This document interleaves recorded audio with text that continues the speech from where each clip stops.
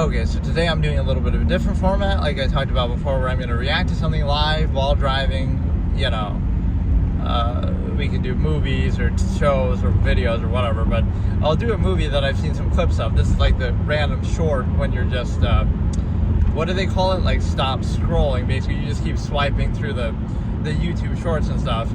And so I've seen a couple clips from this movie, He's Just Not That Into You, which is, I'm pretty sure I've seen it before, but it's been a super long time ago, and I don't remember it at all. So I guess it spoiled a couple scenes, like they're talking in the department store, and I won't say too much, whatever.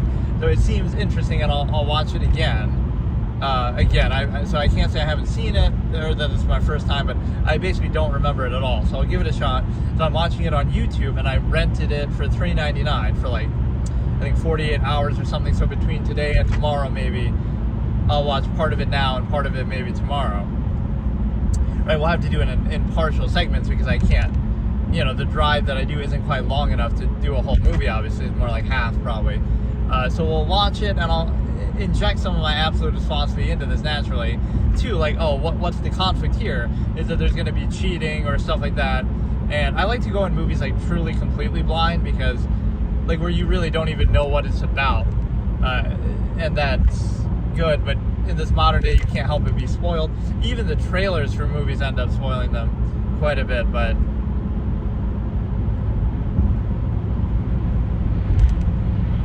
yeah, it's going to be half-mass hedonists struggling with the stimuli acme. So again, it's one of those emperor has no clothes fallacies, similar to social contrivances, like, it's your inability to practice this false absolute, not that it isn't absolute, or like,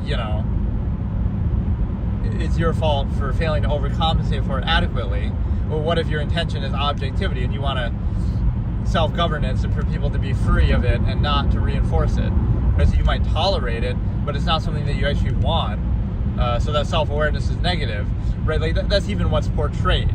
If you think about it in movies or fiction or society, somebody who's pensive or thinking, it's one of two things. Either they lack the ability to do something, like, they're somehow, right, that's a negative of theirs, or it's some negative projection, like, that must mean something bad, when really it could just be that's the natural state of a human being, to think, right, in the mind rather than the physical initial state, right? But you can't think, otherwise you wouldn't tolerate or wouldn't uniformly practice this false absolute, contrivance that's collectively contrived, right? Collective contrivance doesn't make something absolute. Otherwise, World War II Germany had collective contrivance. China right now has collective contrivance. Whether you want to point to the government or society as a whole, like, just because a mass of people follow something doesn't make it absolute. In fact, it almost indicates the opposite, that inherently, objectively, people wouldn't uniformly just do that. So it's always a concession that you're making, but at least you can be aware of that and choose to do it or not. The one thing I'll have to figure out with this, too, is the timestamps, because I might say what it is. Like, okay, I'll say I'll start at 5, I don't know. Maybe this one I won't worry about. Like, I'll say it at the beginning, but it'll be impossible for you to know if you join in the middle, right, exactly what part I'm at. I can keep saying it, but I don't want that to be distracting. So we'll start at like 5 minutes here, I guess, on the... Well, I can't even promise that, though, because I might... I don't know. So play a movie and then 8 hours after first thing. That doesn't seem like a bad deal. Instead of doing a streaming service, if you just want to watch one movie, you rent it on YouTube, let's say hypothetically, for 48 hours, you watch it once and then you're done with it. Instead of, you often do that. Like I just did that with the Super Bowl reaction. I subscribed to Peacock for 1 month trial or whatever. And then, I don't know if it really charged me or if it'll refund me, but just to watch the Super Bowl, and then I haven't used it since, but I'm not going to use it. So we'll start at 5 minutes, which I should put that in the title of my stream too, but now I can't even do it. It's going to be, and I can't even really watch it on full screen because of the way that, I don't know about this. Damn it, this whole orientation of the phone is messed up. Oh shit. How did I do this before? I don't even remember. I guess the stand kind of goes like that. Okay, ready? Oh, I missed it, fuck me. Alright, fine, we'll do 6 minutes then or something. But yeah, like, it's gonna be half-mass hedonist struggling with the stimuli acme, so it's gonna be the emperor has no clothes fallacy, that you fail to reinforce and regurgitate a specific contrivance state. Not that contrivance state is not absolute and arbitrary, and so you can either reveal that or expose that. oh no, it's projected, that's what you want to be doing. Variables don't exist, free will doesn't exist, none of that exists, right? It can be exposed as something as simple as like you're asexual, right? You're asexual, you're not attracted to people, you don't care about that, but you go through society as if you are, and it's projected on you, and then you have to kind of justify it. You'd have to say, oh no, you'd have to explain that, or oh no, you'd have to, you know, you won't give people special treatment that they expect, or you won't behave in the way the society wants you to. But the only reason why people behave that way is because they're controlled by that. Right now, if you don't have that incentive, you don't feel the need to do that. So that's the whole irony. People will see something where it isn't there. That shows you rule by omission protocol. I'll start at 10 minutes or something, I don't know. But like, this is how you know you're controlled. This is how you know you're a victim of rule by omission protocol. That the way you're controlled is so significant, so extreme, so indoctrinated, that you are such a slave of contrivance that you see it where it isn't even there. Or maybe you only see it where it isn't there. So you're so used to being controlled. This is like the uncanny valley aspect, but it's in contrivance. If somebody does the same thing that you value or would be controlled by, but they don't meet the performative aspects of it, they just do it and let the process speak for itself. Oh, that's cringe. Oh, that's weird. Oh, that's bad, right? They're kind of weird. Or, oh, they lack the dependent overextended pretense. Like, you don't know them. So if a stranger does the same thing, it's bad. Or if they lack the performative aspects, it's bad. Or if they show self-awareness of the process, it's bad. Or if they don't have anything to be gained from, like, you're not attracted to them, or they don't have money or whatever, right? The negative appearances, right? They're not appealing to appearances, maybe because they don't require them, they don't desire them, they don't care about them, they, whatever. They don't feel the need, they don't have to overcompensate for something, then that'll be negative. But if somebody does the same exact thing with some similar incentive, then it's good. Right, so the point is you're not controlled at half-mast by the pretense, you're instead saying, oh no, that's not the defining factor, it's a dependent overextended pretense. So why not be direct rather than constantly controlled by it, right? This contest of contrivance that I talk about. But the bigger picture point is the fact that, again, you're struggling to maintain a false absolute, but that never invalidates it. It's your fault for failing to achieve it. But again, it's projected on you. So again, you know you're a slave of rule by omission protocol, because even when the process is not present, or especially when the process is not present, you see it there anyway, and you project it. So it doesn't matter what the truth is. The truth does not matter because you're such a slave of contrivance, right? So you'll see it. Somebody who doesn't have that interest at all, like, again, they're asexual, it'll be projected, and then they'll have to justify against it. Oh no, wait a second, I know you're a slave of half-mass hedonism and the Stimuli Acme, but actually it doesn't apply to me. So what you're assuming that I'm valuing, right, like just them not doing, not saying anything, not doing anything, but oh no, they must have this interest, or they must be just failing to achieve it, or oh, they lack the riz or whatever. It can't be that process doesn't apply to them, or they just don't have any interest in that, or they're just neutral or unconditional or whatever. It must be that they fail to achieve this absolute, not that it isn't absolute. Right, so that's the way you would project it onto them in terms of contrivance. And maybe I won't even do them, well, I'll start it at least, but maybe at 10 minutes. I keep changing the goalpost, but that's basically the point. Is you're so controlled by it, you'll see it even if it doesn't apply. And so the truth and reality don't matter to you because you're a slave of contrivance, so you'll project and see that wherever you go, right? It's either the inability, these are the only two things that can exist in reality.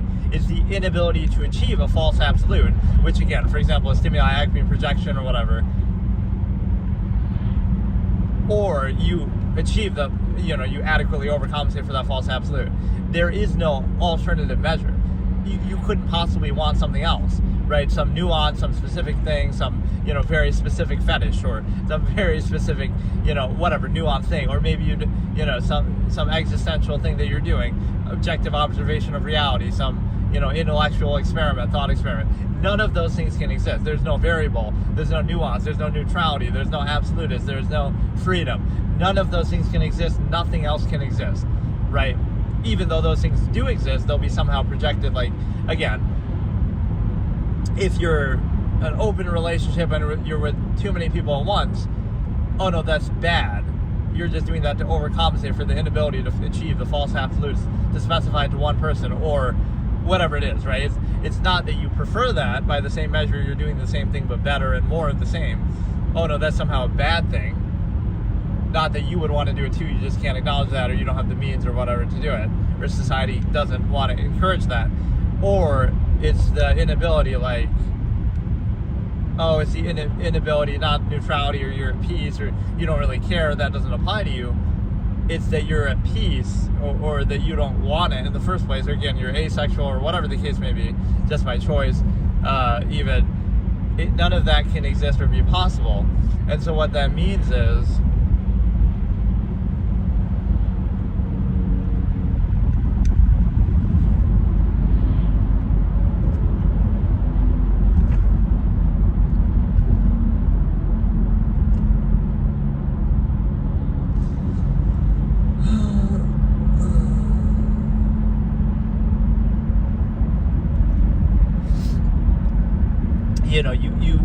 this shows you how contrived something is, right? A good example could be religion, but let's use the Stimuli Acme too. Is, for example, that I should call myself Absolutist Film Critic, so that these associations will make more sense. But we'll use this as a tie-in, and you might think, oh no, just watch the movie already, just do folly, favoritism, escapism. But obviously, you'll realize, oh, there's more truth in fiction, or the whole point of fiction is to reveal something about reality. But you might realize that the contrived state you're in is artificial. Again, The Truman Show, which I consider the best movie ever, but like, you are Truman, your whole life is controlled. If you try to escape or be free, you'll be allowed to do it to some extent, but you still need permission to do it.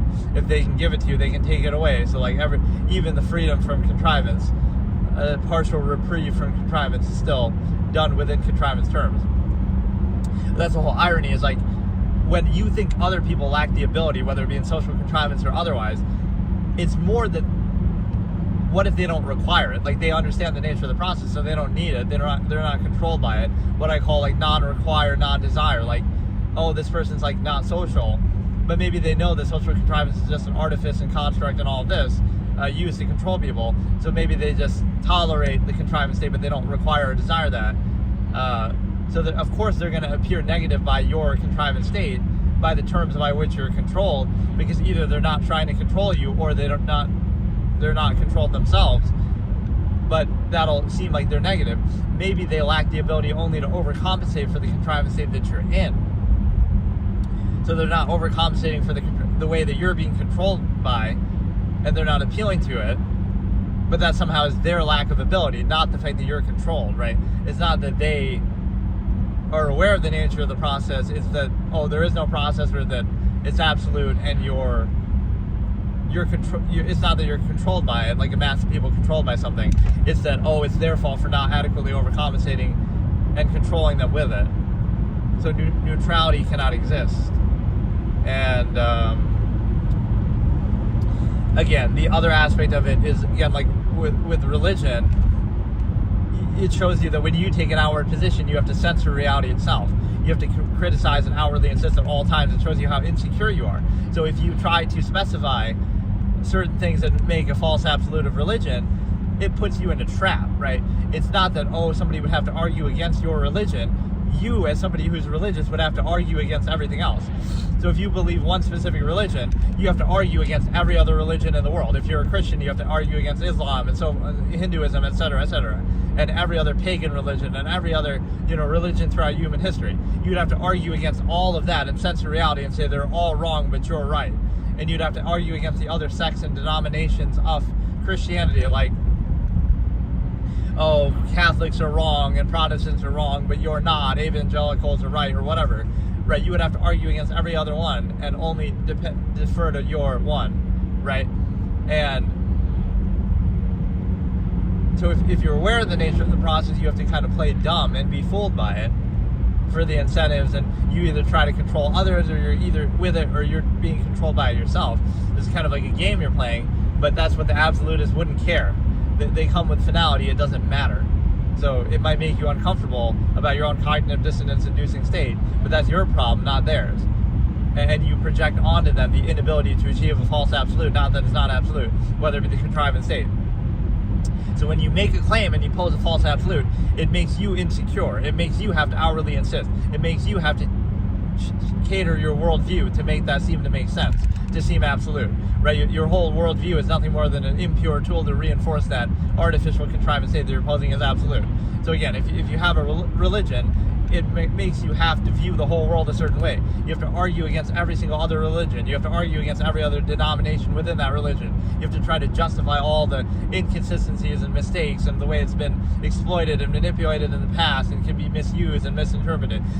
So it makes you insecure. It makes you basically a nutcase who has to argue for this false absolute, but because it might be collectively established, it's like this little cult that you're in. So society is the same way, but let's use the Stimuli Acme to show that. Like, oh, it's an absolute, but it just requires all these prerequisites. I'll say it again. I've said it 1,000 times, but oh, it's love. It's meant to be. It's a soulmate, right? We're together. We love each other, and you feel like you're all secure in that. But being a part of that only requires a few different things. It requires that you, again, specifying the Stimuli Acme, making a false absolute, like you're with one person. Oh, what was the origin point? Was it absolute? Did you interact with everybody all around the planet, all 8 billion people or all potential partners, and you decided on this one? No, it was determined by the nearness postulate. You happen to live in the same geographical area, so clearly it's not absolute. It's just based on some subjective, narrow geographical basis. Right? Doesn't mean it's bad, doesn't mean you can't do it, but it doesn't mean it's absolute. So the nearness postulate would tell you it's not absolute because the origin point is arbitrary and it has to do with basic geography, right? That, oh, they happen to live within this 10, 20, 50 mile radius. They happen to, go to the same school, go to work at the same job, stuff like that. So it's convenience, it's not absolute. And then the other aspect is the simple fact that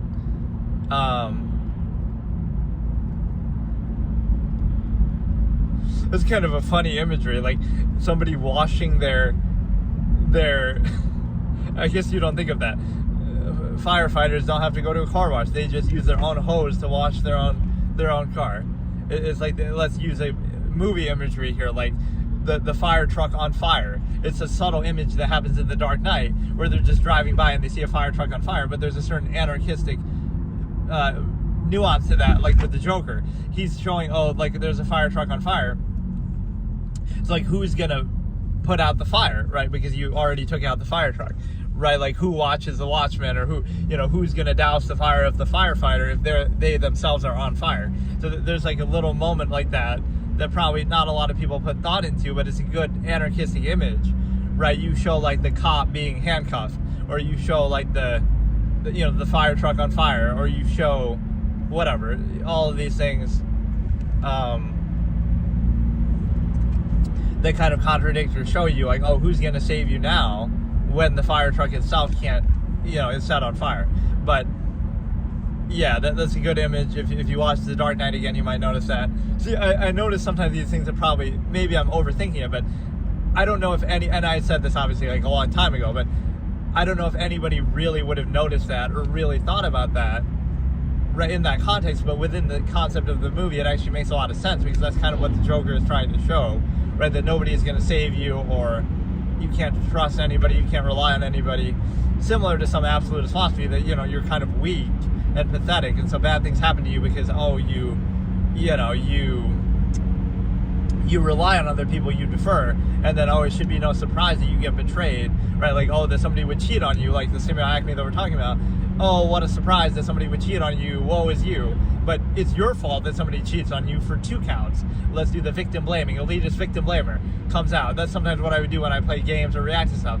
I bring out this own character of mine almost, right, that I'm playing as. Right, this character type is like this mentality. It's your fault if you get cheated on for 2 counts.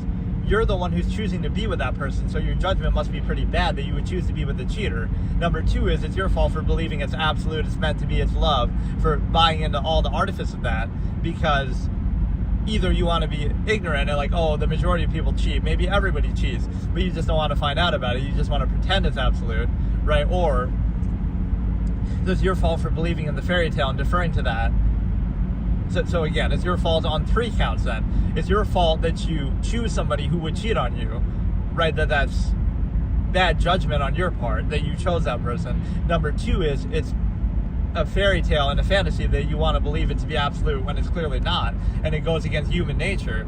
And number three is that you didn't catch them sooner or prevent them from doing it or overcompensate adequately. Like, oh, maybe if you were better to them or whatever, they wouldn't have cheated on you, even though that's not even always true. But so you want to be deceived and controlled by a false absolute, but at no point do you have any accountability for that. Like, oh, it's their fault for cheating, and it kind of is their fault, because again, assuming the consensual thing, like, you both agree to be in a committed relationship and then they betray that trust, that is their fault too, because they shouldn't be doing that. You go into it and you say, despite society's pressures, oh no, I want to be in an open relationship and I don't want to buy into the artifice of contrivance. So yes, don't buy into it, don't pretend. And then you both understand the nature of the process, so you can't be surprised by it. So it is sort of their fault for pretending to specify the Stimuli Acme when they know it's artificial, but it's also your fault for believing it in the first place. So at what point do you get discredited? Oh, you've broken up 5 times, but you still believe in love, and you still, oh, you love this person now. Like, what credibility do you have? At what point is your credibility shot? Right? That's not an absolute, it's just a way to control people through self-gratification. But believing in a false absolute, oh, it's meant to be, it's love, it's whatever. But the other aspect of this is more just an introduction, so maybe I won't actually react to it this time. But this is to lay out the Stimuli Acme that I'll refer to as I'm clowning the artifice of contrivance. Because, oh, you can't do it in everyday life because, oh, people get mad and social contrive, censor you. But the point is that you pose it as an absolute, but then you see an observable practice that it's not. So, oh, it's love, it's meant to be, it's a soulmate, but again, it's born of the nearness postulate, which would invalidate that it's an absolute because it's based on geography and some limited scope. And it's also requires you to censor reality, like, oh, you can't be friends with people of the same gender. What if you're bisexual? Then I guess you can't be friends with anybody on the whole planet. But, either way, oh, you can't be friends with 4 billion people of the same gender as your partner, because, oh, that's how secure you are, that's how absolute it is, that, oh, it just requires you to not be friends with 4 billion people on the planet. So does that sound like an absolute, or does that sound like something you're very insecure about and you project it in everyday social interactions? Again, oh, you're worried that everybody's hitting on you, or you're you have this ritualistic symbol like the ring, or you try to appeal to all this, like, that's the only thing that exists in reality. You're such a half-assed hedonist that you're obsessed with it. You're controlled by it. You're insecure about it. You can't be friends with 4 billion people. That's what you project in every situation, even if it doesn't apply, even in like the asexual example that I was giving. So it's absolute, but it's born of basic geography, nearness postulate, convenience. It requires you to censor reality, not be friends with 4 billion people. It requires you to be constantly insecure, projecting, right, outwardly insisting, ritualistic tendencies. It requires a constant conflict of contrivance that might lead to cheating, it might lead to fights, it might lead to all these things, but it's still absolute. So your absolute is not very credible because it falls within all of those criteria, which on an observable level are not absolute. And so you are a slave to the Stimuli Acme, but you want to be fooled, you want to believe fairy tales for adults, basically. So it's not a question of whether you should do it or not, it's a question of whether it's absolute or not. It's clearly pretend, it's clearly artificial, and so it should be no surprise. And if you're aware of the nature of the process, it shouldn't come as any surprise to you that that there would be conflict or inconsistency or things like that. So I'm actually not going to start watching it this time, because this is taken basically the whole time to explain the concept of the Stimuli Acme. But the Stimuli Acme is what I've just described, and it also manifests itself in profanity. It also manifests itself in every area of life that you are kind of obsessed with it. So you might think, what is the point of it? What is the conclusion? But it's not so much that you're making a specific case. It's not telling you what to do. It's freeing you of the chains that already bind you. It's freeing you of what you're already told to do by society. And that you take for granted and take as absolute.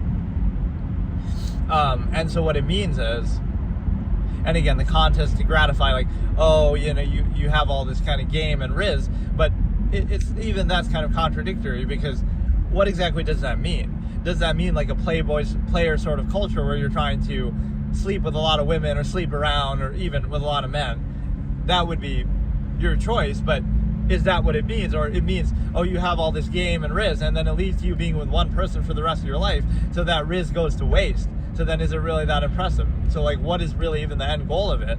But there's sort of a contest and you're competing, but there's 8 billion people. It's really not that big of a deal, but people want to feel all special and project, and obviously show a certain shallowness of it, like, oh, that's all it would take. Like, oh, I have to be careful that I don't interact with too many people of that gender, because, oh no, that's all it would take for me to exposure fallacy. Like, oh, it's love, it's meant to be, but all it would take is me interacting with somebody else of the same gender that I'm attracted to, and oh no, that could undo everything. Because it's such an absolute that's all it's based on. That's how it came to be. Oh, somebody used a pickup line, and that's how I met your mother, your father. So now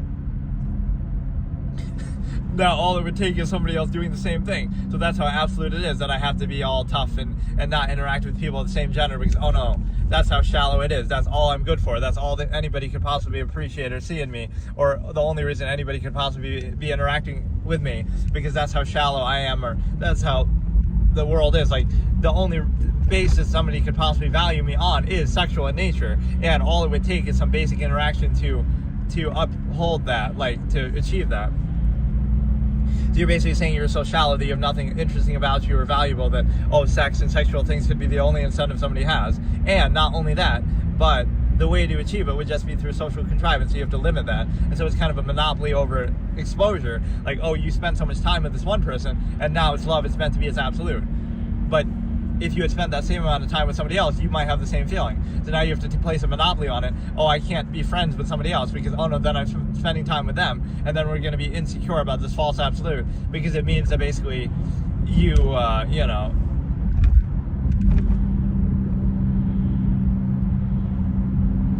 you're insecure about this false absolute because it allows you to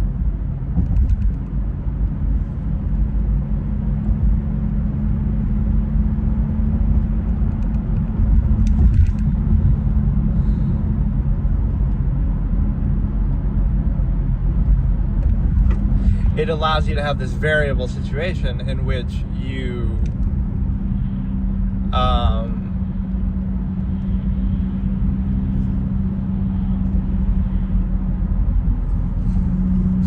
you're so insecure, you have to censor reality, you have to outwardly insist, you project it everywhere you see. So those projections are telling. You need all these ritualistic things, you're constantly struggling against it, you base your whole life around it, repression leads to obsession. So I'm going to say it a million times, I'll say it till the end of time, because even though the stimuli acme is preserved in this era, it doesn't mean it has to be something I just accept, right? That's what cognitive dissonance looks like. So I'm not going to watch it this time. I was just introducing, of course, as exactly as planned. I'm going to introduce the premise of what the stimuli acme is, so that I'm going to refer to it throughout. So that was a very, very interesting first part that went on way longer than I thought it would, because that was very amusing, and sort of shows you this objective nature. It's like, oh, because I'm talking to myself, it's called thinking, you should try it sometime. Oh, here I can discuss it freely, but otherwise you're not allowed to, because society is very controlled. But that's kind of telling. You might think that validates it, but the collective mass of people doesn't validate anything, because again, World War II Germany or all the atrocities throughout human history would tell you it doesn't validate it. So the fact that you have to censor and silence and prevent people from thinking or being objective is telling.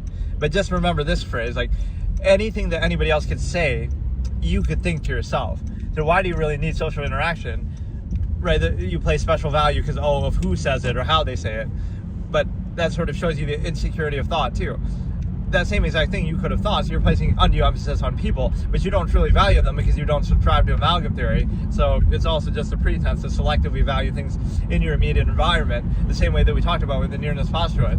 And so it allows you to consider that, if you truly valued other people, you would do it unconditionally, sacrifice 2 meals a day, your whole lifestyle wouldn't be consistent with valuing them, you wouldn't overextend the stimuli preservation. But the bigger point is the fact that, how can I describe it? Is the fact that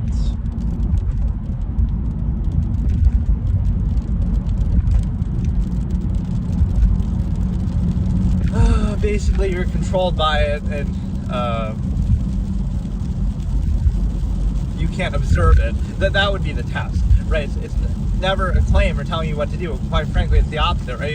It would free you of doing the specific thing that you're doing, right? That you objectively observe it and then decide for yourself if you still want to do it. You should be able to be objective and think about it as much as you want and be self-aware as much as you want, instead of censoring reality. That not only can you not be self-aware, but you condemn thinking, and thinking is bad, even the appearance of thought. You shoot the messenger, the observer, even your own mind. You say that, oh no, those things are bad, you can't use it, you can't think freely, that makes you crazy, that makes it bad. But it might make you crazy because it might trigger your cognitive dissonance about the contrived state that you're forced into. But no, the real point is that it would not lead to you specifically doing the same thing that you're doing, or maybe it would, but at least you should be able to think objectively for yourself and come to that conclusion. But the bigger point is the fact that would it lead to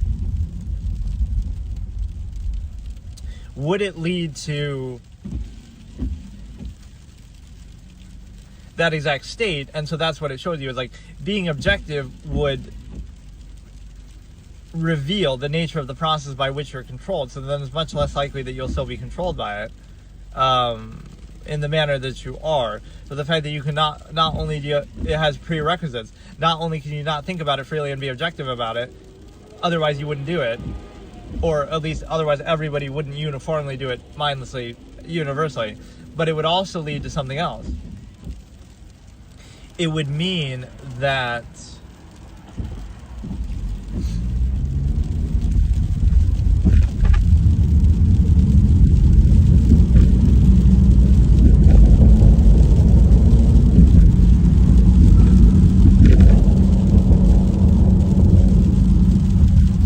that's like how the absolutists would phrase something like, don't let the overcompensations dictate your point of view, right? Like you're always seeing the nature of the process regardless of the overcompensation.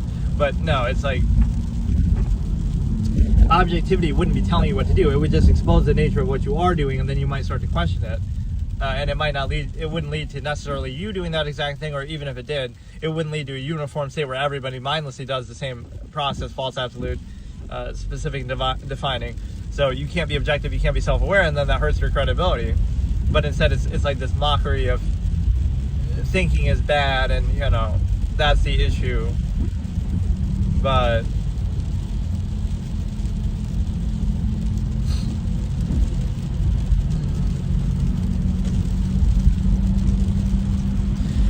that's like the base of society, that people are lazy and weak and mindless, and they accept unqualified empirical authority, and they kind of whatever is established as absolute, like things are the way they are because that's the way they're meant to be. Or even the fallacy that basically you're in a position to you're always holding back, deferring to unqualified empirical authority. The mass number of collective people are controlled by something, so the more people there are, arguably the less credible it is, because it gets kind of overextended. It's a lot of ignorance, insistence on base of self, appeal to ego, emotion, etc., to bypass critical thinking, the fact that that's necessary. But it also kind of creates a buffer zone where, like, oh, you'll defer to it, what people are controlled by en masse, but even if you defer to it, that doesn't make it valid, because you might defer to World War II Germany, and you'll kind of tolerate it, but you're not gonna that just means bypass enough people's critical thinking, or bribe them with enough whatever incentives, relative comforts, things like that. But let me try to explain one more thing again. Objectivity wouldn't be telling you what to do. It would just closely, fully observe everything that you do and hold it accountable, and try to you'll critically think about it, observe the nature of the process, and then if you observe it, be aware of it actively at all times. Now, you wouldn't do it, or you wouldn't do it exclusive to everything else. So like I was saying, with religion, having one particular religion that you practice would mean that you would have to argue against every single other one in existence and censor reality itself, and constantly be insecure and outwardly insist. So the same thing is true with the specification of the Stimuli Acme. You can do it if you want, right? Nobody's stopping you, telling you not to do it. But if you observe the nature of the process and you're constantly aware of it, it requires that you censor reality, and not be friends with people of the same gender, not think, not be self-aware, not be objective, not be free. You have to restrict yourself. You have to base your whole life around it. So if you want to do that, you are welcome to do it. And it's a constant struggle, and you have to kind of overcompensate and gratify and act like, oh, it's worth it. But you could be interchangeable. It could be anybody else, and then, oh, that might be worth it too. So you're observing in practice, in reality, that it's not absolute, but but you pretend like it is, and you struggle against it. So it makes a question. If it was absolute, then why is it such a struggle? If it's not absolute, then why would you do it specifically exclusive to everything else? Okay, so today, after laying out the Stimuli Acme premise yesterday, we're going to actually start watching this. I'll wait till the 5-minute mark. Maybe this is a good way to do it. So this is like the beginning of my React content phase, which I may or may not do, but again, it's comfortable enough to do while driving. It's just a question of the audio is not going to be the best. I could always edit over parts of it into the video later. I mean, you're just looking at me drive, but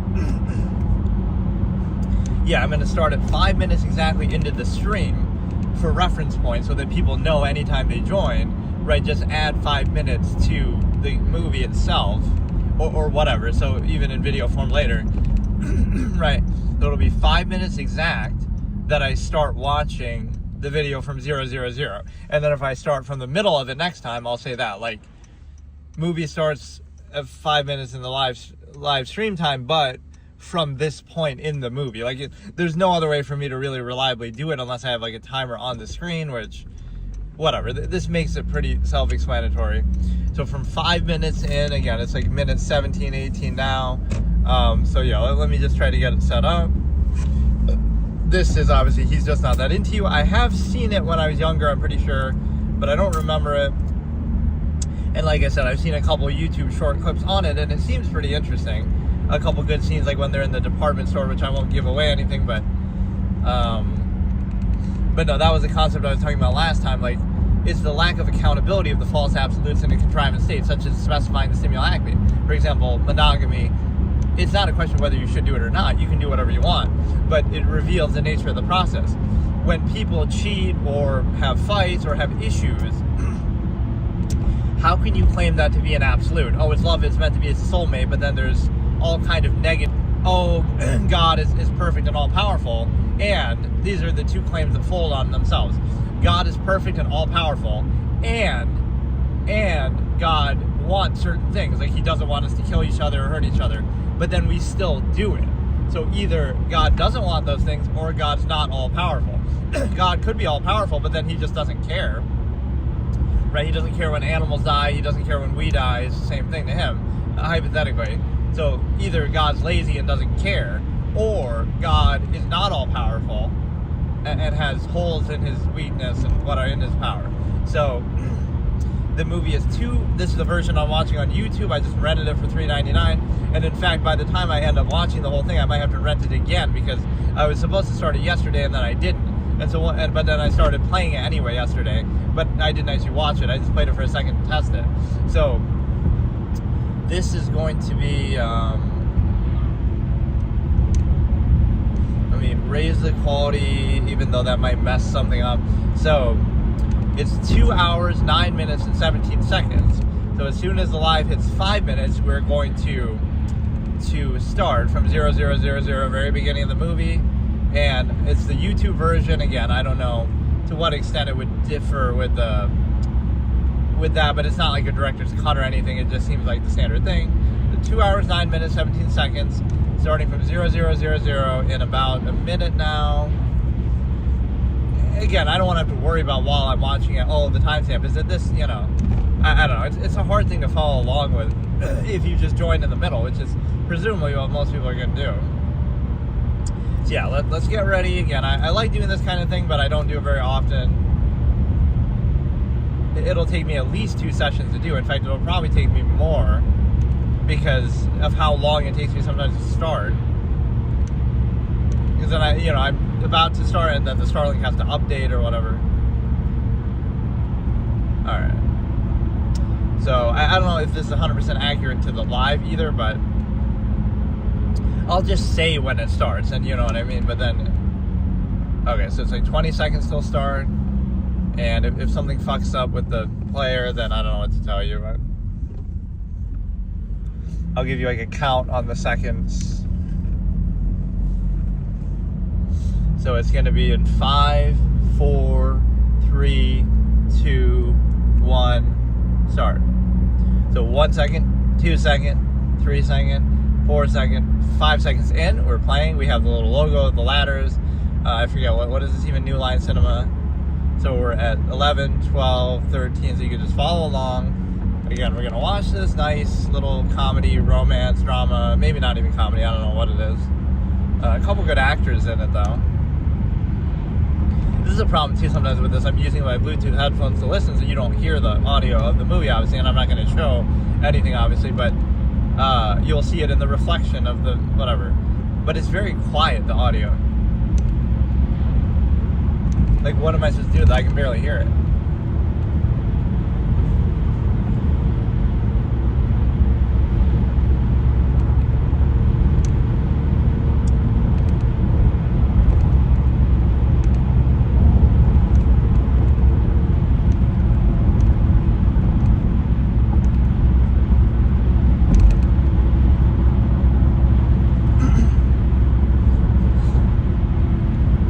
Yeah, he did those things because he likes you. But this is the problem with the reverse psychology of, if people treat you like shit and call you shit, they like you.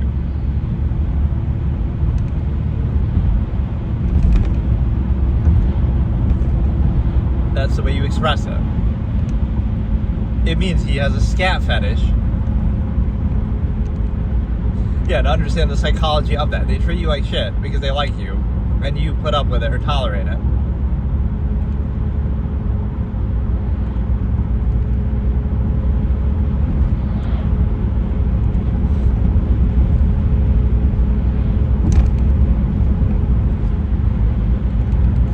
They like a certain aspect of the inherent stimuli acme, but they don't like the specifics that society expects you to overextend your whole life into it. I like all these different excuses that they're giving to try to cope with it. And this one I could explain why he backed out. You see, it's as if you have to justify it. Like, what if you just say, lost your HUD number? Good one. This is starting out pretty good. Eaten by a lion.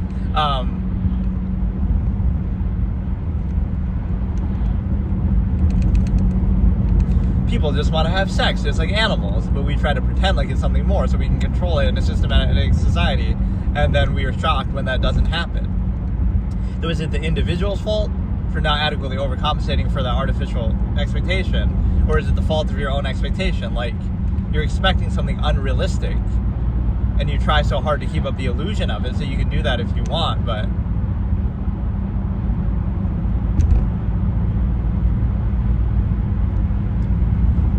has a different kind of headshot in mind.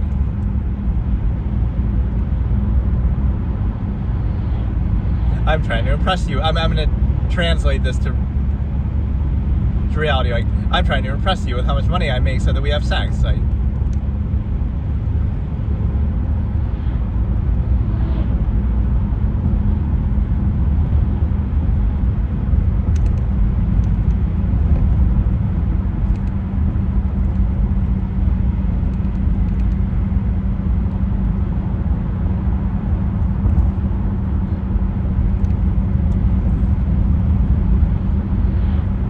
it's like, there is a certain, again, repression leads to obsession thing to it.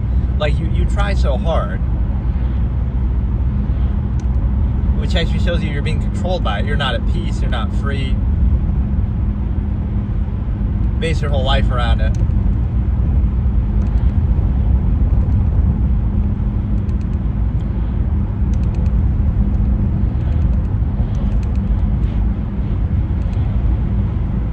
Oh, he uses another girl as foreplay. That got him turned on, having dinner with her, and then and then it gets you in the mood for a booty call with the real one.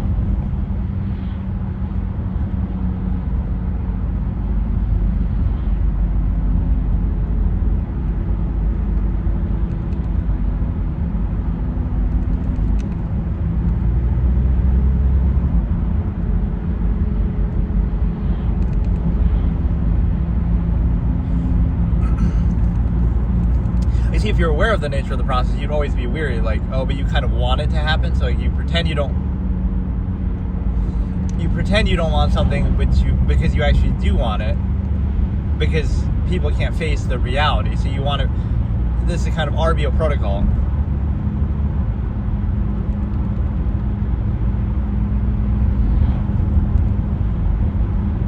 Or like the guy was in on it and he knew that she was going to win that.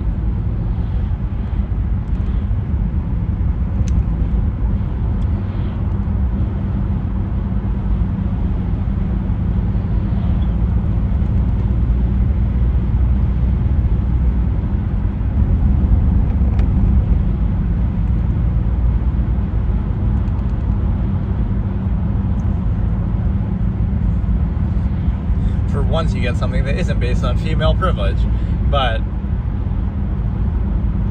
no, it's like you pretend you don't want it because you do want it, because society and people can't face the reality of being direct or honest, because they're in an artificial controlled state that has to censor reality itself.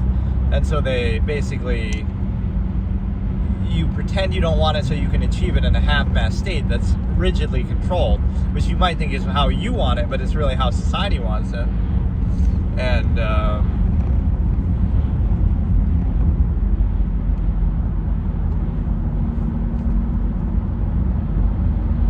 so imagine a society where everybody's just direct and honest, but you overextend and you kind of compete. Like, oh, I'm so obsessed with it, like an animalistic tendency.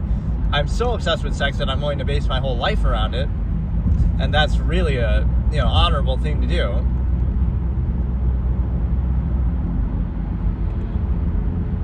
These old school ship phones.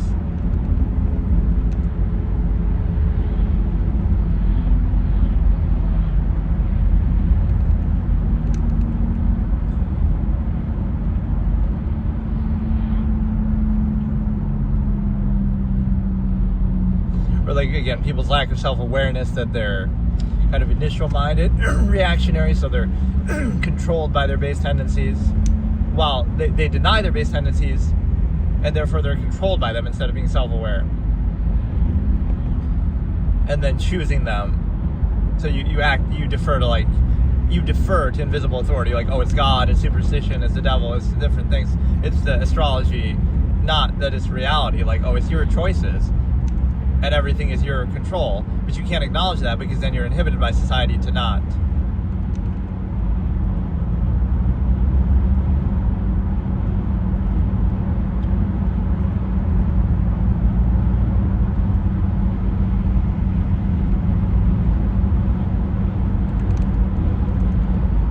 Can't be friends with you because I'm so secure in my absolute marriage and love of my life. Can't be friends with another human being because of their gender.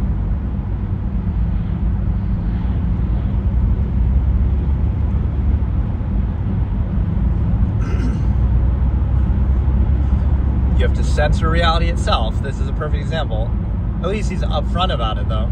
He had the right instinct. He immediately said, I know that I'm in an artificially contrived relationship that is based in fallacies, so I know I can't be friends with somebody of the opposite gender. Otherwise, that might invalidate the false absolute that I'm posing. Right? That is the correct response. That's basically what he said. I'm just translating it. Bro was just waiting in the car so patiently.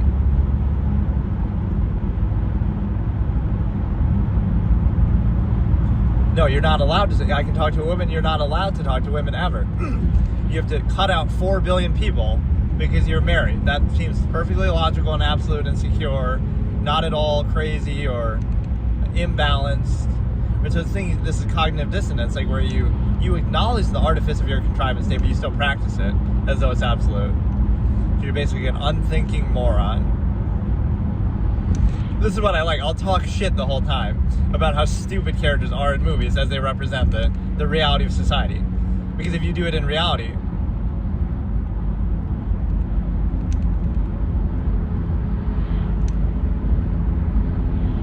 woman, she has a name. The subtitle is saying woman.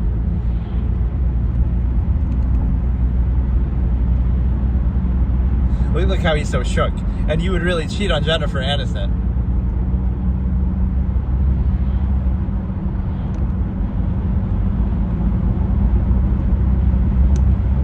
Like, bro is with some men. What is it? Some men drown while others die of thirst. Like,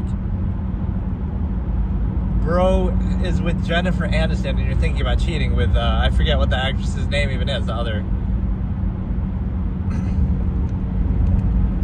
Or, oh, they're gonna like cheat on each other's spouses, basically, I think.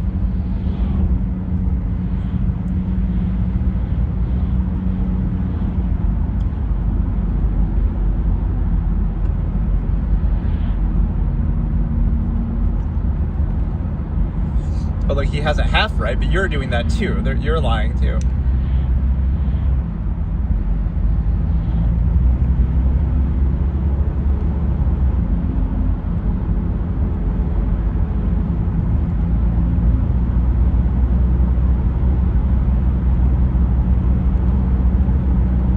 That's a good analogy. Yeah, it's just a process by society to extort you for $45. You got to put the on your tax filing status married. Like, that's what it's really about.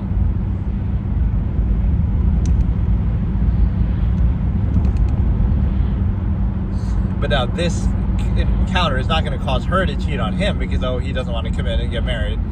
It's that it's going to cause him to cheat on her because... What is the actress's name? I forget, the one at the beginning.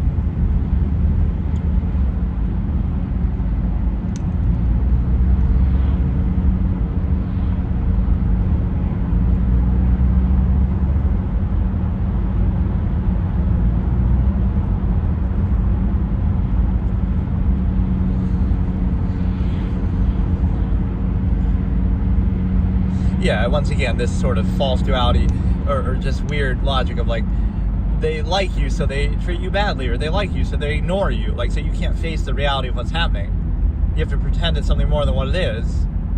Because if you face what it directly is, then you would have an issue with it, or you wouldn't overextend and place undue emphasis imbalance on it, such that you would specify it. It would just be what it is and let it speak for itself.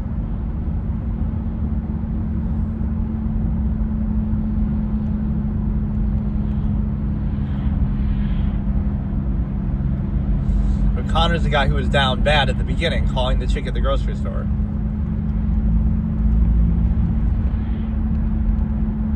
So he used you. Oh yeah, this is the same chick. He used you as the foreplay.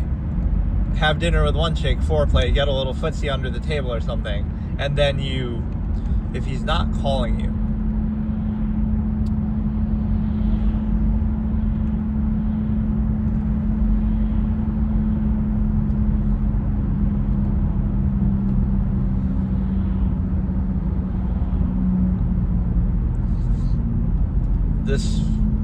this must be a telemarketer. Like, why do we need telemarketer?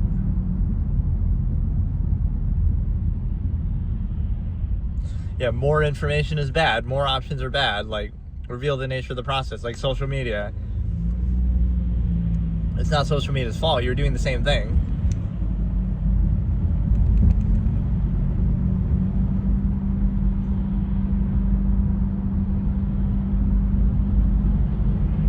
Oh, she does have a different ulterior motive. But again, what you're really ruled by, it's not the guy's fault. It's not your fault. Well, it kind of is your fault. It's the expectation. You're expecting something absolute and lofty and whatever. That's just not how reality works. So it's the expectation that's flawed, and you kind of dance around and you're controlled by it all the time. Oh, here we go. We get a little fan service yoga. Wait, but I thought the other chick he mentioned yoga, the blonde chick. So why? What, everybody does yoga in this movie? Let's get Jennifer Aniston doing yoga too. They're all in the same yoga class. So you're trying to tell me they're gonna cheat on Jennifer Connelly and Jennifer Aniston? Like, bro. And you're the one posing the monogamous thing. Like, you could go into it and say from the beginning, I want an open relationship, and if you don't like that, then okay, forget it. Be direct about it. That's what an absolutist would do. Actually, they wouldn't, but still.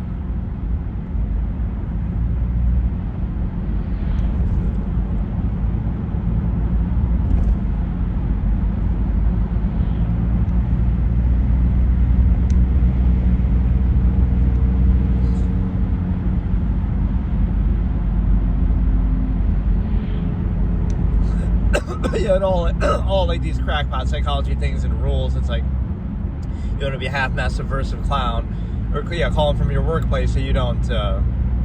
Caller ID won't. You shouldn't be this obsessed and imbalanced about it. That shows you something unnatural is happening. Like the honeymoon phase, like you have to try so hard you can't sustain it. You need a script, like, oh, that's artificial, but it comes from the mind anyway. Like, that's how society requires you to be dumbed down. You do it for the benefit of other people.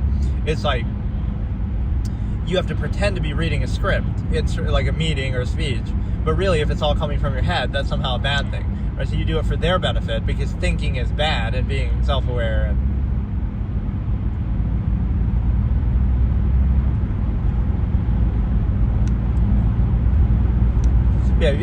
it's the unnatural imbalance of something. If you have to try so hard to do something, then maybe it's not what you really want. And you might think in this case, oh, she really wants it, but you think you do, but you want something that isn't actually there. You're imagining something better than what's actually there. Right? You're have some idyllic standard. It's almost like a reverse straw man in a way. You have like this something you're putting on a pedestal versus reality. Almost like a limerent siphon, except you're the victim of it rather than the practitioner. Film Critic explains reverse limerent siphons in movie reaction.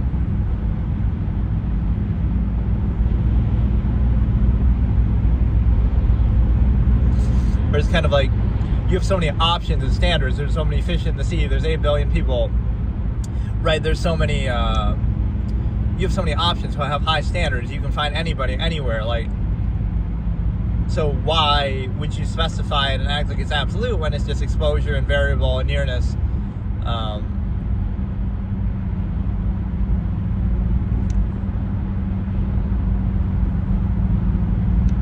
Like the limited options would make you think those options are better because you don't have a choice.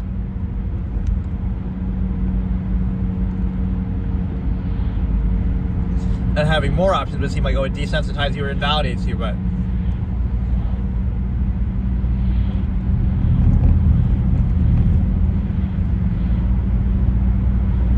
and you have to dumb down your senses to be your inherent true self because otherwise you're a tame, trained animal, half-assed human function.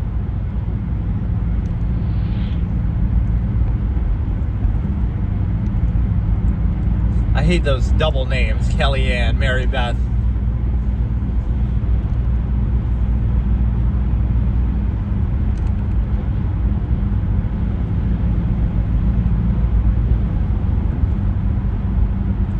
Look at him being cold, Sigma male.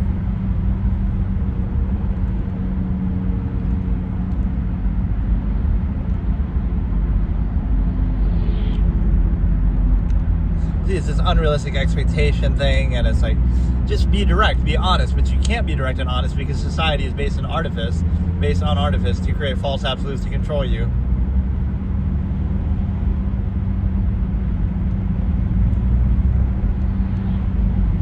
See, oh no, don't break the illusion.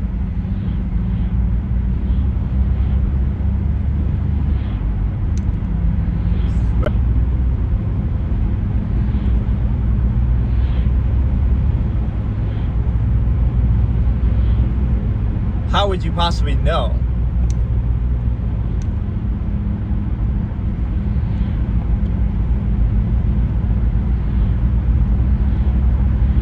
How would he know exactly who she's talking about?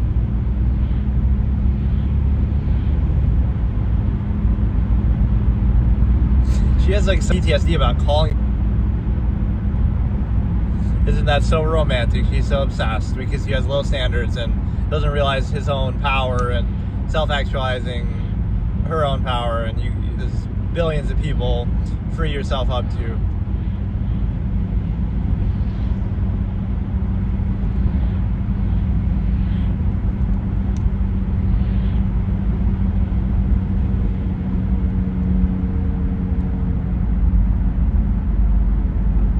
Why does this guy know everything and know him so well?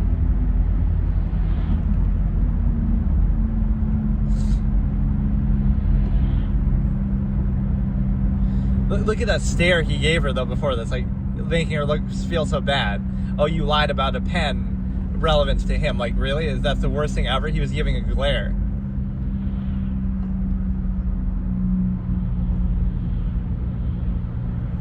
Bartender's buying you a drink. Something questionable there, and he's not busy doing anything. Although I guess they kind of qualified that because he's like the manager, so he's just helping out. But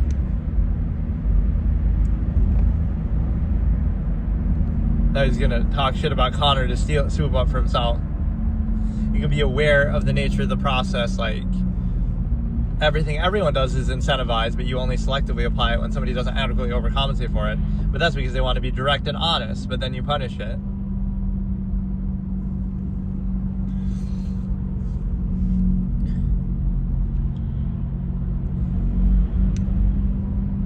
But yeah, it's kind of like the expectation. You're expecting something that isn't there.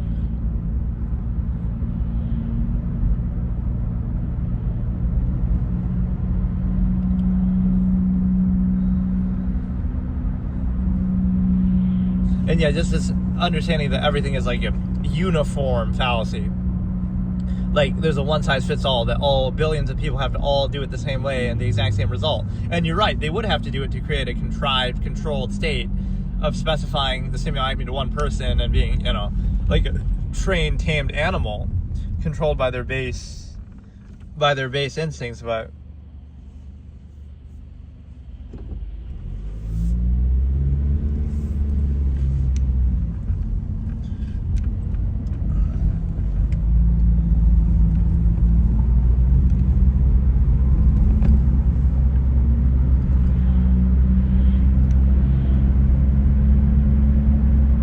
yeah, honesty hurts, so you'll reject it, and you want to be fooled, you want to be controlled, but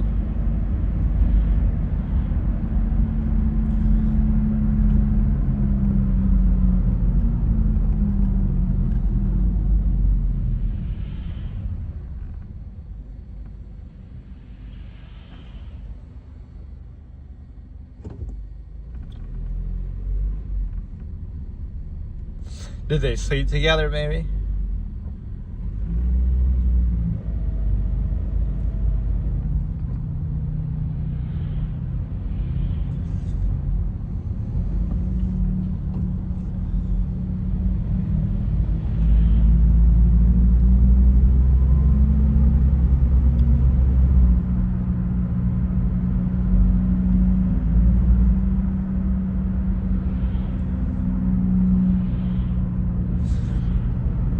But like the idea that everything has to be done uniformly in a one-size-fits-all way when it's clearly contrived.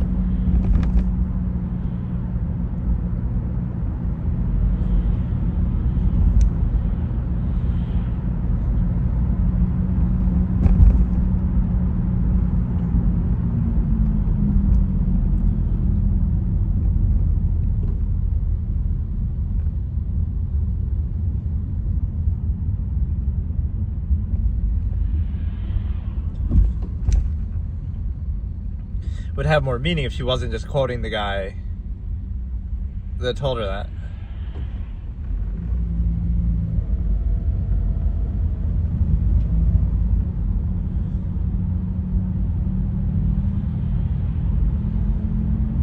Oh, this is going to dissuade her.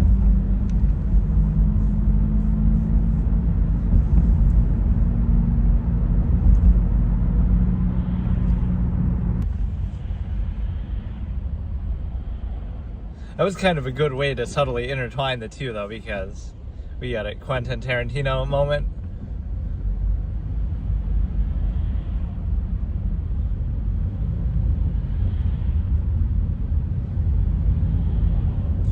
But yeah, there's like this deference to not self-actualization. I'm just going to talk over the whole thing. I don't even care. It's not bad, but it's just like there's so many fallacies that it reveals. Your standards are so limited. Like, oh, it's love, it's absolute, it's meant to be, and I met him in a random fucking grocery store. Aimless, mindless, defer power.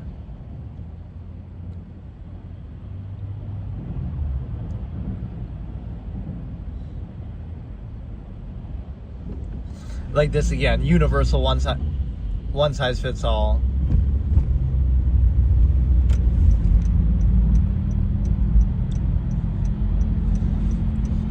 all these anecdotal things, but then you don't hear what happened. You know, you're doing it at a face value. They're happily ever after, but you don't know that. Like, they could have had fights, they could have cheated too. Like, nothing is perfect the way they're framing it either. But again, it's not a one-size-fits-all. So that's the problem. You're looking at like what society expects or what other people did. Maybe that's not even what you want. That's the thing. You don't even know what you want. You're trying to achieve this imaginary thing that you expect or that's projected onto you. You don't even know. You might want to be a hedonist. You might want to live out in the woods. You might want to have an orgy. You might want to not have sex at all ever. You might be, you know, how can you assume and project what somebody else wants? What if it's asexual?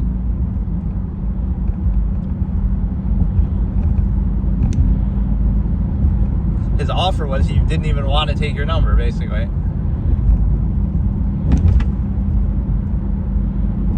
It's like the answer to stuff like this is just busy. Like, you're so busy with work and life and you have so many options, so many girls or so many everything.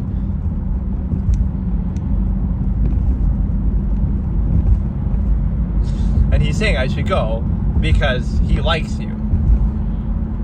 Not because he doesn't like you, but because he likes you. You see all of this reversal. Yes means no and no means yes, and what a great logical thing.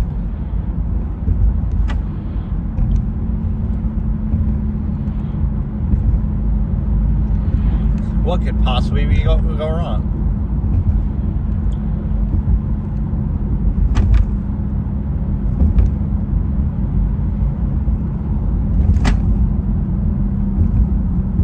Yeah, there was our second Quentin Tarantino.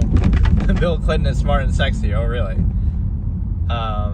We're getting a little Tarantino vibe here. Second foot shot.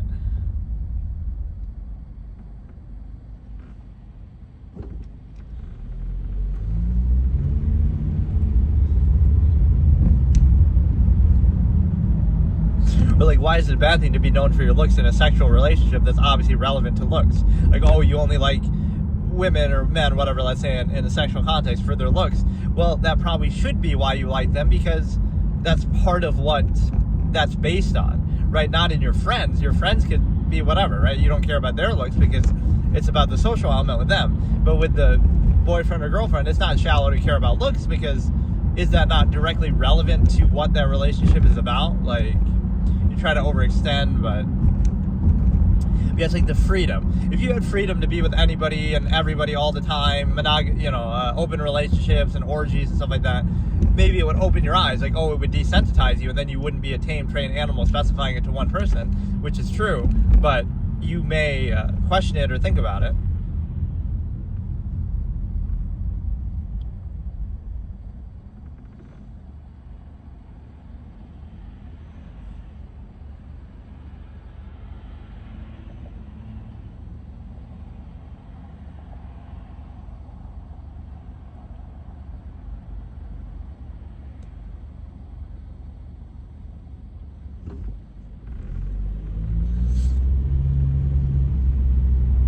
Yeah, treat me like shit. That's the secret to be with women.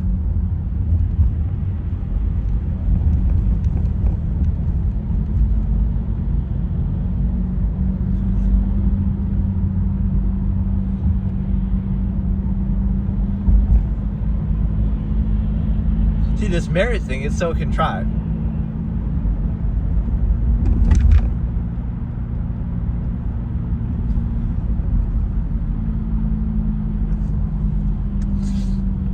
I mean, you maybe should have established this before 7 years then. Right, you just go along with it and honeymoon phase and you stay together, but you don't cheat on her. Married, I have hang-ups about that, and then they meet later and she's married to somebody, like, what? But just be direct and just ask. Like, why can't you be direct? You're just doing it to appease that earlier, that like, okay, I don't like marriage. He believes in a strong stance that he doesn't believe in marriage. It's just the government's way of getting $45, dude. He's already told you. So the construct of marriage is more important than the actual behavior and actions. Don't be nice to me, because that frees us from the contrived control of those expectations, and we can just have a positive relationship. So that's like kind of creating a problem out of nothing. If you're happy together, then what's the problem?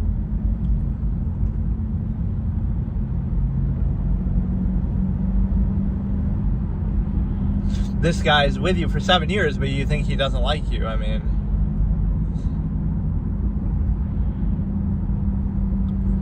see, like, all these little tricks in crackpot psychology, and like, you know, sex is the stuff of animals. It's nature's way of inspiring reproduction, but you turn it into this big thing, and like, you know, conflict, and you dance around it, and you're always conflict of contrivance, and you know, always struggling, coming up with theories. And maybe the reality is that all of that stuff is just contrived because you're trying to create an illusion of something that isn't actually there or absolute.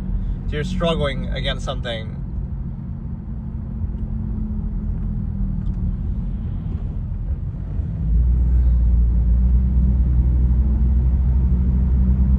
Oh, now he's using her as the rebound chick. But he really let that happen. He just let Jennifer Aniston leave. It's like somebody who has conviction versus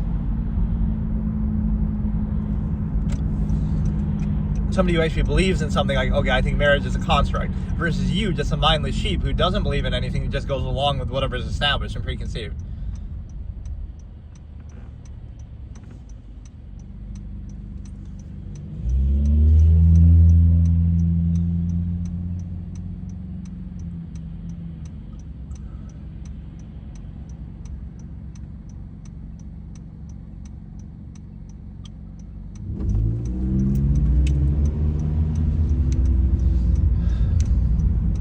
But remember, like, you never have to try that hard if something is natural or sound. So when you're trying to force it into specification. Like, you know, you specify the something that's just an inherent natural process to one person only. So you have to try so hard, place on you emphasis, a sense of reality itself.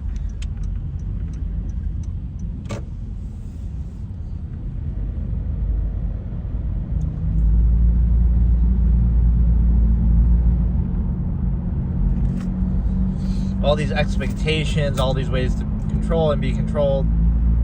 You are an adequately trained and tamed animal in society, ruled by the Stimuli Acme, and so we shall expose it here. One step at a time. It's just so, I may as well do it like this, because that is one of the key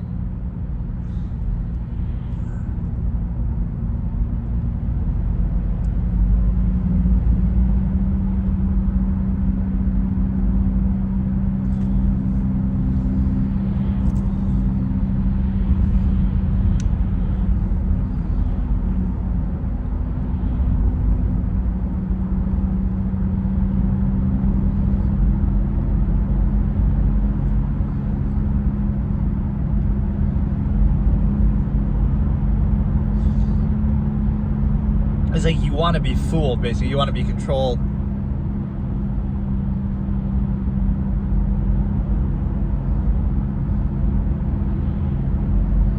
See, now she's maybe being more direct.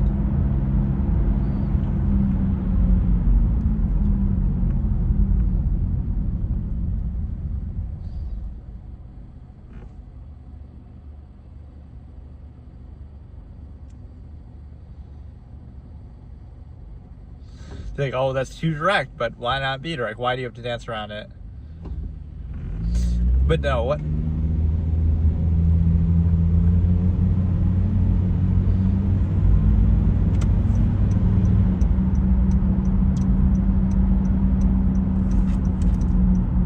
Yeah, see, now you're having higher standards and stuff.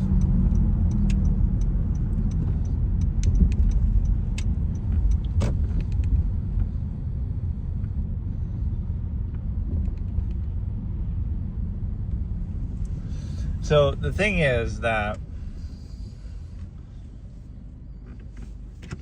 okay, we'll stop it here, maybe like, okay, we can go back a little. So we'll start, you're trying so hard to maintain it. So again, it's like the honeymoon phase, or like an early relationship, you have to buy them gifts and suck up to them and be, you know, all this kind of thing. If you have to do all that, it's not going to maintain it. You're trying to create something that isn't really natural, kind of imbalance, overcompensation. It seems appealing, but it's the basis of artifice, at least, right? It shows you it's something it's not something really sustainable. So over time, that's why issues happen too, right? You're creating like this idyllic thing, but then you're trying so hard, it's not natural. And that's kind of how society works too. You kind of shape yourself to appease others, right? Like social engineering, you often don't realize it, so you don't think about it. But the other aspect is the fact that basically, like you kind of want to be controlled. This is why you're on RBO protocol.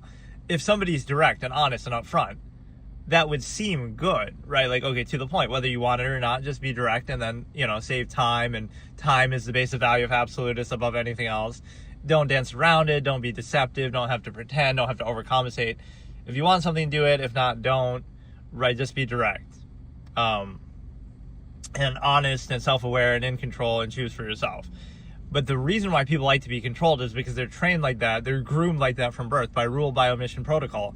And what that means is basically that's how society does it. Society gets you without your consent. You don't choose to be born. You don't choose to be indoctrinated before you're old enough to think for yourself. You don't choose your family. But those are the greatest bonds. Like, oh, you love your family so much that you didn't choose. It's basically like Stockholm Syndrome, even if they adequately overcompensate. Even society and government, they don't qualify themselves inherently to you and, go through every question of their authority and accountability. No, they're already established, and now they use their unqualified empirical authority to kind of bludgeon you and control you and bribe you. And so it's this idea that you're constantly being violated in a way, right? That nothing is based in choice and logic and reason and sound process. It all exists by bypassing your critical thinking. Right, and so that's the same way that people want it, I guess, in relationships then, because you overextend. You say, you want to, if somebody's direct, that's bad. If somebody's honest, that's bad, because you're not used to it. And so you'll project something negative, like, oh, that's somehow lazy. You want it to be special treatment, a false absolute, because you're used to that false absolute pretense to control you. Like, oh, it's God doing it. Oh, it's, it's something, like that, and those false absolutes are posed just to control you so that you don't question them or self-actualize, right? Or think for yourself. So you would project something bad if somebody's direct or neutral, or if they don't want anything, oh, it must just be that they're failing to achieve the thing that you think they want, and you'll project it. Or if they're direct, oh, that's lazy or that's bad somehow, because you're used to, oh no, you want to be controlled by it in such a way that bypasses your critical thinking and then ends up achieving the same dependent, overextended, pretense, incentive at half-mast. And so what that means is you're basically in a position to, basically, you're controlled by it, so you kind of crave the same form of it, right? Directness and honesty and self-awareness and thought, all of that is bad, because if you did do it, then it would invalidate the whole process. Then you wouldn't put up with it. Then you wouldn't specify a process, right? It makes you harder to control and be at peace with the fact that you are being controlled and the whole subversive state that you're in, right? So it's kind of like the cognitive dissonance of society. Or any contrivance state, unqualified empirical authority, if you question it or think about it, then that's bad. So how do you deal with that? Not that there are questions about it or flaws or things to be held accountable actively or anything like that. The issue is if you think about it. If you think about it, that's the problem. Thinking is the problem. You're the problem if you think.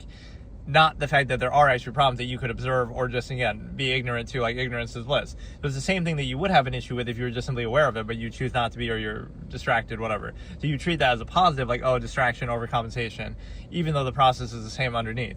And then you also have the ability to consider that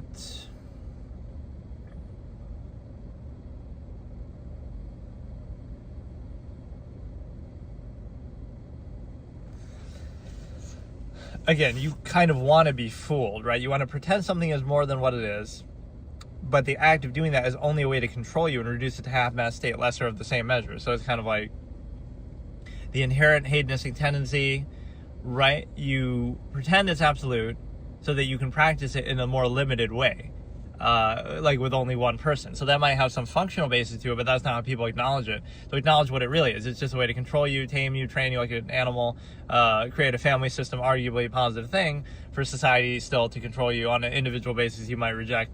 But there's no reason to, but the reason why you pretend like it's an absolute is actually,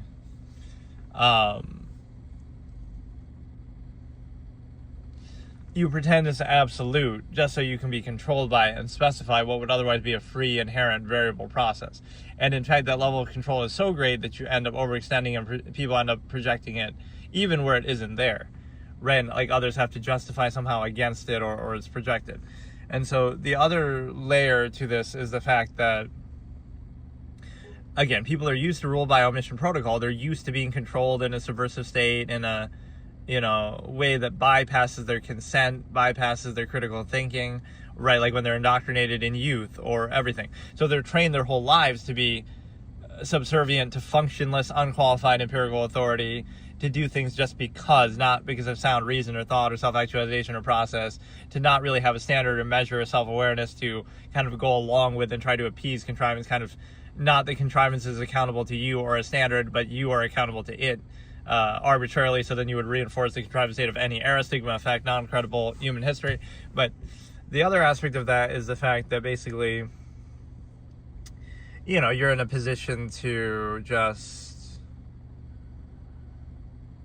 It'd be funny if I watch stuff like this on half speed, and then that's the way I'd be able to do this better, but whatever. This topic just brings out the Stimuli Acme a lot.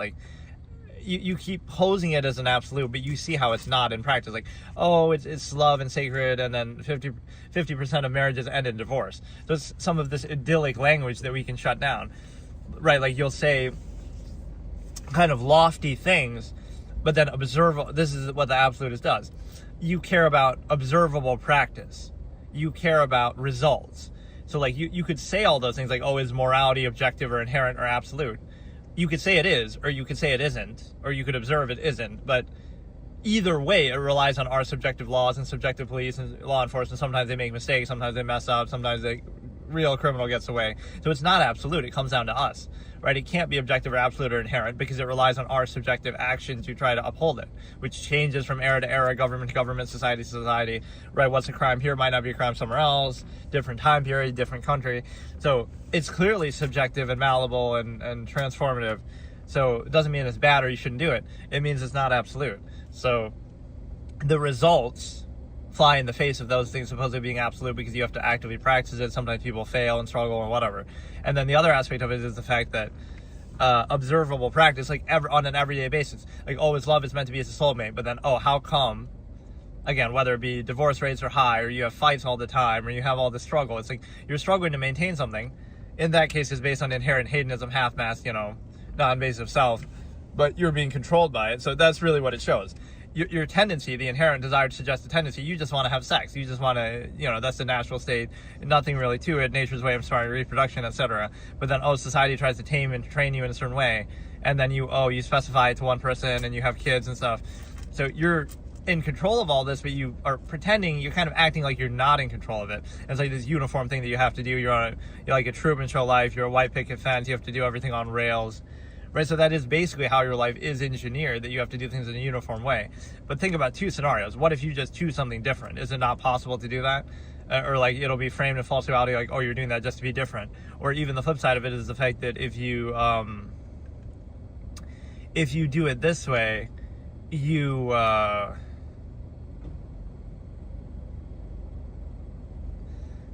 you do it a different way, or it just doesn't apply to you, right? You're asexual or something, but so you're trying to appease society. Or it's similar to the long-form postulates effect often is that it would alienate people, but it's the true full value of the same process that they're valuing, but they're controlled by a half-mast. So if they consider it that way, they would no longer be controlled by it, or they specify it to the ego or the person, right? But if you value it, then value it all the way. If you don't, then don't. But instead it's dependent on overextended presence, half-mast, non-invasive self. So what happens is it alienates people, because you have to dumb everything down to have them be at peace with it because they're artificially controlled by it. But what if you don't care about that true value inherent? You're trying to lay bare the nature of the process, basically.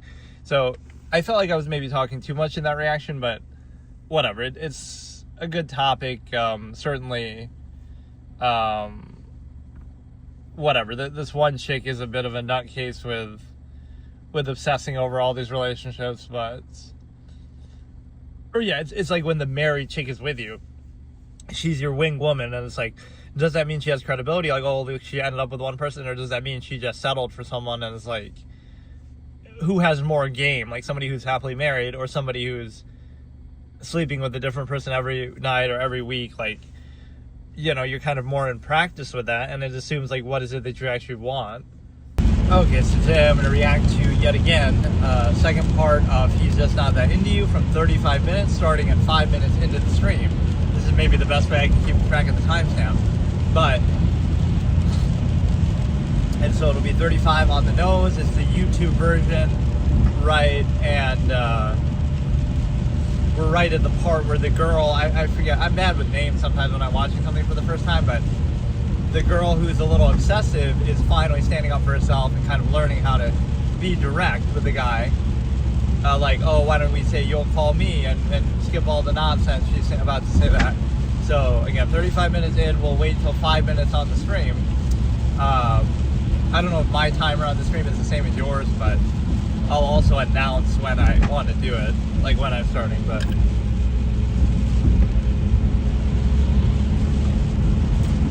it was pretty good so far, but it's kind of like, you always heard the credibility of something like, oh, it's Jennifer Aniston that you're going to cheat on or you don't want to marry or whatever. But I do like his stance on that, like how he doesn't believe in marriage and he thinks it's just a construct or kind of, which it is, right? If you're happy, why does it matter if you're married or not, right? Why is that? That's more a social thing. So you realize a lot of human behavior is engineered through other people, right? And that's less credible. So it's almost like when you say, how can so many people be wrong if so many people do something? It's actually kind of the opposite. Whenever something is done uniformly, it's being controlled, because naturally, if people had the freedom to do anything they wanted, there wouldn't be a uniform response. People would do variable things. They would do different things because it's not a one-size-fits-all, right? So whenever something does seem to be a one-size-fits-all, that's actually what it indicates. So how could so many people be wrong? That's actually how they're wrong, because they're pressured. It's peer pressure, it's social contrivance, right? It's social engineering. And you can look at human history to see that, the stigma effect that I talk about in my Absolutist Philosophy series. Like, oh, how did World War II Germany end up the way it was? How did, Genghis Khan or whatever, like point to anybody in history. How did they do what they did? And the way that you see that is,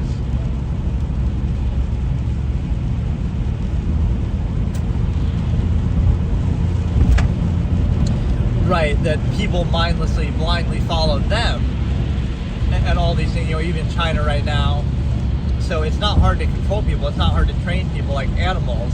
So, like, that doesn't validate something. And again, it almost hurts it, because you can do what you're doing right now, but the likelihood you would do that exact thing without the social contrivance, reinforcement, re-engineering is unlikely. So we're going to start for 35 minutes. As soon as it hits 5 minutes in about 40 seconds. And I might have to rent it again, because I think after this session, I'm not going to, whatever, like, it'll run out because it's been like 2 days and whatever, but we're going to start in about 20 seconds. Hopefully it doesn't lag or anything. We're starting from 35 minutes to 00. YouTube version, He's Just Not That Into You, in 10, 9, 8, 7, 6, 5, 4, 3, 2, 1, go. Alright. Goodbye. He's saying goodbye. He said no and left. And then she tears up his number. But no, it's like, that's what social contrivance shows you, is you kind of establish these thought processes as you talk. But if you do it in the mind, you can do that infinitely. Whereas the social level is much more limited. You're kind of relying on other people for value or validation. Externality, as I call it. So she's trying to be more, she's mindlessly echoing the advice of another because she can't think for herself. There's a lot of female privilege that ruins society too. Like, you expect some sort of privilege and everything's about sex, and you overextend and project Stimuli Acme, right? You definitely see the limits of that. So ruled by it, you would overextend. Blade. I prefer the 2003 Wesley Snipes movie myself. I don't know if that's even what it is, but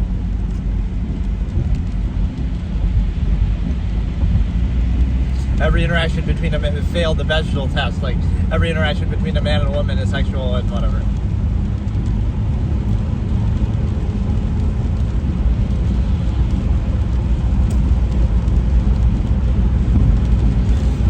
guess every possible scenario except MySpace. Now you know you're watching an old fucking movie.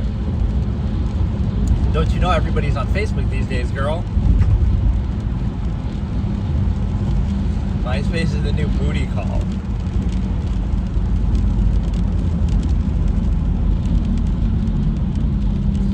And that's like a good fictional thing to understand. Like, these things won't age well. Like, oh, who cares? 100 years from now, we watch this movie and like, MySpace, what's that?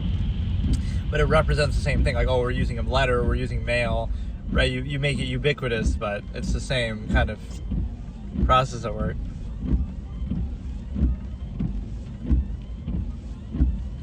There's like some sort of weird love box that we have going on, like where everybody is into somebody else.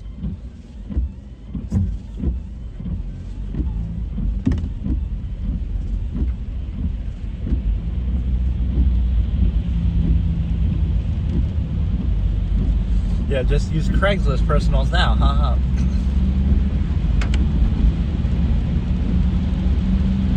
Using your sexual charm to get do business. Like, what a great privilege, non-accountable privilege, overextended, but blame the simp man who ruined society that way too.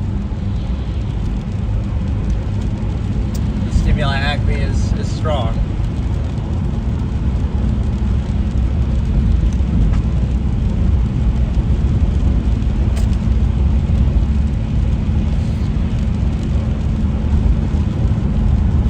Yeah, that hurts the credibility sometimes of these stories. Like, would Ross really end up with a chick like Jennifer Aniston, or would, this dude really cuck it up?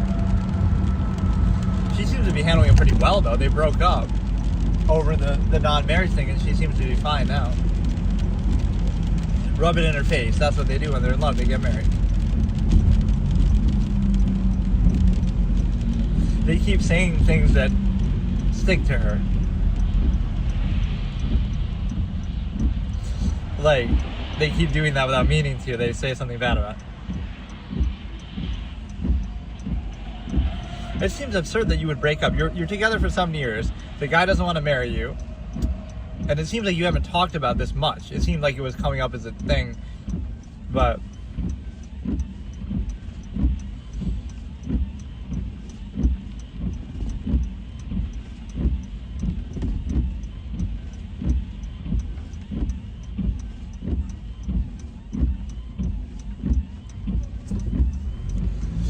yeah, like, you could say that's somewhat true. I even like that comes up in the story. Like, she's a waitress. Like, oh, she's just a waitress. That's why she'll end up with a professor who wrote a book, Ross. Like,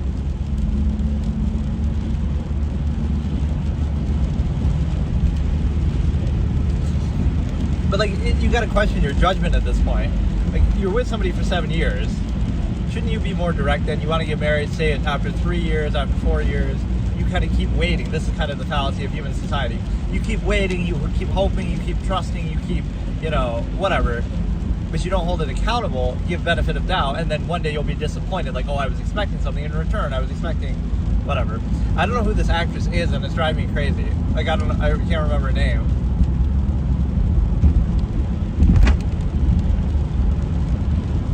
Everything is flirtation. I mean, you could say that's the subject matter of the movie, but so we've already seen one relationship get broken up, and now, like, oh, they might try to get back together, but it's going to be ruined.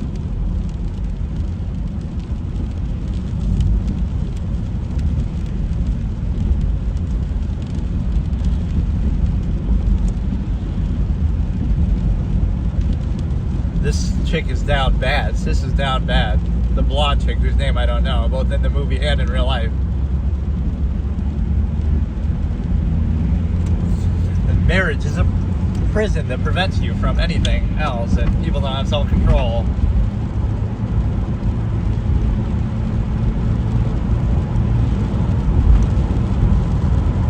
Why not establish the rules up front? Like, why not be direct? But people can't do that because they can't face the reality of what they're doing. Because self-awareness is the enemy, and it triggers cognitive dissonance that would prevent people from specifying an inherent process to a false absolute state, to limit it to one person. So they can't think about what they're doing, so they don't think about what they're doing. They try to overcompensate and bypass critical thinking, and then they wonder later why it's conflict of contrivance.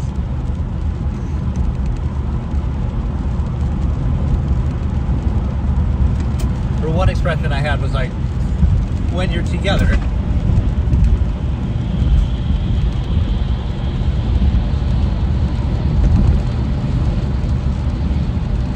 he's resisting that temptation really well. Like, that woman is kind of the problem. Like, he's said it multiple times. The best thing to do here is, like, tell your wife, like, okay, we're not cheating, but I'm having these thoughts, and so why don't you talk to her and talk shit to her? And, like, you know, people want to be fooled. They want to give you benefit of doubt or whatever.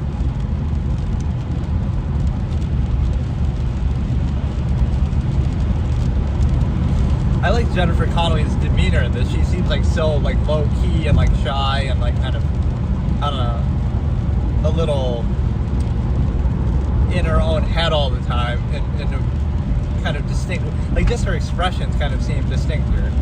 She seems always very worried or apprehensive or something. So she doesn't like when he smokes.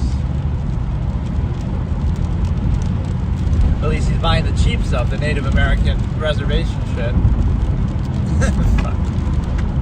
But no, it's like, the fact that I'm with you, this is like an expression I've used. The fact that I'm with you doesn't mean I'm not attracted to other people, of course not.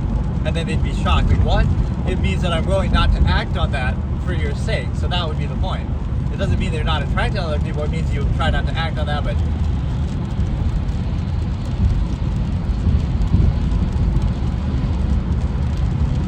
yeah, I lied about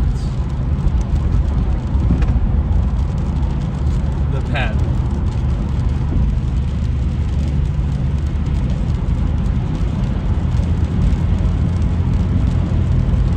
This dude could be the elitist victim blamer. The way that spell kind of triggers me in the subtitle, J-A-R-R-A-D.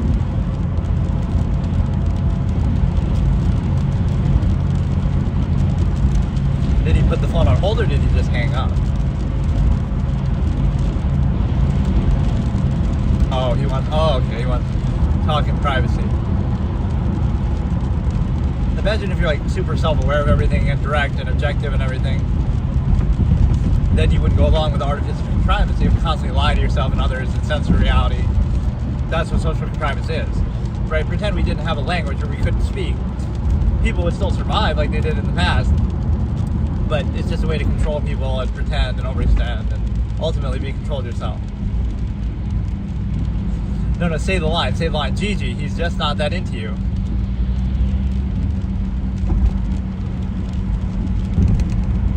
Just take off your shirt and then, that's a black shirt. Fuck you.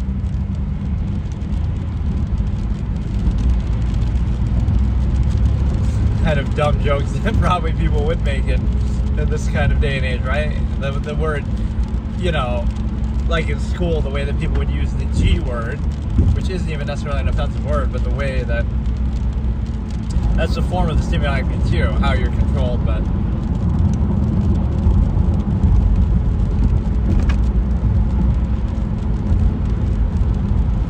I mean, you two are gonna end up together. This is the perfect thing. Oh, this guy was helping me try to be my wingman, and then we ended up together. It's like, be aware of the nature of the process, right? It shouldn't be like some mysterious thing, like, oh, somehow we ended up together, and then somehow we broke up. So you're not really conscious of what's happening. You're kind of just, go with the flow, because you concede to a non-value subversive state, instead of being deliberate and like, okay, I'm a horny animal, hedonistic, and I'm doing what I'm doing, and I'm choosing it, and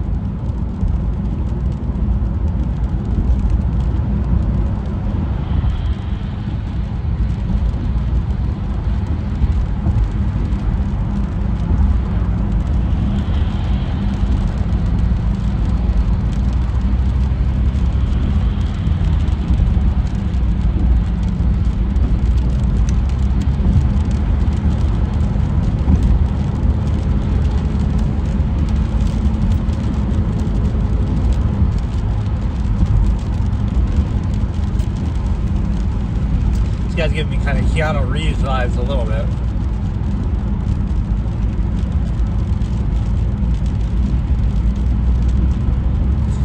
That's what we want to see. He's just not that into you, because then the two guys end up together. It's hard to keep track of all these characters though. Like, there's too many. Like, I don't care about some of these people. Give us a Jennifer Aniston. Give us the Jennifer Connelly. trying to make him a simp and a sub already.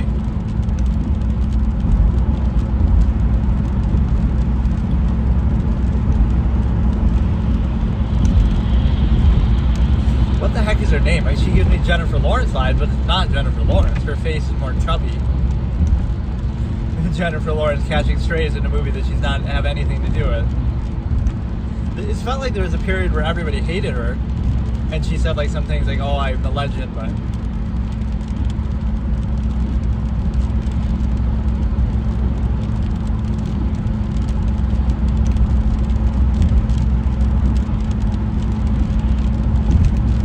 yeah, let's try to play these mind games and reverse psychology and all this stuff. Just this is the problem. This is kind of what the absolutists wouldn't do. Like, if you want something, be direct. If not, don't.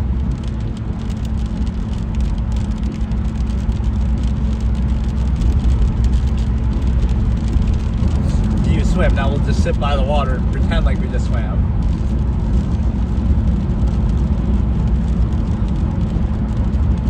Yes, you're not allowed to have friends because you're married. That's exactly how the Stimuli Acme works. How you have a sense of reality. And if you are friends, then be open about it. Tell your wife that you're friends.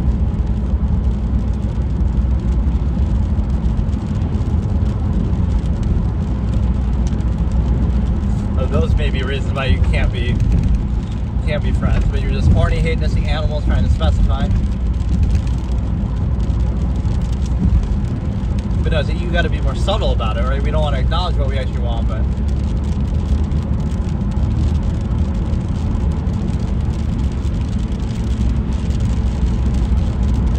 yeah, what could possibly go wrong? But you'd be direct about it. And it's kind of like what you understand is the fact that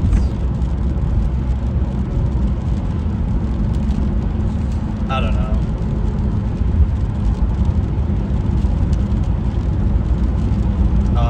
My timestamp fucked up. Okay, we'll just stop there. That's good enough.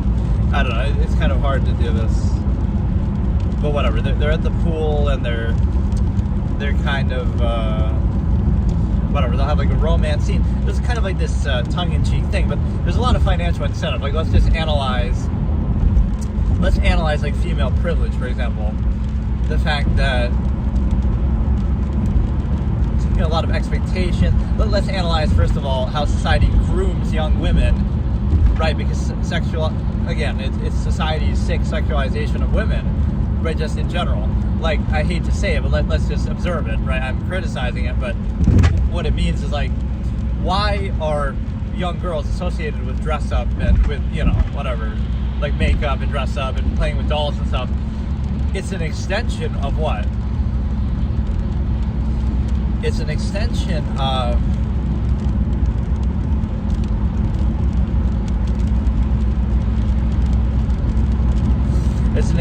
of the sexualization of women when they're older, as much as you might not want to acknowledge that, right? So you would say, right, like, why else are they associated with appearances so much, right? Because society is obsessed with that. So even if you think, oh, it's just innocent, they're playing with dolls and makeup and dress up and whatever, we're kind of grooming young girls to care about their appearance, whether to play into the privilege that they get because of it, whether because that's just how we look at, that's how society perceives women, right? It's kind of a sick thing because you're pigeonholing them, you're kind of limiting it, you're kind of looking at it in a contrived way, but also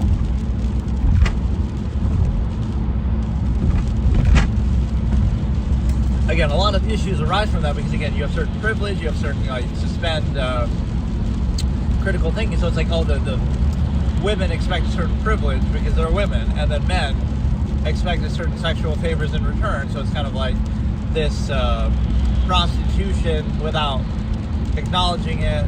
It's like, you expect something and you do both of these things, but you don't acknowledge it properly. And so it allows you to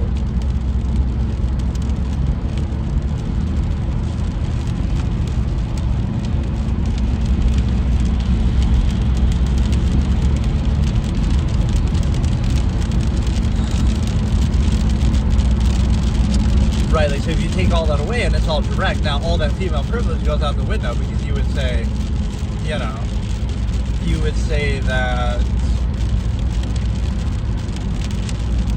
okay, sex is just sex, people can do it if they want, they don't have to if they don't want, like, it's just a normal, natural thing. But instead, you're pretending like it's something more than what it is, and now you reduce it to something less than what it is, and you're kind of controlled by it and obsess over it, right, by kind of glorifying or condemning or controlling.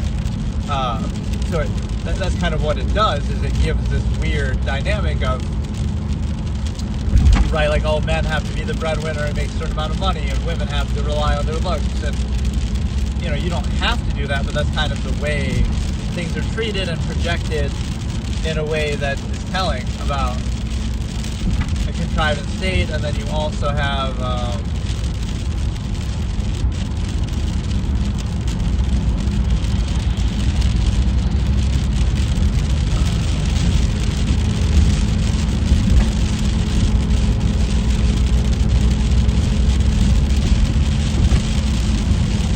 what else could I explain? Like, it's just you're obsessed over it, you're kind of down bad for it, you kind of specify it, so you're doing it more in service of that, like of the stimuli acme, or like the specification and being controlled by it, right? Because if you're in control of it and direct, then it's like very clear. You're doing this thing for this reason, right? You want sex, you want whatever, you kind of overextend it. So you're, instead of being in control of it, you're controlled by it, because you basically decide to, you know, do it in such a way that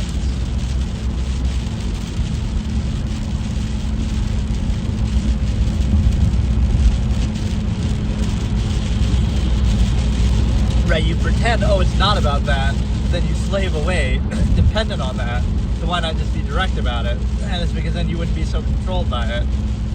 You know, then it'd be free and variable and open.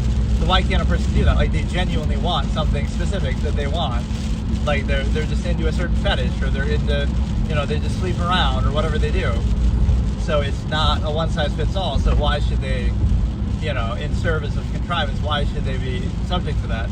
Why should they have to do that? Right? They're not stopping anybody else from doing that, but, like, be open about it. Like, oh, I'm into open relationships only. I don't want to be tied down. Like, why can't that be genuinely what somebody does or wants, and be direct from the beginning, instead of the credibility of people who, oh no, it's love, it's absolute, it's meant to be, and then they have all this conflict? Wouldn't that indicate not that, oh, the problem is yourself and you got to resist temptation? Maybe it's the structure of what you're doing that's kind of forced and unnatural and just contrived. And so I don't know what happened with the thing. Like, it's because I'm trying to use like a GPS at the same time, and it fucks up.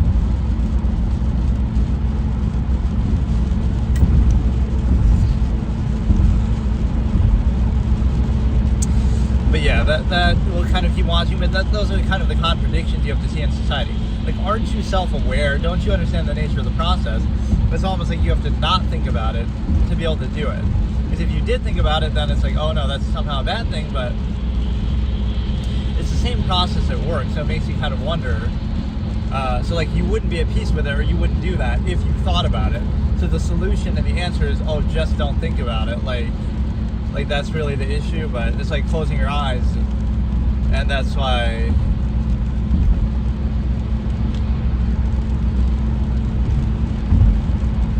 you know, close your eyes and then you'll be fine with what you see.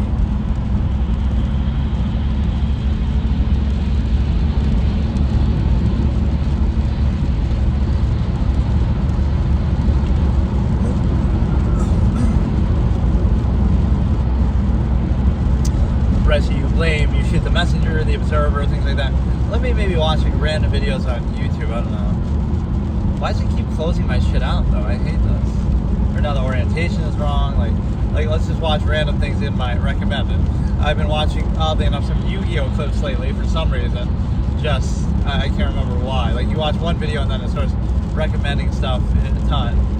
Or I'll be like that one dude, even though without the face cam, who reacts to music. Like, music teacher reacts to music. That's one psychological thing that you have to understand, actually, is like, people sometimes have too high of a standard, right? I call it like being paralyzed by perfection. It's like, the people who get credit in society, maybe you don't subscribe to it, and that's kind of the difference.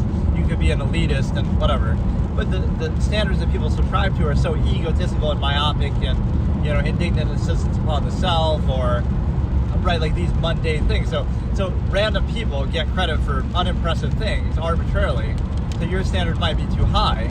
But it's not that, oh, you failed to achieve that standard. It's that you have a different standard, a higher standard, and you reject that sort of cult of personality or other basis. But it'll be projected like, oh, you somehow lack that. Not that that basis is incredible.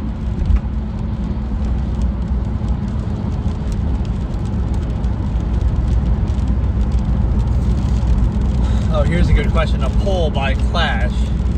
Is Luka the best teammate LeBron has ever had? I mean, it'd be hard to say that anybody's better than Dwayne Wade at that point. Like, Anthony Davis was very good on both ends of the floor. I can't really say that he's the best for sure. Like, maybe career-wise he might go down as the best. But, like, Wade has an interesting distinction that he led the 2011 finals in scoring. So, I think D. Wade would be, like, as of now, it's hard to measure that because are you saying, like, he's going to go down as the best for his career, or he did the most for LeBron that he sacrificed and he helped him win and, he was the best, whatever, like...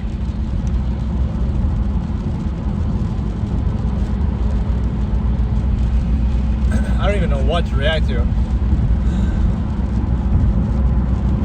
I just go through random videos like in my history or something, but it's kind of like you're trying to basically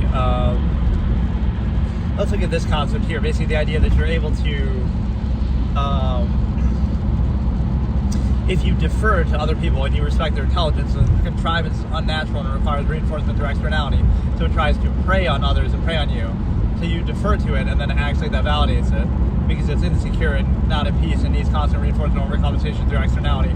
But also beyond that, it's the simple fact that you're able to consider that, if you value something too much, that's bad. If you don't value it, it's a half-mast state. So, you're inhibited on the basis of this supposed element of value, like functionalism, but then if you take it too far, that's bad. So freedom is bad.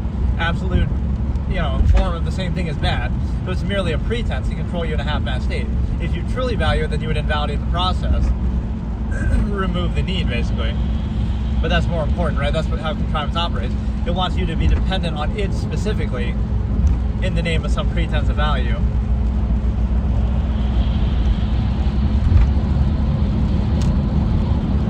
Yeah, like if you respect the intelligence of others and things like that, that's somehow a bad thing or an inability because something is projected onto you. But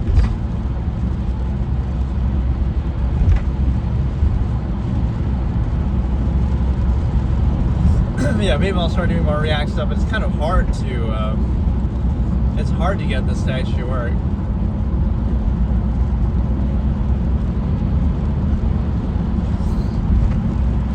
I'll have to re-rent it because I've just not really been watching it enough, or even when I do, I watch very small amounts of it at a time. It's a good way of doing it though, because I can imagine how many things I could watch just while driving, because I always do that anyway, like, whatever.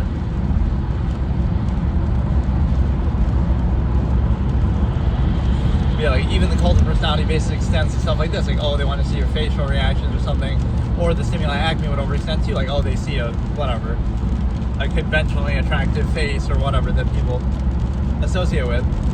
I feel like a good example is Anna Kramling, not even to pick on her. In a way, I'll almost even praise her a little bit, like she doesn't depend on that as much, like she doesn't play into it or make videos necessarily about things related to the Stimuli Acme, like Tinder profile and stuff. Like Alex Botez will play me for my number for a date, right? That Botez does that more. So Anna Kramling doesn't do all that, but she still clearly benefits from it. Or like she posts kind of videos that are like very basic, like her just standing there and pointing at something, or her just like the Peyton Toubre thirst trap treatment, like pointing at a list of NFL teams or something. But no, it's like she will just make very basic videos, just like her standing there and smiling, or her pointing at something, or her just saying something, and she'll get a lot of views. And you can't tell me that isn't, she carefully prepares in the mirror and doing makeup for 4 hours before, or whatever, doing just the lighting right. And I'm not blaming you for doing that, but it's like, those are all things you're benefiting from. Make the same video without face cam, or make the same video and you're just some random person, or whatever, appearance doesn't come into factor. So in a way, right, you're clearly benefiting from that, because otherwise you're looking at it like, it's cult of personality basis, but that's even based on the Stimuli Acme too, right? So what you're looking at is a subversive state. There's no actual, like, try to explain it. right? Why do you value this thing? Why does this thing get so many views, or whatever? And there is actually no reason, so you won't want to acknowledge the Stimuli Acme, or that's the only explanation you can give.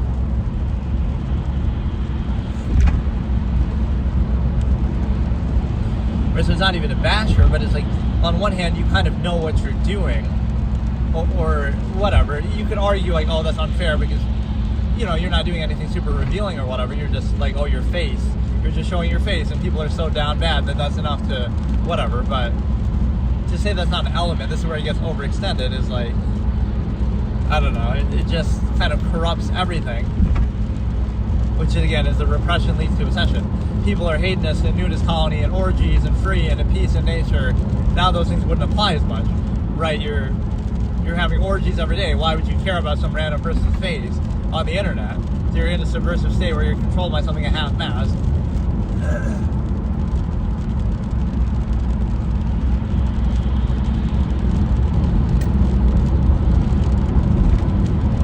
Like something you can't explain really the value of. And you might project and say, oh, that's like you're jealous or something. But why not be jealous of Magnus? Like, oh, he's really good at, you know, he's the best chess player, or Hikaru or something like that. Why would I be jealous of somebody who's like 2,000 FIDE, which theoretically you would think, okay, I wouldn't say that anybody can be a grandmaster, but anybody can be 2,000 FIDE. Right, that shouldn't even be, if you put in time and effort and study. But what happens is,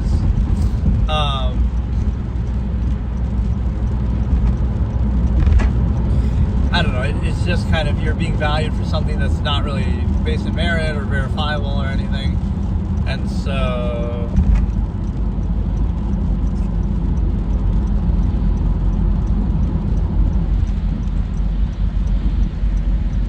but I think I've made some misplays that you could argue, unfortunately dictate, maybe Renounced Darkness ends up winning in a way that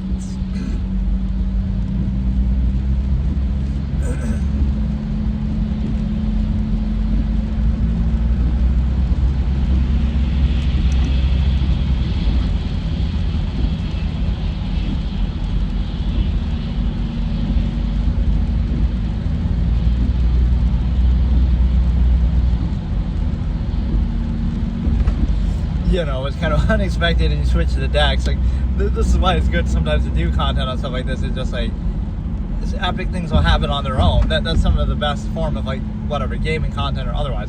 Something epic will happen on its own, especially in modern gaming with, like, you know, open world stuff and dynamic stuff. You're just kind of playing, you know, you're not trying to do anything. You're genuinely just playing the game, and then interesting stuff will happen on its own.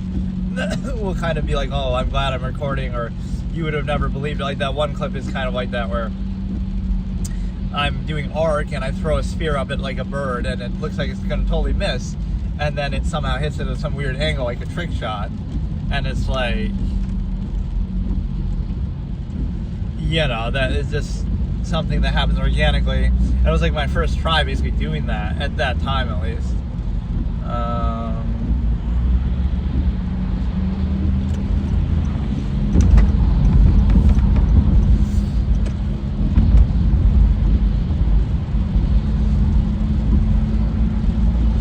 But yeah, I was going to try to react to stuff, but I got to figure out how this works. Like, okay, if I do it now, it should work like this. I don't know why it didn't before. Or like the orientation will mess it up.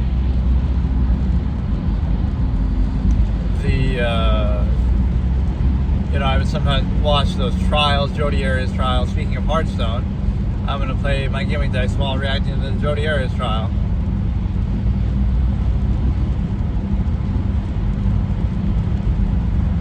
The case that caused both lawyers to get disbarred and broke their minds, and, you know, in a way won kind of, this Yu-Gi-Oh! YouTuber hates me. Like, I don't know what any of the context of this was.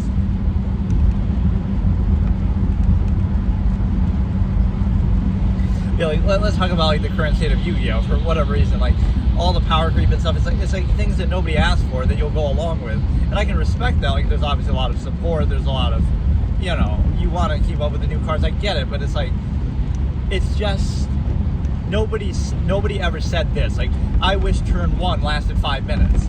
like in early Yu-Gi-Oh or whatever years past, I wish the first turn lasted 5 minutes, and I wish we had like 50 different things that we summoned. Wouldn't it be cool if I summoned a 10,000 monster on turn 1 and all these effects and crazy stuff? Like, wouldn't it be cool if I just did that, right? Go through half my deck and go through, all these hand traps and stuff. Nobody was asking for that. Nobody said that, right? So you're going along with it, but that wasn't what anybody wanted necessarily. It's sort of like a power creep way to try to extend the game and force you to buy new cards. Like, there's always an incentive like that, but you understand that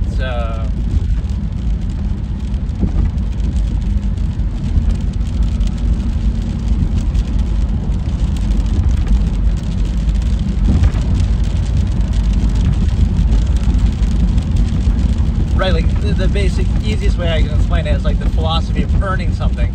You start the game, right, in old school card games, or just a general sense, and there's like an inherent mid-range quality to them, especially early on, right, where like there won't be as much control or it won't be as overextended. So what happens is, you start turn 1 Yu-Gi-Oh! And you summon a 4-star monster, and then you put a card face down and you end your turn, and then your opponent does something similar, and then whoever wins that initial battle and trade and all this, now if you get that monster to stick, now you contributed and you can summon Skull and stuff like that. So what you're showing is that you're at least having to earn something. Like, you get something out there, you build up your army, you let it survive, now you have something to build on, you sacrifice. As a good example of trying to have something to build on and work towards in the course of a game, right? Whereas what you get now is like, you're not earning anything. You're almost like, I paid Konami, I paid, I bought packs, bought modern cards, power creep cards, and so now I'm getting rewarded for my deck by having all the stuff that I can just play immediately on turn 1, out of my hand, out of my deck, hand trap, like, so without needing anything interactive on the board or my opponent having anything to really do with it. I can just do these things. You don't have to work towards it. It's happening too soon, right? So that kind of goes against that fundamental concept of, just, you got to build something up. You got to work towards it in the course of the game. You get on one monster, then they trade into it. Then you get on another, then it sticks. Then you tribute it. Then they use a removal. Then you're constantly trying to get something to remain and have longevity, and if you do, then you get rewarded by effects or by tributes and by,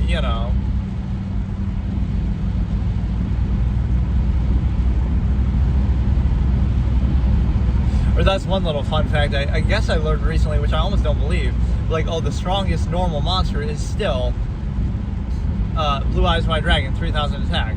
There's no, I guess because they probably just don't make normal monsters anymore, because kind of like, what's the point? You could make an infinite number, and it doesn't. The only difference, I guess, is just maybe the name, if it fits into an archetype, or maybe the element or something. But like, they've never surpassed Blue Eyes with the 3,000 normal, which is hard to believe, honestly. Or like Blackluster Soldier was supposed to match that, but isn't that weird? Like, Blackluster Soldier and Blue Eyes, I don't think they ever fight maybe I don't remember, but I don't think they ever fight or trade in the course of the series, even though that's shown as like one of Yugi's signature monsters, but technically stronger than Dark Magician. In fact, they even fuse together. So Blackluster Soldier and Blue Eyes, I don't think they fight in the original Yu-Gi-Oh! They just kind of exist together, get fused, and that's one of those almost laughable summons. Like, you got a 4,500 monster and you fuse it with a 3,000 monster and you get a 5,000 attack. Like, it's cute, but I mean, you'd rather just keep them separate at that point if they're both on the field, like against darts or whatever. But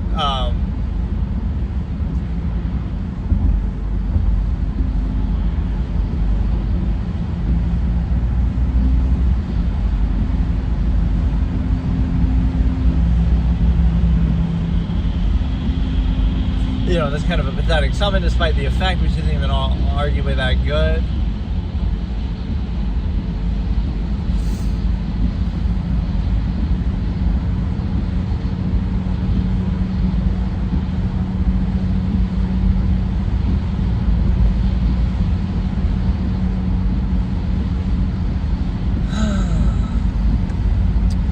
But yeah, if you think about that, like, again, you build something up, you kind of work towards it. That's kind of the mid-range style that we get into, and it allows you to basically, see things in action a little bit, like, and I know people would say that, like, oh, you just don't get it, or you're just like, oh, it's too complicated for you. That may not even be the point of it, like, you know, because it doesn't matter. Like, you can still enjoy it or whatever, but it just is a philosophical thing. Like, when you're starting, it's the timing of the game. Like, that can happen later in the game. That could be like a turn 15 play or something where you get to do this combo and crazy stuff and play out of your deck. But it's more like something you have to work towards instead of, oh, you just... And you might think, like, okay, in old school Yu-Gi-Oh, that can happen. Like, you could just draw an Exodia on your first turn or draw, like, some of these crazy things. But it's not like, oh, you happen to have a great hand. It's more just like, no matter what hand you have, you get to cycle through, like, half your deck or a lot of your deck. And, like, there's too many of those guaranteed type effects in cycling where it's not really...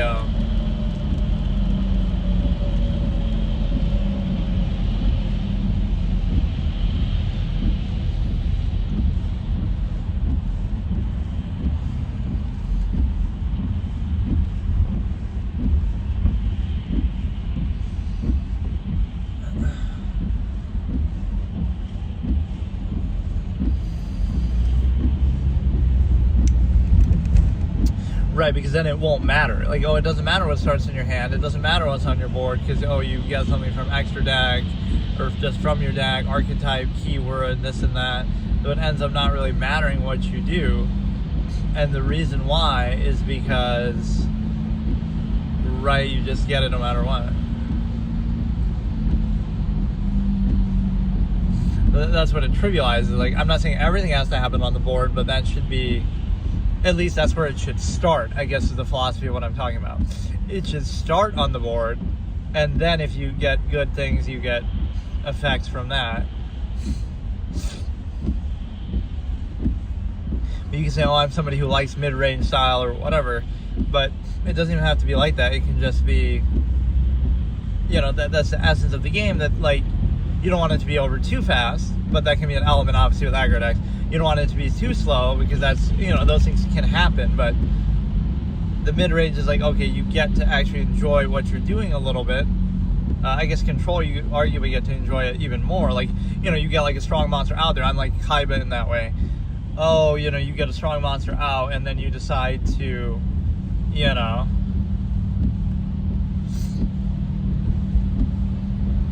you want to really flex it and show it off and whatever.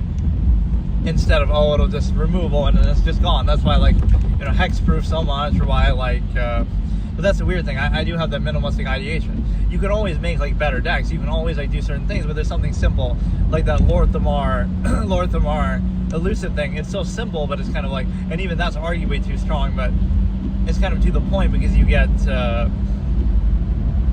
the idea that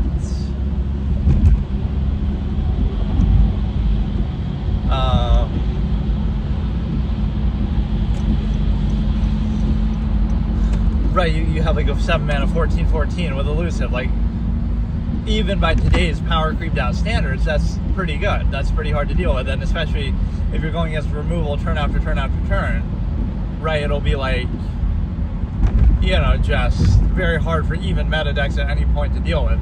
And so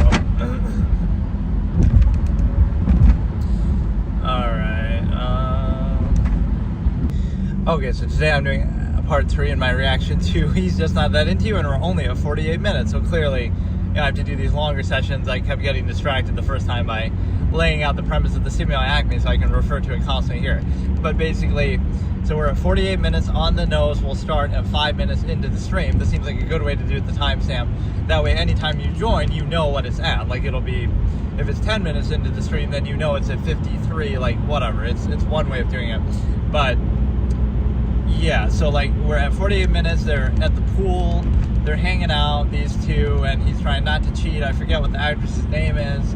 And, you know, she said something, her last line, I just looked at, and it's like a little bit kind of dumb though, because she says, you know, oh, why can't we just be friends, is kind of how they're framing it, but then she says something sexual like, oh, but he has an ass that makes you want to dry hump, and he has a great smile, like, so you're aware of it, so now it's up to you, right? Like, this is where people try to take away responsibility. Oh, I didn't mean to cheat on you, or oh, this or that. It's like, you act like you don't have control. This is like where people use labels, like, oh, they have this condition or that condition. People are ultimately in control of their own actions, like, so you can choose to act on that or not. And the point would just at least be consistency, like be direct about it. Like, okay, you like this person over your wife, so break up, and then, whatever. Like, at least be direct about it. That's what the absolutist wouldn't do. An absolutist wouldn't cheat. They would either not specify the stimuli acme in the first place, like not be with only one person. They'd be in an open relationship where it's well known and established. Or if you do commit to that, then commit fully, like make up your mind, right? So it's not telling you what you should or shouldn't do or what's right or what's not. It's about consistency, that you pretend like you're absolute and it's love is meant to be, but it's just a social construct. But you would deny that it's just a social construct, but then you would act in such a way that indicates it's a social construct. So you're basically a little bit stupid. But yeah, they just said that. She just talked about dry humping, so what a great place to start. We'll start in a couple minutes here. So that's like the self-awareness of society, though. It's like, don't try to blame it on something else. You'll say, oh, it's the devil, it's this, it's that, it's some psychological condition. Like, everything is ultimately, you can be aware of it, right? And then you can choose to counteract it. So it's like this lack of self-awareness that's taken for granted in people. Like, well,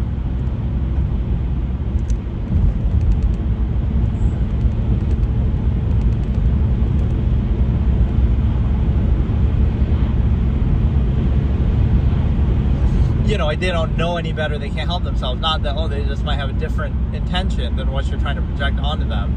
It's like society will have the empirical basis, like, oh, there's only one size fits all, one right way to do everything, and that's it. And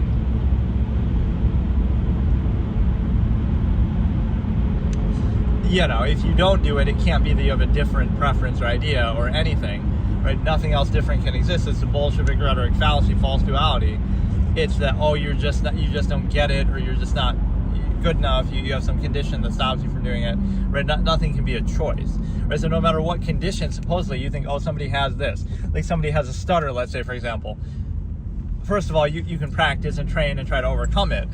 You also might not care, right? It might not matter. It matters to other people. It doesn't necessarily matter to you.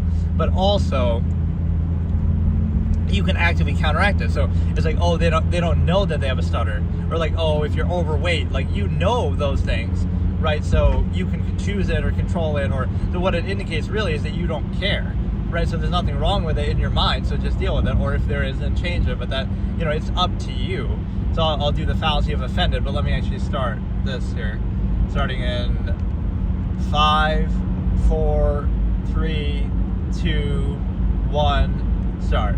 At 48 minutes, 48:01, 2, and did you just say dry hump? So, repression leads to obsession. You got to go through all the dance, all these hoops. Like, just pretend like you're asexual or like it doesn't appeal to you.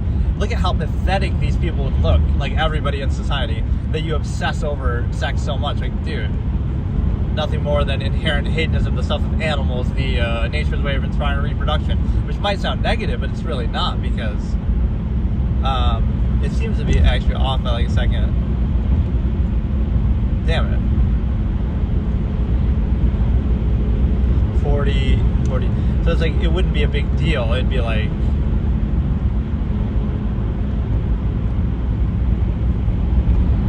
right, like it just is what it is, but instead you kind of dance around it. Like, pretend you're having an orgy every day and you sleep with somebody different every day and it's no big deal. Oh yeah, let's do innuendo. You want to come in, not in the pool, haha, in a different way. You don't trust yourself, but you're here. You can just watch. Like, who really says this, though? Voyeuristic, she's kind of...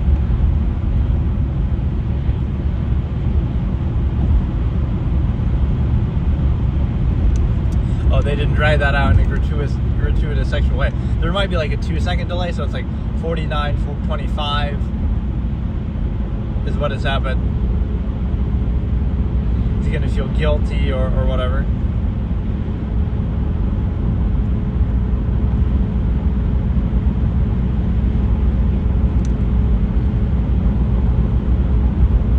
See, she notices the break in the pattern already, so here's where the lying starts, so just be open about it.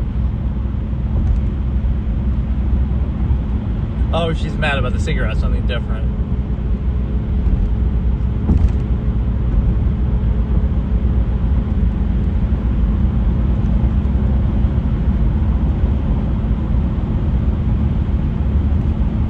Yeah, lie about something else, but not this.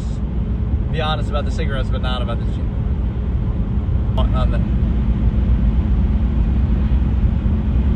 See, you can lie to you about this, and you can lie to you about anything. You realize that's the nature of social contrivance. Some guy in World War II Germany could have seemed very charismatic, so your credibility of social contrivance is... Look at the gaslighting, dude. After you just for hanging out with a girl that you shouldn't have been based on your own contrivance.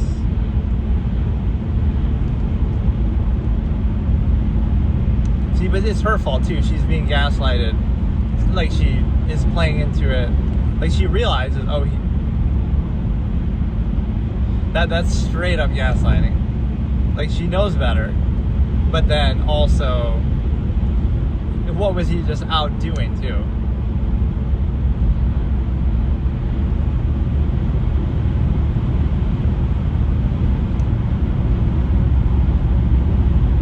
Even like kissing in full foreplay is like you overextending. Like, you know, it doesn't serve a purpose in nature the way that, I don't know, you're kind of controlled by and trained. But yeah, the fallacy of offended.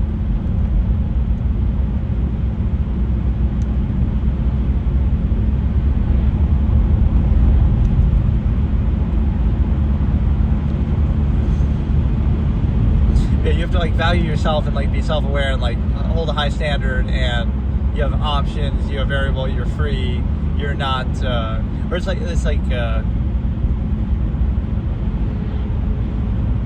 know, you have options all around the world, so why would you obsess over one? Or like, yeah, all this, we try to decrypt social interaction. It's so artificial, and we try to find the meaning. The meaning is that people are trying to pretend to do something they don't want. Yeah, like, this is a normal phone call that this guy gets, that is, the girl she's making out with wouldn't be offended by that.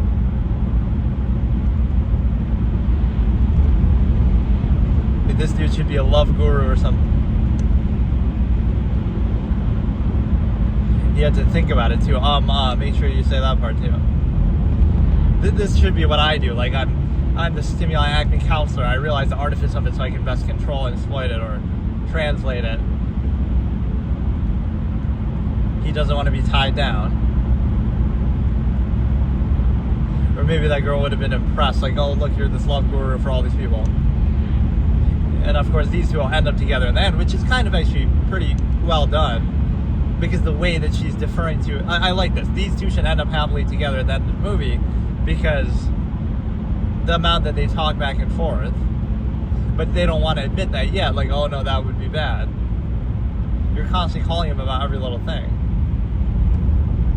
You can be so easily controlled by the Stimuli Acme, but no, like, the fallacy of being offended would be like, either nothing should be offensive, because either it's true, in which case it's redundant and you would already know it, or it's false, in which case it's arbitrary and random and stupid, and, you know, something deserves only as much thought as was put into it. So if it's just some random thing, like, oh, you have fish legs or a tail or whatever, like, just something random.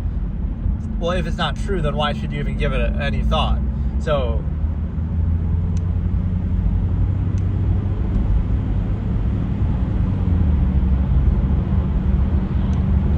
absolutist tendency that this guy's exhibiting, where he's fully committed. You don't need hygiene when you're, it's only a construct needed for society, to appease society, of course.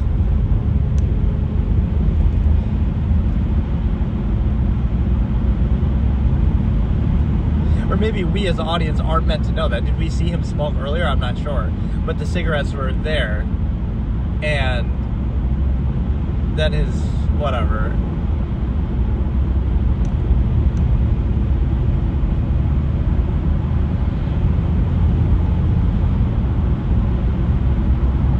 But see, now this interaction is like, that seems like a bad kind of green screen effect behind. Or is it? You would think, like, why would it be that hard to shoot on a real boat? But that looked kind of fake right there. Or you said, like the way that everybody will doubt themselves. They'll doubt the reality they see. Oh, it must be AI, it must be this or that. Why is it only behind him? Like, Ben Affleck has a green screen behind him, and it doesn't look that way the other way. Because they look completely different, the backgrounds. get a partial green screen for part of the water. Or maybe this one's just better, that one's more obvious, I don't know.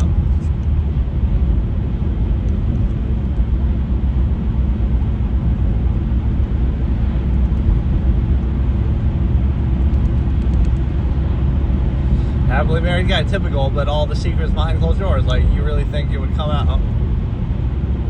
It's like, you don't want to find out, you don't want to know. So, sometimes this is the opportunity. That's why you can't be friends, because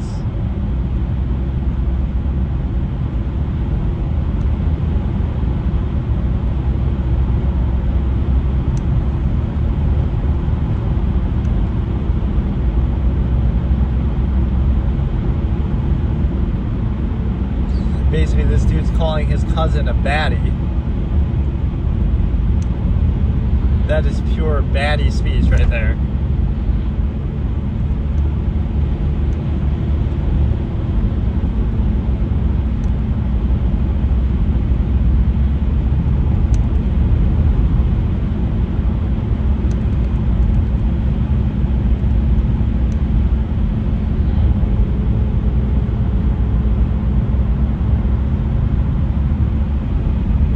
Yeah, we're really talking shit to Jennifer Aniston. It would make more sense. A younger Jennifer Aniston, too, not today. Like, no, I liked what he was saying. He was giving a good speech. Yes, because marriage is really the token gesture here to try to prove something to other people. This thing that you're pressured to do collectively, everybody, as a society, like, come on. But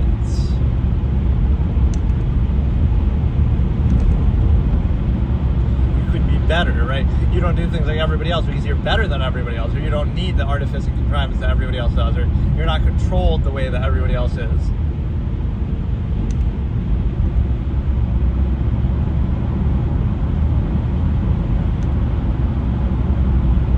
It's that vanity that controls you. You care what other people think, so if enough people peer pressure you into doing anything.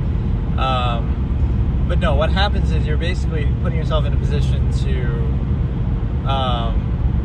yeah, now she's getting obsessed with this love guru guy who keeps, or you'll say it's a twin brother and it's actually him.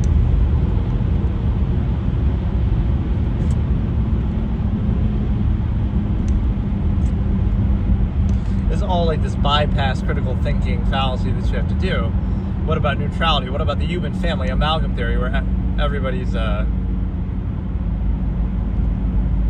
your family, so you wouldn't place any special emphasis?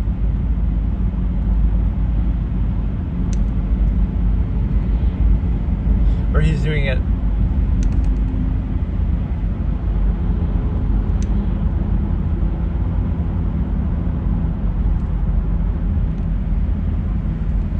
he did this just to set him up.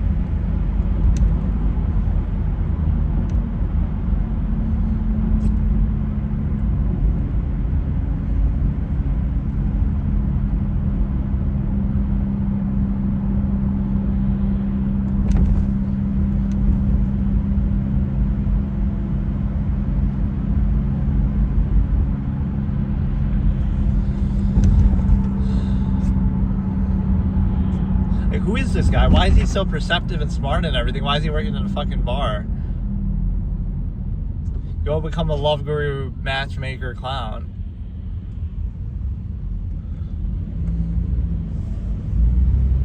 Yeah, what he's doing right now is the love guru technique. Make it seem like you know everything about all this, and then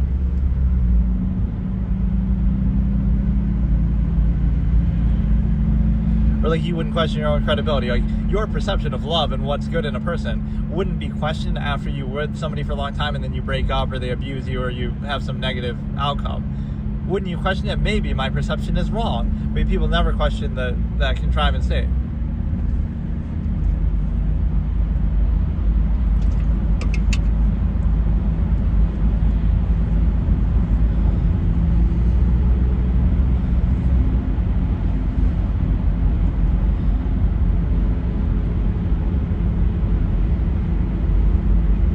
It's interesting that you would say that to somebody openly, like, oh yeah, you were stalking this guy, and it's just like tongue-in-cheek and funny, but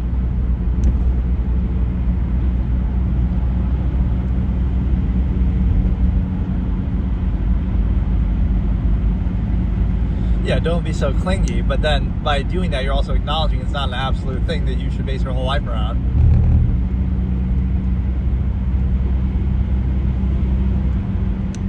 Because you keep asking him, or because...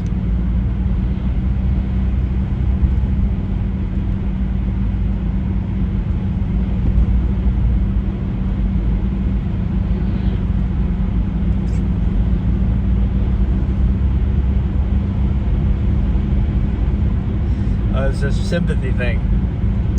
But she takes it. You take it like a champ, or you like it. You like being talked down to. But no, I like Jennifer Connelly's acting in this movie. Like, even her whole demeanor is, like, weird. It has, like, this depressed... Even though she's smiling in the scene, great call. But there's something weird about her. Like, I don't know. She seems like a down kind of person. Everything's, like, just dreary, depressed, like something...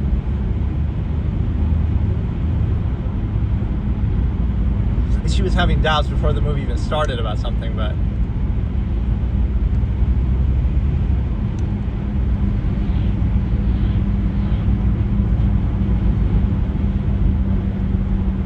Now she'll find out for sure.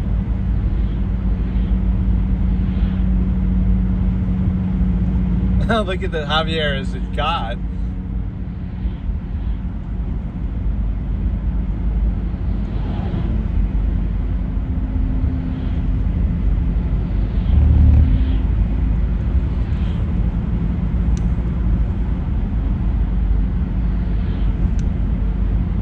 She's got this weird blue thing in her hair. Is that a pin or like some reflection? It seems very striking.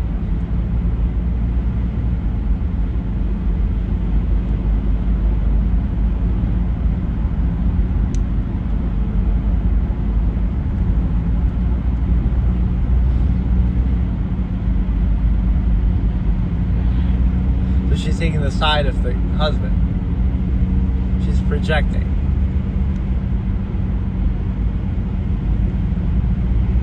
Did the contract say you can't smoke?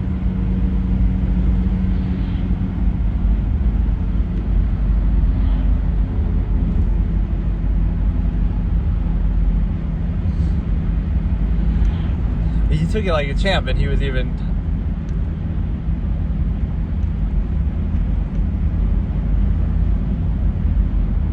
Yeah, her demeanor in the... Her demeanor is very noticeable. I like it.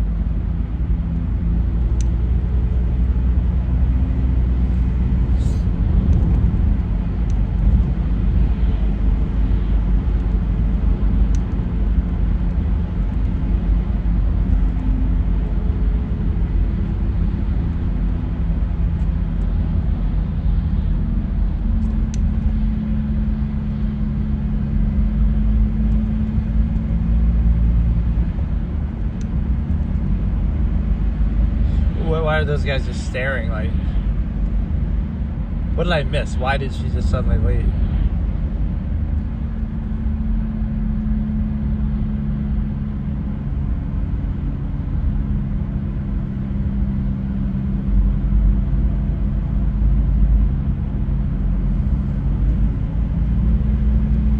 Why is everybody like think they're a love guru or so perceptive? Like, these random two dudes can just see that.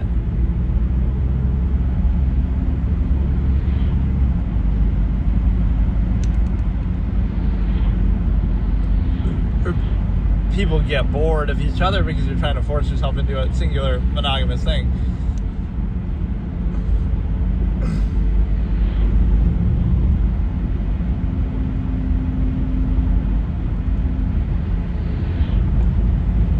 Oh, they're gay. Okay, I didn't even...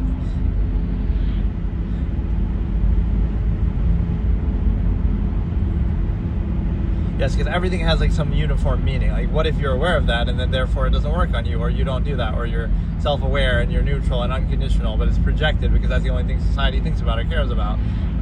What if the reasoning is that you're aware of the stimuli acme and you're not controlled by it, and so you do everything in an unconditional, neutral sense, and you control your performative aspects?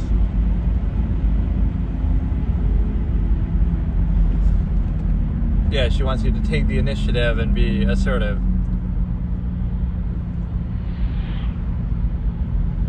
Yeah, that's the real Sigma male line. Hit me up with an oatmeal raisin. Well, why?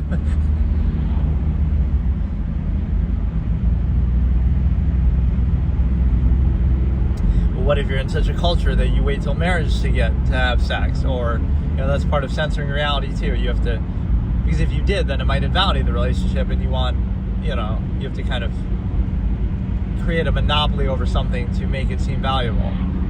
So if you only have this exposure with this one person, now Amber Heard. Oh, I thought you said something. Take a dump somewhere else. Yeah, all these like sort of crackpot psychology theories, like, oh, this means this and this is the answer, and like nobody, it's not uniform, but I guess most people are mindlessly, super collectively controlled, so it kind of is true, but only as pertains to that. Like, none of that applies to you.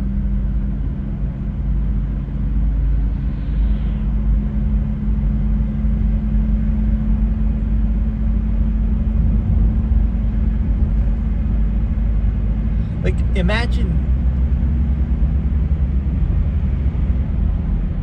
And you might think it's like, oh, this is why they're not into their current partners. But actually, it's the opposite. The reason why they're in this situation and doing this is because they were having some lacking. Javier even was correcting, and now she was correcting. I'm not women, I'm a woman. And then Javier corrected her on something. But no, the performance I'm noticing, even just in her demeanor, as Jennifer Connelly, I am impressed by her in this movie. I don't know what it is. Just something, even the way she walks, like everything is very deliberate. Like she's depressed about something else, even not related to this. Maybe she was depressed in real life.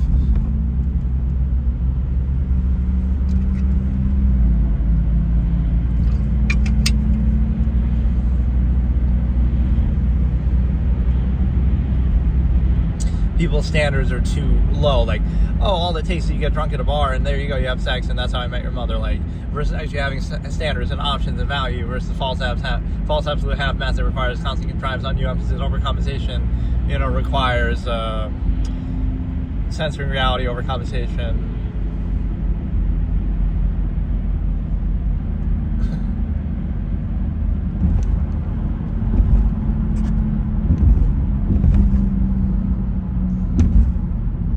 Intimidated by social media before it was even that big of a thing. MySpace. She's having MySpace phobia or jitters.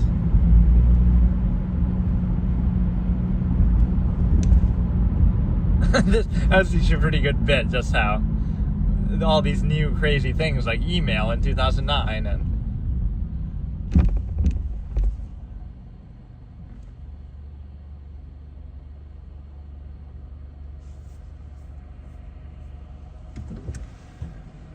this part was written by like Larry David or something. It's so analytical about something so mundane.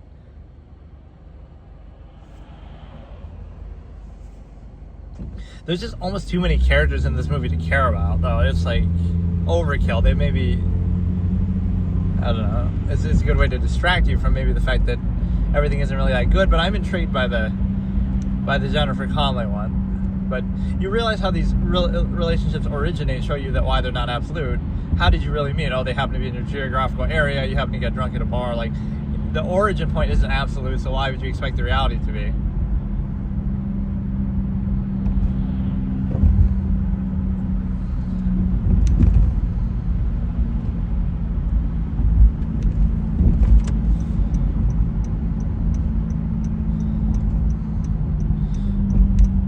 Like, this guy's giving her permission on who to go out with or not.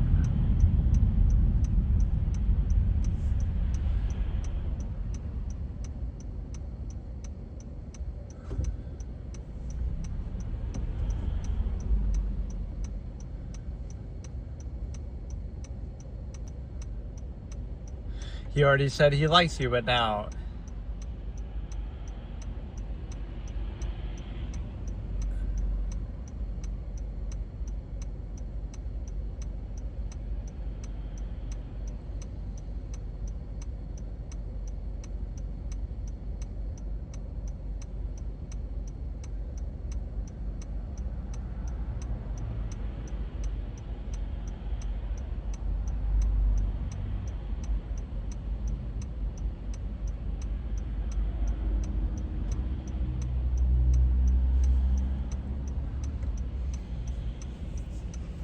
Or like she's very reactionary to influence, like seeing stuff on a show or having somebody tell her stuff at a bar. That's how this whole relationship started. She's like a very, what is that called? Like somebody who needs all their opinions sort of fed to them. You don't know what you like. Somebody else has to tell you what you like.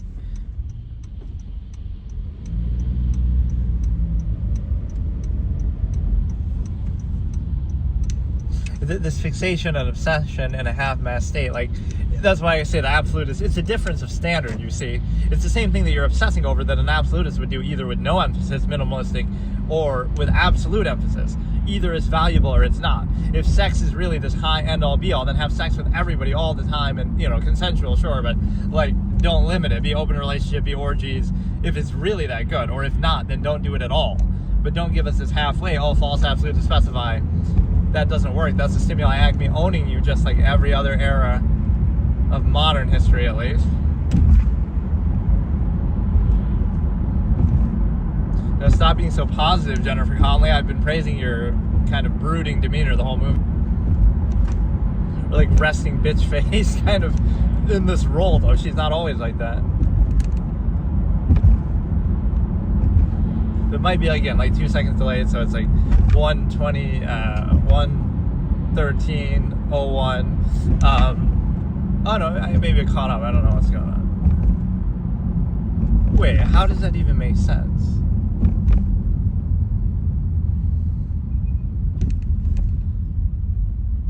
This movie has just too many characters and a lot of good name actors, don't get me wrong, but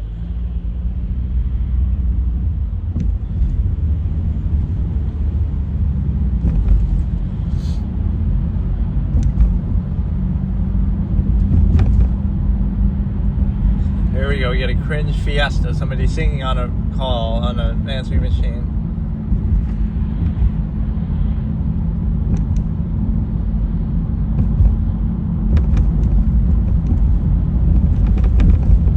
It's like all these halfway things, like you can't be direct, even you have to overcompensate, and it becomes a contest of contrivance, who can overcompensate best. What if that's not what you want? What if you want inherent, objective, free, variable, amalgam theory, human family? Right? It's necessary to specify something. So it comes from a place of egotism and selfishness. You want to specify something that's an inherent process. And you want to either be controlled by it, like a mindless sheep that you are, or you want to control others with it. Wait, why? What happened? Wait, why did the message get erased? I didn't even catch that.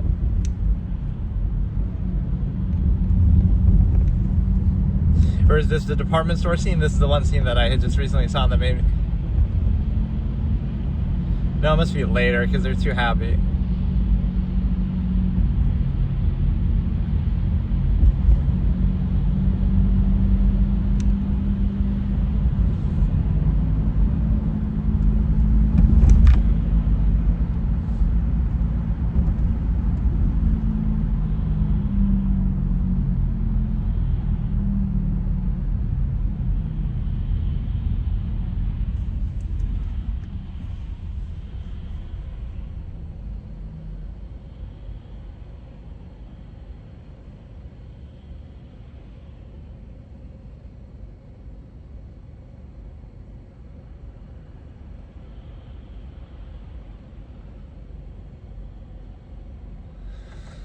But that's what's all, or maybe it is. Oh, I misjudged it. That scene started off too happy, moments before disaster. I thought it must be later in the movie because it couldn't be.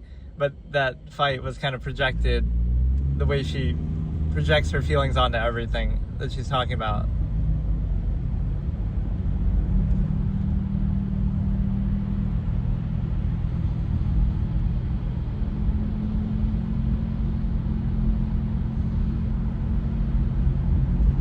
How did she know it though? There was nothing even that indicated that. She suspected the smoking, but she didn't suspect cheating. There was nothing.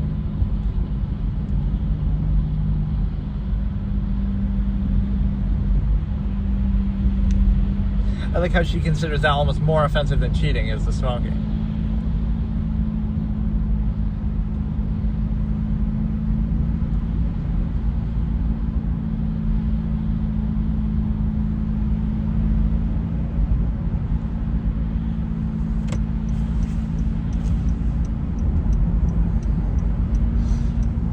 means she's down bad. She just got cheated on, and she's the one. Doesn't that show you how pathetic you are? She's the one. You got cheated on, and you say, well, we want to work through this. No, the other person's supposed to say, let's work through this. And he's almost smiling when he says that, you'd want me out. But yeah, she has like too much of a submissive demeanor. Like, he has to think about it for a long time.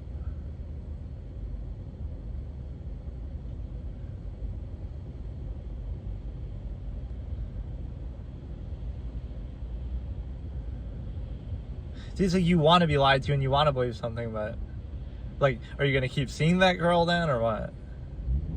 You didn't even, like, that's the biggest, that's like a female cuck moment. Jennifer Connelly was just a cuck. Like, you get cheated on, and then your immediate response is, let's try to work it out. Not that he should be saying that, please, I'm sorry, let's try to work it out. And he had already made plans to move away. Like, I guess you could say he's just not that into you. Okay, we'll stop there. There was one thing I missed. Like, why was the message deleted? We stopped at 1:17:49. Yeah, something about her character is definitely intriguing, the Jennifer Connelly, but I don't understand one thing. Okay, let me go back. But yeah, like, at some point, somebody cheats on you and you still stay with them, or like, again, if it's abuse or something, somebody abuses you. But that was like the iconic scene, I guess, that it felt sort of, he folded under not only no pressure, but negative pressure. Like, there was nothing, I guess the pressure, she was subliminally saying that, but she was more mad about the smoking. I don't know, even like,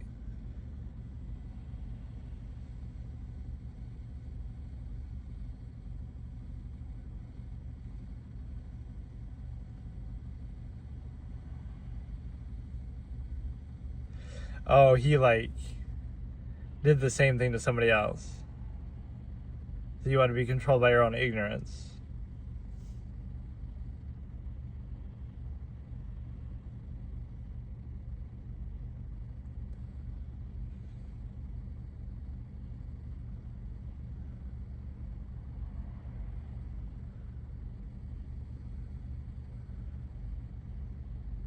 And she did it with her middle finger too, to read the messages.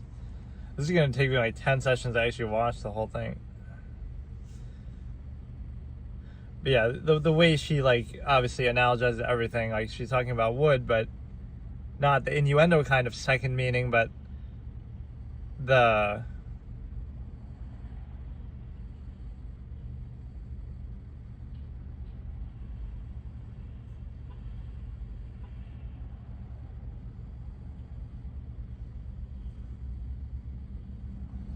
right, at what point do you question your own credibility that you would, it's like a sunk cost fallacy thing. Oh, you're already with them, so now even if they treat you badly or cheat on you, you'll go along with it. So it's not, it shows you how irrational it is. It's not based on anything. Why would that be a good idea to do that? But it's like people are lazy and stupid and controlled, and like, they'll just settle for it. Okay, so today I'm going to continue, probably watch the ending of this movie because it's like 2 hours, so I'll kind of just make sure I finish it. It's taken a couple parts because I haven't really done long sessions, or something's kind of gone wrong with it, like the playback or something. But we're going to start from 1 hour and 15 minutes and 5 minutes into the stream, and basically we just had the phone call with the apologetic chick who's like, I kind of like this one dynamic of the story the most is the guy who keeps giving her advice, who now obviously they're going to end up together or something. It's implying that they like each other, but they keep doing it in the pretense of, oh, I'm trying to help her find other guys. Right? That's kind of well done, even though it might seem a little obvious. It's a good dynamic, right? You're going to this guy friend for advice constantly, and he always has the best advice about how to be with other guys, but what about being with him, right? Like, that's how it'll end up. Jennifer Connelly has that brooding personality. So at 1:15, we are starting in the department store about the breakup scene. That is like the one clip that I saw that made me want to watch the movie in the first place. Even though, like I said, I probably had seen it a long time ago. That's one of those you're scrolling through. I'm determining my movie reaction choices now by scrolling through on YouTube. You see like these little shorts. But yeah, her acting in this movie is pretty good. Jennifer Connelly, almost in an understated way. Not by what she does, sort of, but by what she doesn't do. But yeah, this overly apologetic chick who's weird, she's sort of awkward. Like, at what point do you question your judgment or your intention or your expectation? Because you have to realize that's an expectation that society puts on you. And then we have that message where he sings to the girl, and then, oh, he sung to somebody else too. Right. So, like, he does that with everybody. There, we got MySpace stalking over here too. It's a good timepiece to show you, like, what era we're in when you're watching a movie, if they're using MySpace or Facebook or whatever. But no, what happens is maybe your expectation is wrong, but it's something that society pressures on you anyway, right? And the one thing that's a problem with this too is it's super quiet. I'm using like a Bluetooth headphone, but it just is way too quiet. Or you know what you could almost do? You could almost hook the audio up to the Bluetooth on the car and then use headphones from that, but I don't know if that would be louder. I feel like it is, because then you could turn it up from there and it's like, I don't know. Okay, we gotta go.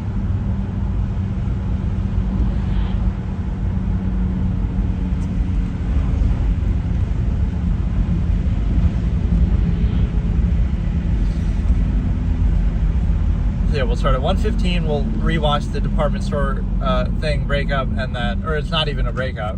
So that shows you Jennifer Connelly is kind of down bad because, right, like she's like we have a lot of submissive women in this that are kind of, okay, we're not going to make it in time because I have to pull over and do it. So we'll start, okay. We'll start like a minute, or you know what, maybe I'll start at 1:16 then. So like, I got to pull over somewhere because I can't do this right now.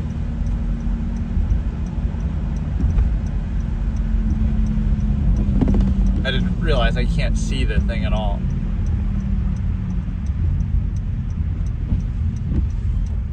They're talking about like the fake and real hardwood floor. Let me try to get to 1:16 so it'll still match up.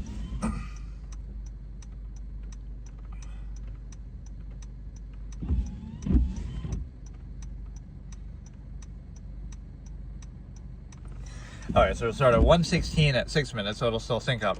But what it means is the fact that, you know, why is it that you, you know, these sort of cuck females, if I can say it like that, like, okay, starting in 8, 7, 6, 5, 4, 3, 2, 1, start.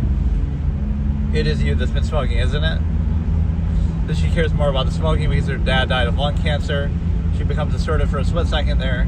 But it's like this tame, trained animal state that, oh, we're supposed to be all in this subversive state trained by our Stimuli Acme.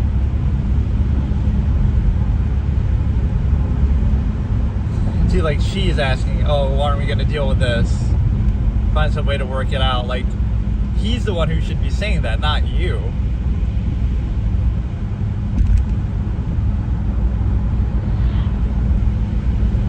And the other girl too, like, again, she got the guy from the bar calls her and then she apologizes. Oh, I don't want to keep you busy at work. Oh wait, you called me. So she was about to apologize. Like this submissive female nature that's also tied to the female privilege that you get. Like, oh, I'm just some innocent girl, and oh, look at me, like, you're weak in your lack of acknowledgement of your own potential. That's something acknowledged, that's something trained by society, that's not something inherent to you. It's the same thing, like some guy tells you he cheated on you, and then you're the one saying, let's try to work it out. It'd be an awkward rest of the day. But oh no, it's one of those sunk cost fallacies. You spend so much time together, you don't want to acknowledge that the whole thing could be a mistake, even if somebody abuses you or cheats on you or does something bad. And then, oh, it's also like, oh, we're miserable. Take the financial incentive out of it then. Separate your finances 100% and don't use that as a basis to try to win people over. And what you have to understand is that why is Jennifer Lawrence catching, or Aniston catching, yeah, even for me, I'm calling her the wrong name, catching strays this whole movie. Like, oh, she's not compatible, nobody wants to be with her, she's an older model, she's, the dog is beautiful, not her. Like, the lesson is there's no uniform one-size-fits-all. Maybe you don't want to get married, maybe ever, maybe you want to have orgies, maybe you want to have open relationships, which of course is more inherent, but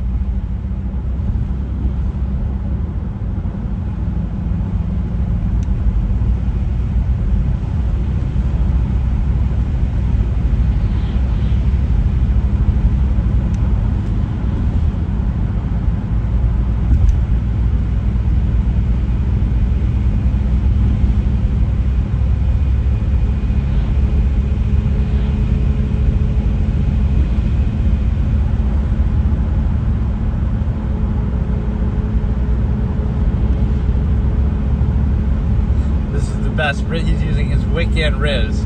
We're getting Wiccan Riz on Jennifer Aniston before, almost as impressive as using the Kung Fu movie Riz from that one movie where the guy's quitting his job and trying to Riz up.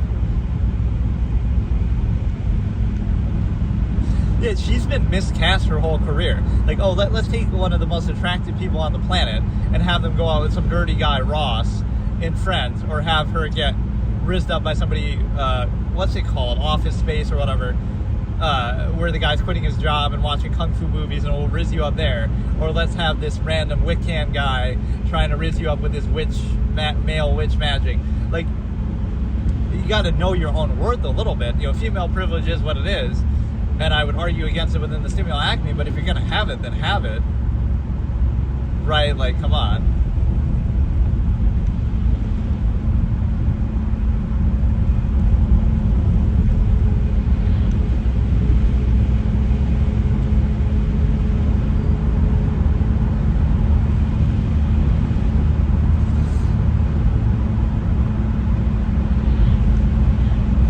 This Connor obsession is wild. Kind of dance around something. Oh, see, now you ruin it by over anticipating.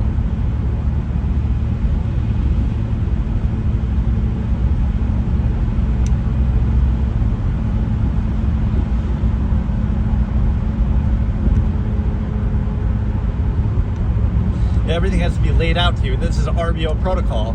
You're used to every aspect of your life being so controlled, so when you have to find anything for yourself, even within a structured sense where you're being controlled to specify the Stimuli Acme to one person, like, oh, you need everything laid out, and it's like, you have to be artificial and dance around it in a half-mass, like, you're two horny animals who want to hump, like, hedonistic tendency, but you want to, like, that's my analogy, right? Somebody having an orgy out in the woods in a nudist colony, they're at peace, and their whole life is theirs, of their own, but oh, now she's looking for a sugar daddy. She's knowing her worth, after all. A big step up in age.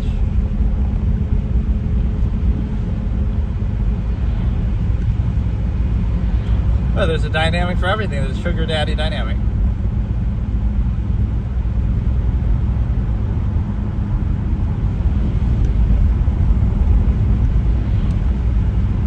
For Conley thing.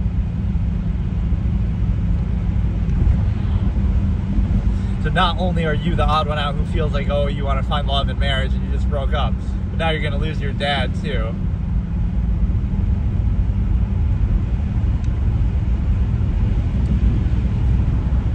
Yeah, if a guy tries to set you up with other guys, that means he's actually into you. You know, reverse psychology, but it means you're really kind of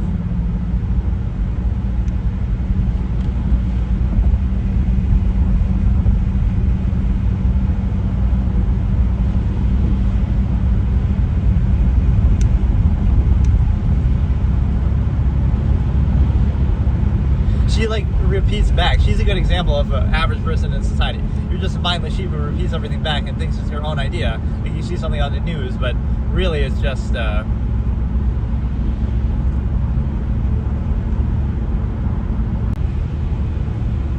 good thing I don't upload the actual audio of the thing, otherwise it would get copyright for these stupid songs. But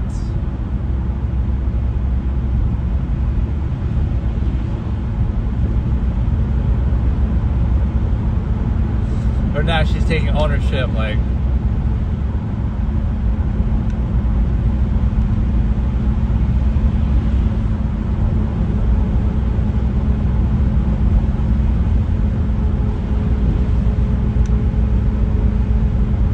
or she's feeling threatened by somebody else now helping with the party, whether she's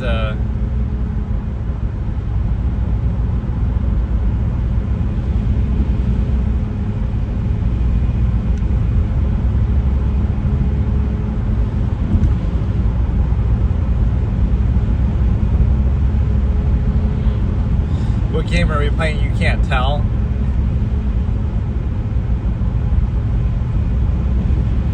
She's being like the third wheel, but they don't seem to be bothered by her. Nash catching strays.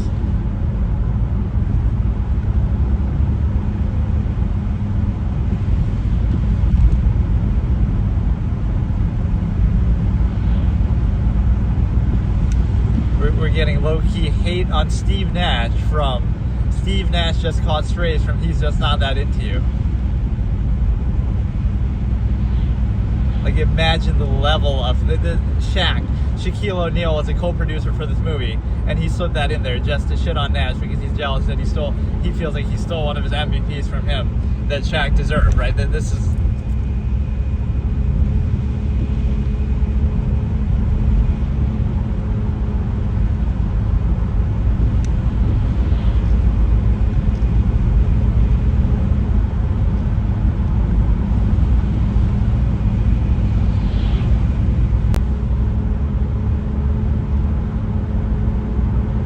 Then there's an ulterior motive.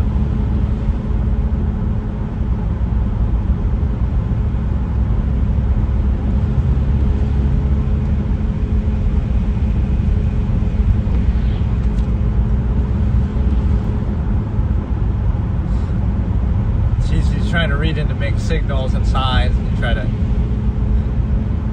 Yeah, if you interact with a girl for an extended period of time, that means you must be into me.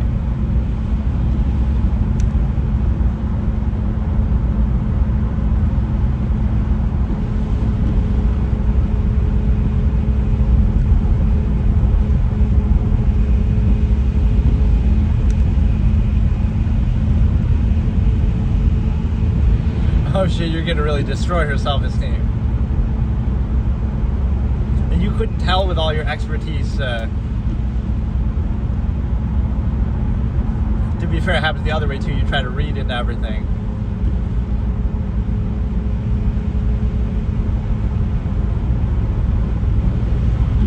But I like that she at least took the initiative there, but you should have done it earlier. Then why beat around the bush?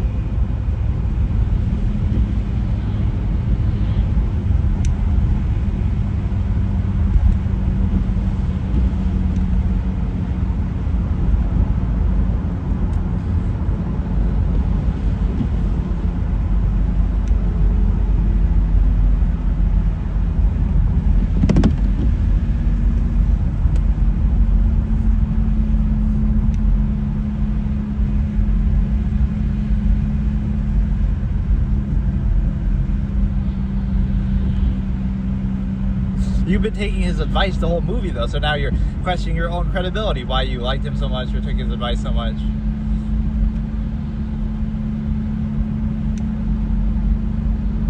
Oh yeah, because it's a contest.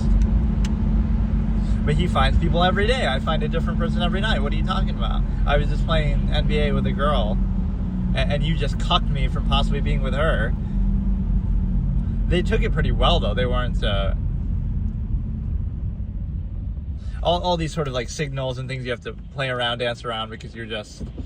It indicates not only are you trying to control the other person or being controlled by them, but you're being controlled by society, where you're both pretending to want something that you both don't, and it's a construct for society to create the family system, which could be functional basically, but you don't acknowledge it like that. You pretend like it's something absolute to gratify yourself.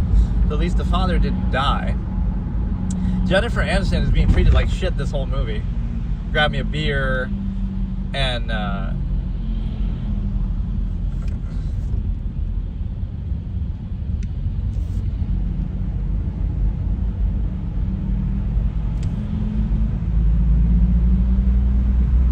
yeah, sorry. This is what I want to see. See all these submissive women stand up for themselves, but you should have been doing that all along. Society conditions them to do that, but then rely and overcompensate with female privilege.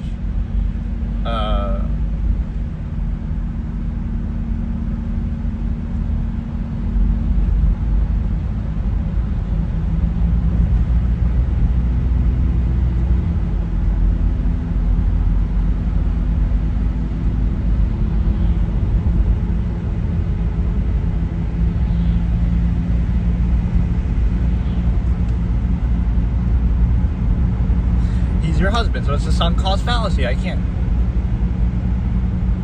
It's worse. Like, oh, he's not just some guy who didn't call me back. He cheated on me despite being my husband. So that shows you how much he cares about you. It's like when I say abuse. Like, somebody hits you one time. If a stranger hits you, what would you do? You would fight them back or go away. But if somebody who's supposed to love you hits you, what do? One time. They're supposed to love you. Somebody who even doesn't know you wouldn't do that, or dislikes you wouldn't do that necessarily. But somebody who's supposed to love you does that, and you take it for granted? No. So now you're using it as a way to tolerate things that you wouldn't tolerate normally from people even who don't love you. So it obviously shows you they don't care about you. You forced him into getting married, the same way that Jennifer Aniston was trying to do.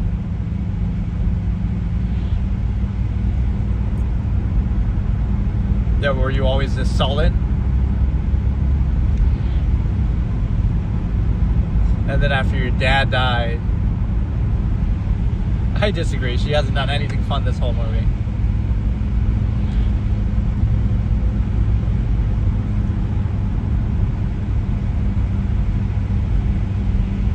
And I love this. You're blaming yourself, which maybe is somewhat true. Like, nobody is credible. That's what you got to realize.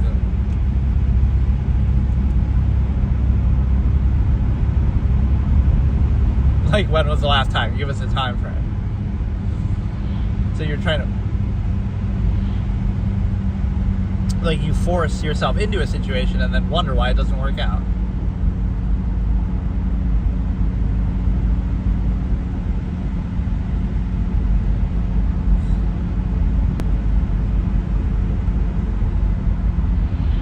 She's like hyper fixates on specific things like that, the tiles, and this is the best character in the.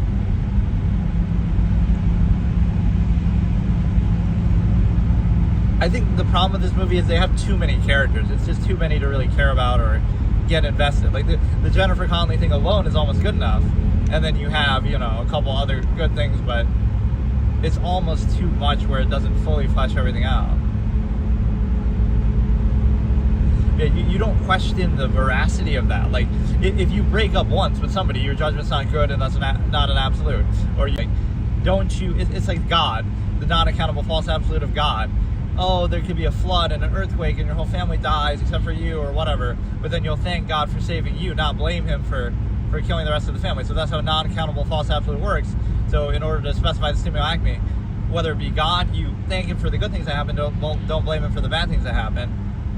Or wait, you're still cheating even after you had that? Like, why don't you make up your mind about what you want to do? And you're caught in public like this. Like, what if one of these people knows your wife, or you're in a very conspicuous.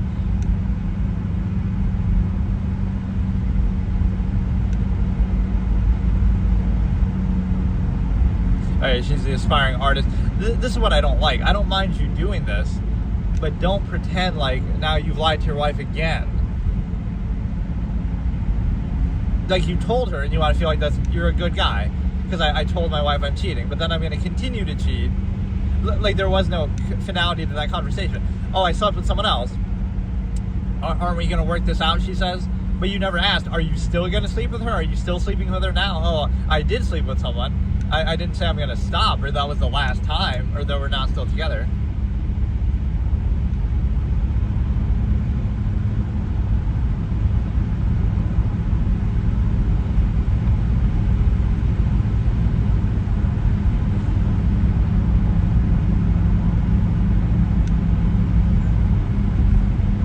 It's an open door thing, like.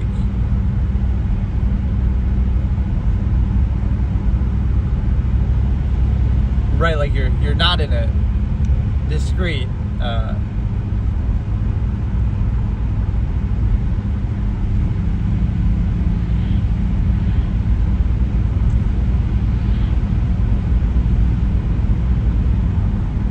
like, are you gonna get caught out here or what, man? This is the issue. I wish you would have seen it through the glass. Yeah, I like this women blaming themselves, lack of self-awareness. You don't want to think about it at the time, be self-aware, but then you regret it later or something. Oh, now you're going to try to sexualize. Oh, God, now she's going to have to listen to this. And he's already turned on in a way that he normally wouldn't be with you, because now of the other girl. Okay, this scene is a little bit too much, dude. You do realize this office needs like some curtains or something. Anybody could just walk by like you were just doing before.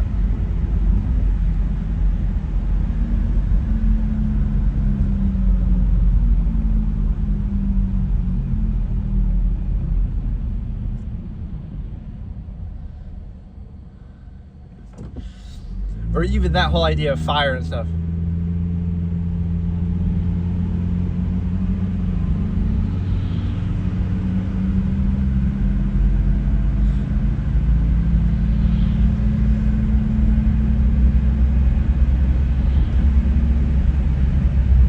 Like, anybody could see you through that fucking glass window, like with the other girl and with her. Like, why are you so...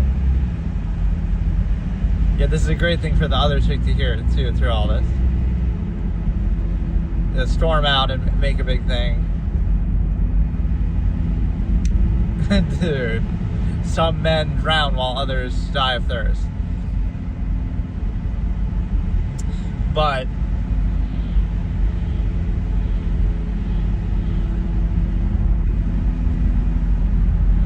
and it didn't even show that chick again in the closet.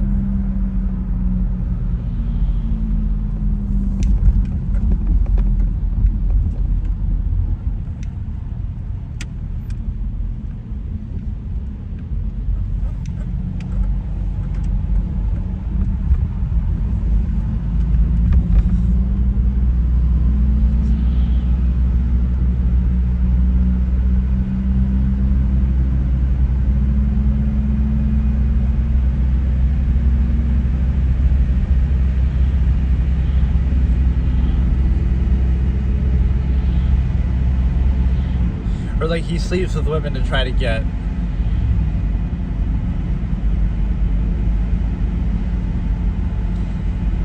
them to work with him or for him, which that you arguably shouldn't do either, but don't exploit it, be direct.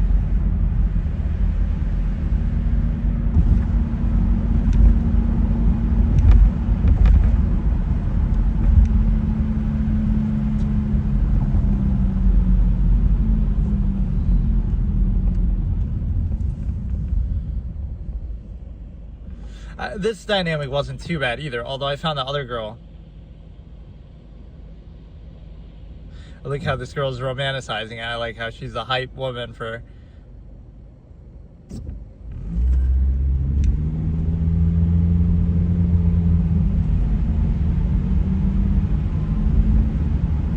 Now, look who became the love guru. The roles have reversed. Now this chick thinks she knows everything about... I love this projected element. Everybody, one size fits all. Like, what if I just say it outright? No, I'm a horny, hedonistic animal who wants to have orgies and open relationships, and that's what I want to do. Like, I want to have sex with as many people as possible. Or, like, why can't that be a position? Oh, it's just not allowed by society. Nobody could truly want that. The only reason why you want that is because you don't think the gardener's got a nice view of this fucking... He's getting free adult films in here, dude. Free, what's it called? P-Hub or whatever, I won't say the whole name. Or Cinemax or whatever the fuck. Bro, the gardener is getting a fucking job perk with this dude and his open glass door lounge.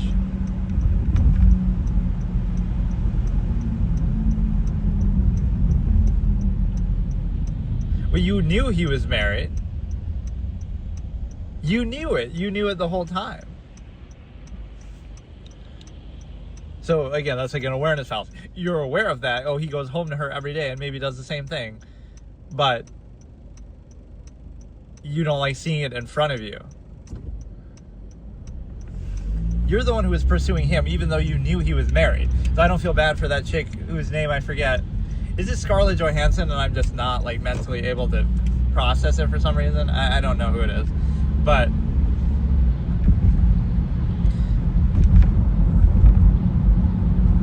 or like the playing hard to get, you pretend you don't want it, then you do want it. Like, it's this fallacy, but you're kind of playing yourself. And the reason why you're playing yourself is because you're ultimately doing something that you don't really want, or that you only think you want.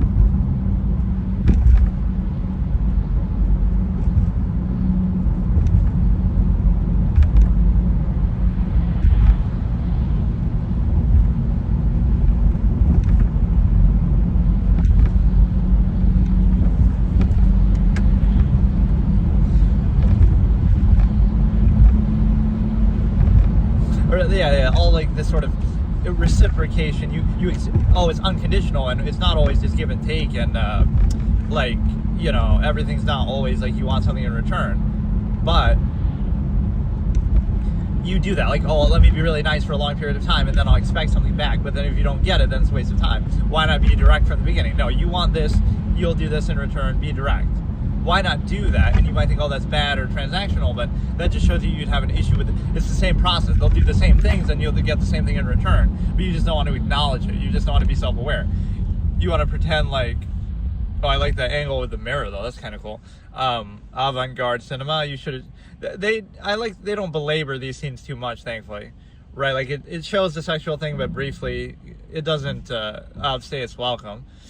But no, what I'm saying is, you struggle with all this. How many thousands of movies have been made about this kind of subject, but people still treat it as false absolute, try to reinforce, regurgitate. That's the whole irony. Like, oh, fiction is just a distraction or a way to reinforce positive things in society. But if you look at it a different way, it actually exposes society.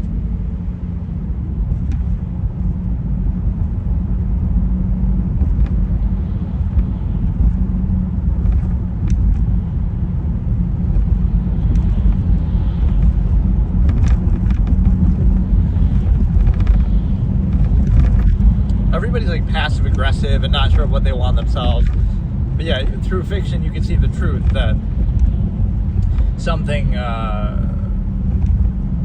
it shows you the artifice of a process.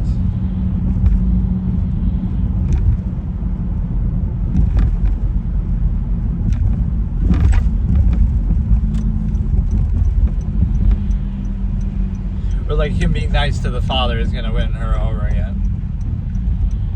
You're going to exploit this emotional moment to try to create a false absolute to specify and tame you by the Stimuli Acme. Look at that little mid-riff that we get from behind there from Jennifer Aniston. But yeah, let me predict each outcome. Jennifer Connelly is going to break up with the guy because he's a lying piece of shit, and he'll end up alone, is almost what he deserves. Then Jennifer Aniston might get back together with the guy. Those two will end up happily ever after together. The chick, the desperate chick, and the love guru guy, and then I just come up with my own nicknames. I don't even care about their names. Names are just constructs anyway. And then who's even the other one? I can't even keep track. Whatever, some other person I obviously don't even care about. But I want to see Jennifer Connelly break it off clean and just be done with it, because she hasn't been eloping with anybody, at least not that we've seen. Or that could be the twist. She's been cheating the whole movie too with one of these other characters, but she's actually clowning it up. Like that blonde girl, for example, Scarlett Johansson, I guess it must be. I guess I don't recognize her look in this movie as much as others. But what it means is, oh, I made somebody cheat on their wife, and now we're going to end up together because you're my backup option. Like, it's all incentivized. Yeah, why not be direct and set the standards? Instead of marriage is a breakup and false absolute, bypass critical thinking, and then you regret it later. Or you expect reciprocality later, but you actually... Right, you expect something that's not real, so that's not absolute, and your expectation is a fault, and then you're disappointed when it's not met. But the point is that you're ultimately able to, you tolerate too much, ignore the red flags, and what you also have to understand is the fact that, oh,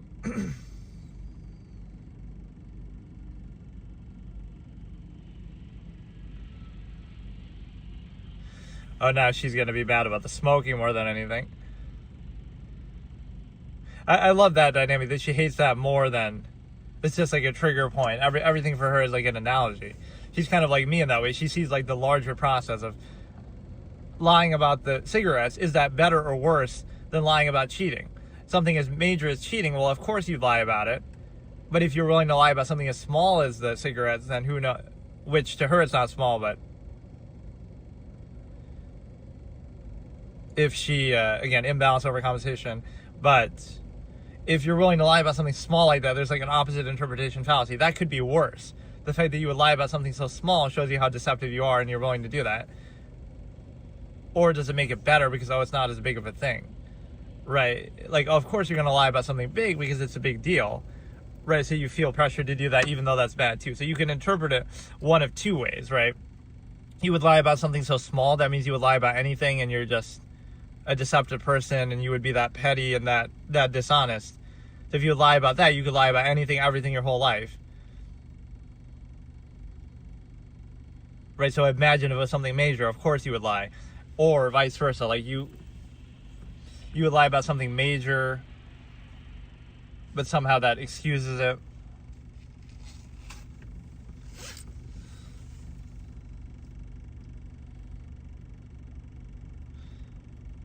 She's done the full reversal on this dude where he's desperate now. Down bad versus he's like the player and has so many women around him all the time. But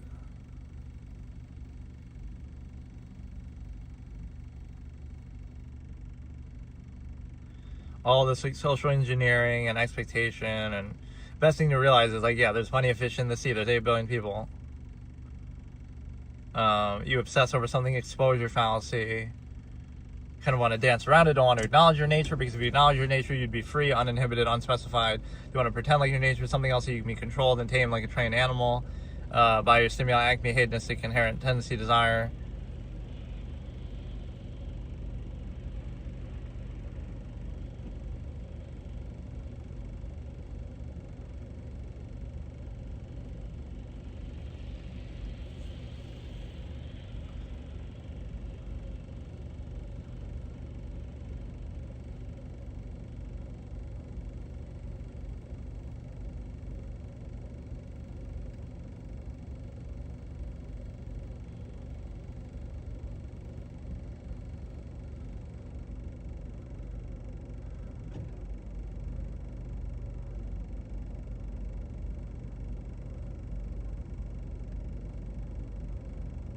Or like everything has a double meaning, and like, oh, now this is an opportunity to get back together.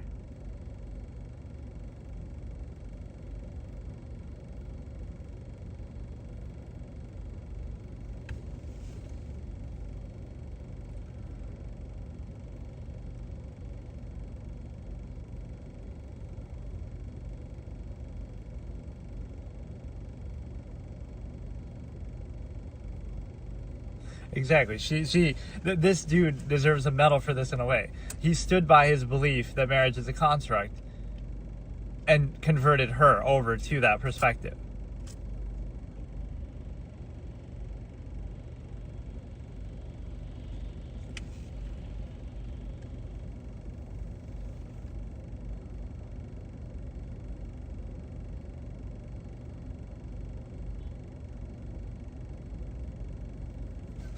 The double interrupt.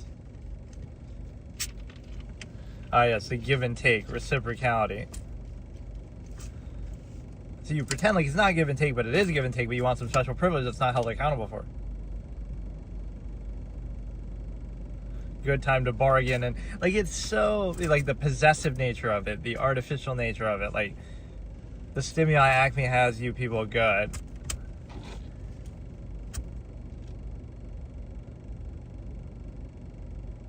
I'll give this guy a lot of credit because like he stuck to his guns, but he wasn't a dick about it.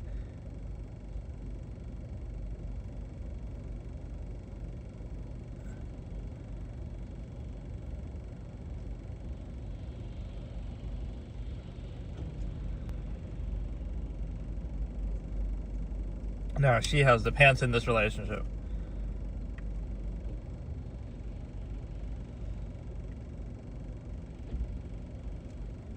Yeah, but this chick I have no sympathy for. Like, let me try to rate who I do and don't have sympathy for.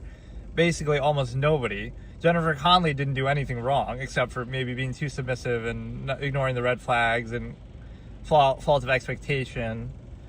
You know, imagine believing another person. Like, oh, people never lie, or, you know, whatever. But she at least didn't do anything outwardly wrong. Like...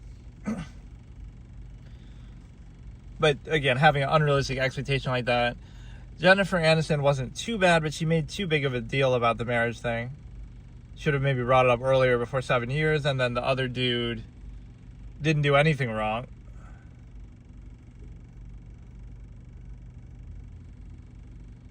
Or yeah, this chick is trying to clout chase. Right, like, oh, I gotta buff up my art, I gotta buff up my... career, my like special privileges, let's pretend society isn't obsessed with sex and that's not the only thing that matters, just so we can use that as a vehicle to achieve the same end and get certain privileges from it, just so it's a dependent over standard pretense that necessary and valid anyway. Like, I feel like I have to translate this to people because they're so stupid.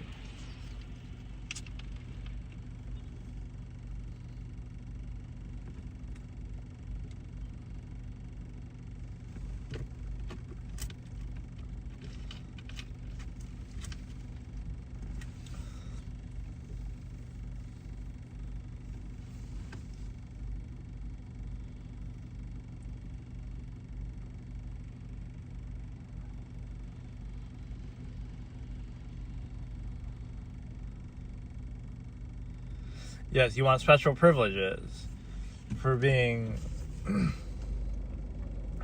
That's the solution, or hypothetical. Be direct and upfront from the beginning. First of all, know and define what you want, which nobody knows what they want. At least you're being direct now and honest for once, you conniving bitch. But you are in a position to basically... be direct and open and define what you want for yourself first, and then be open about it in a relationship from the beginning, instead of having to deceive and benefit and overextend. And then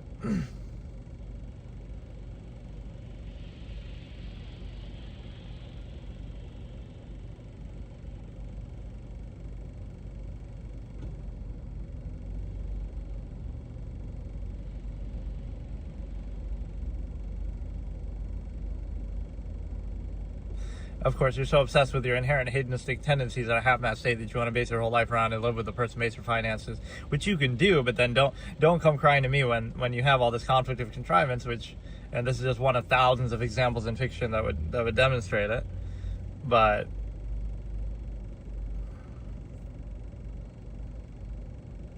yeah, so Jennifer Connelly should be gone. Like, just take all your stuff. Or she left the cigarettes. I love that about her stance, though. Yeah. Knock yourself out. Yeah, I want her gone. But now what's going to happen to the whole house that you were building? See, that's what he's a happy ending. I want a divorce. So why is that the happiest moment in the movie? Because all the rest of these clowns don't know what they want, but at least she's standing up for herself. Like, all these, everyone else will get back together, but they won't. It wasn't even over the cheating, right? The girl was in the closet. That's why you're seeing the larger process. Jennifer Connelly is literally me. Like, it doesn't matter. She didn't know that he was cheating, again, in the thing.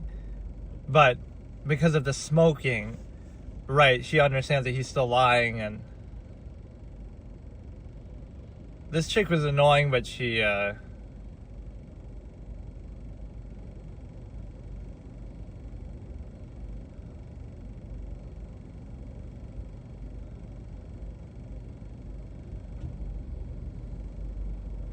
the Dr. Penn thing that she kept. This is like a blue horn moment, How I Met Your Mother.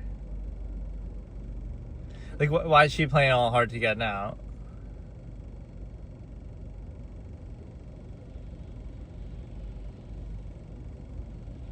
Or like, if you're aware of the nature of the process, then why would you take it seriously?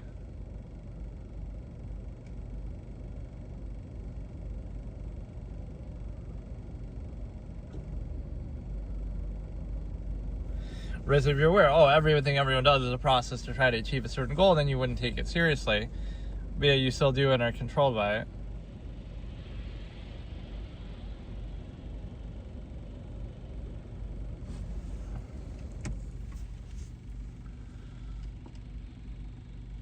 Yeah, you just want to be playing hard to get.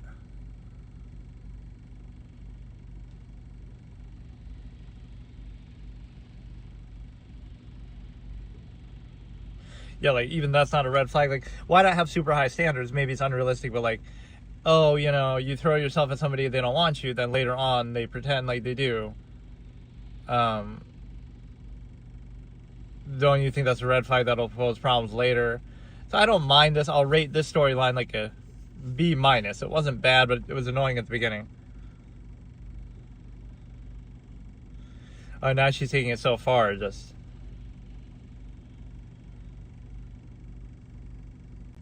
Right, like, don't try to expect... But that's why also the honeymoon phase at the beginning of a relationship, like you have to overcompensate and show off, and then you won't be able to maintain that. So you have to like be somebody you're not and try to. How long is this fucking movie? No,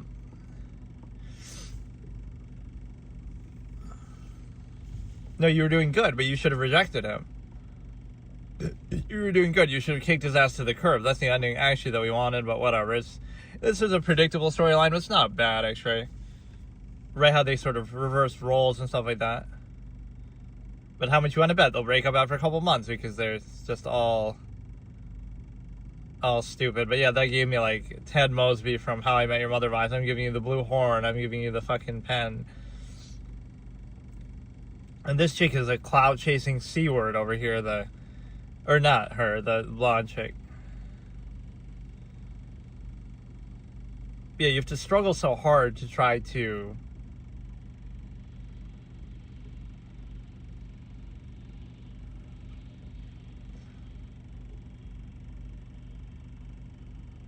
who do you think you are? Fucking Red John and Patrick Jane talking in the mall? Or wait, no, that's not exactly how that goes. But you'll overhear that he's talking on the phone.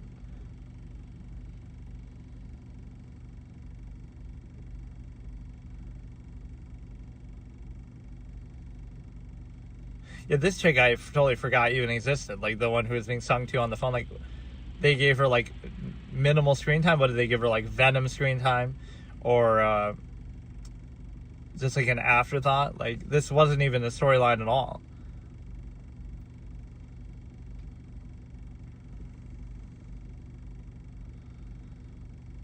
Some sort of love web. I don't even know what to call it with like the number of people involved.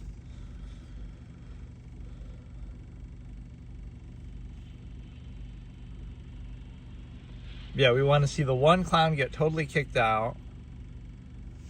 Or not kicked out, I guess she left, Jennifer Connelly. But again, this possessive nature in relationships, you treat as like an absolute, base your whole life around, it's what your finance down the middle, like, maybe there's something wrong with that expectation, but I guess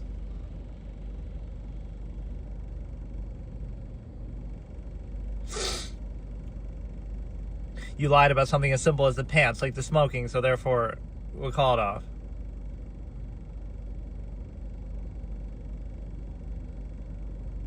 Oh, there'll be like a ring. Don't do it though. Don't fall on your conviction. Don't do it, you fucker. No, I was praising you. Fuck this guy. I was praising you the whole time that you stuck by your guns and didn't do that. Now she'll have jitters and break up.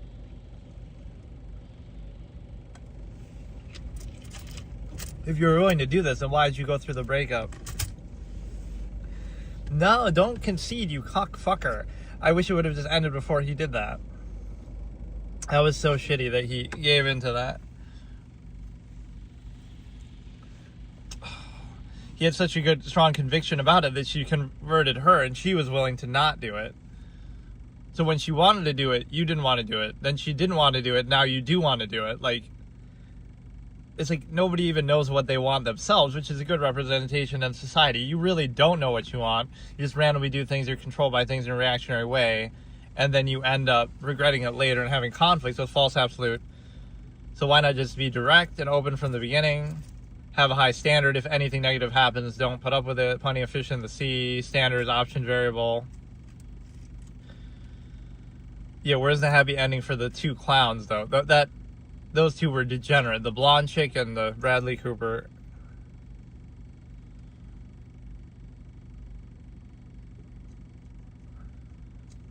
The chick overcomes Facebook, which, that was just negligible. I don't even know what that storyline was.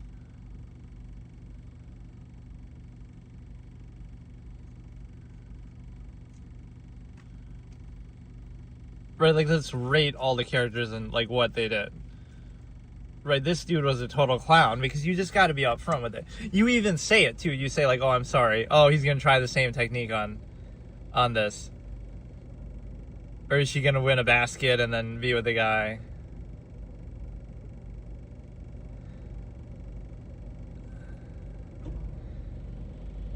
Bradley Cooper trying the same trick again, the old let somebody cut you in line. you need like an excuse to do it instead of being self-actualizing inherent base. Yeah, good for Jennifer Connelly though. Good for her. And she's a strong career woman, right? She has a job and everything, so it's not like she was relying on him for the money. But they were like building the big house together, so I don't know what happened with that. Now she'll get some of that in the divorce anyway, I guess.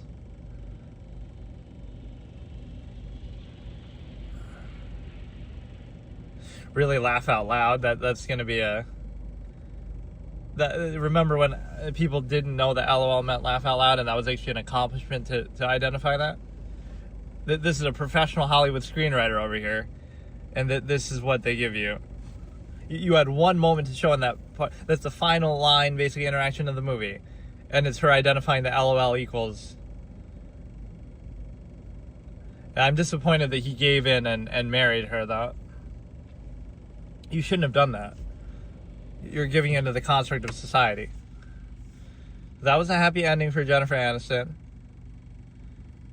Jennifer Connelly, I respect you for doing that. The smoking was... Yeah, look at her soft-smoking nature. Yeah, look at this cuck fucker.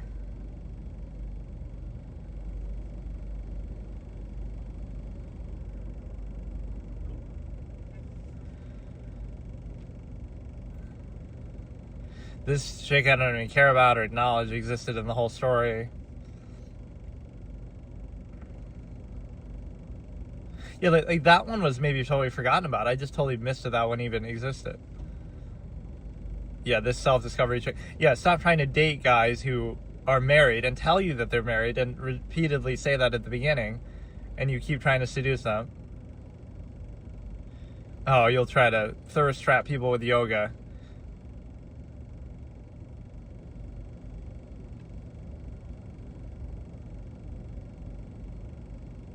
That you were rage baiting you with Steve Nash.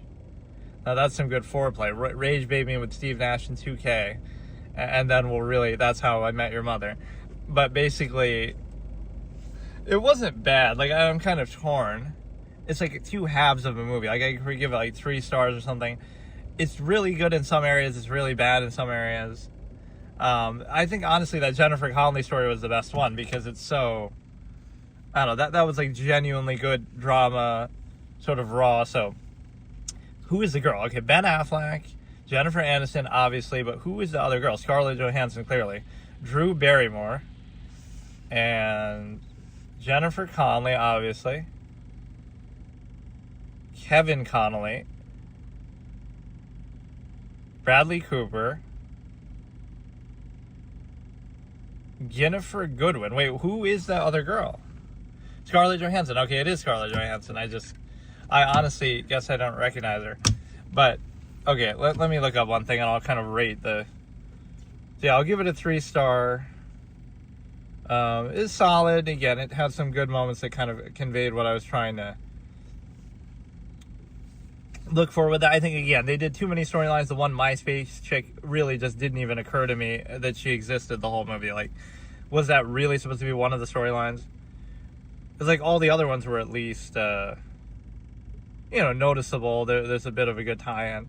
So let me rate these characters, okay? 6.4 on IMDb. I didn't think it was that bad, honestly. Baltimore set movie, interconnecting love story arc, challenges of reading or misreading human behavior. Wait a second. This is 336 on... Or no, it's like 503. Wait, that's pretty high, though. On the all-time IMDb. Okay. So Jennifer Goodwin was annoying. Gigi, right? The desperate chick. It's a good storyline, but kind of an annoying character. Like the way she starts off at the beginning is desperate and obsessive and annoying. And then by the end, she kind of turns the table. So again, that relationship was good. I'll give it like a B, but then I'll give it like a B minus just because she was annoying at the beginning. So that one wasn't bad. The Jennifer Aniston one would have been good if he stuck by his guns and didn't marry her in the end. So you kind of subvert the whole lesson of it, but obviously you don't need that because whatever, it was okay. She was kind of annoying. That guy didn't really do anything wrong, so that's kind of middle of the road, like a C. Jennifer Connelly would be like an A because that was like a really good dynamic there. where she really doesn't do anything wrong. She's trusting. Megan, Lily, 5-year-old girl. Wait, why is it skipping to these people? What? It skipped everybody who's... It went from those big names. I'm on IMDb. It went from those big names to just random people. Wait, I'm so confused. So, again,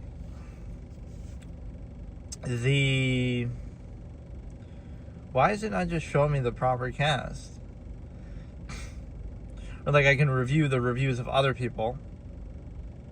Okay, so...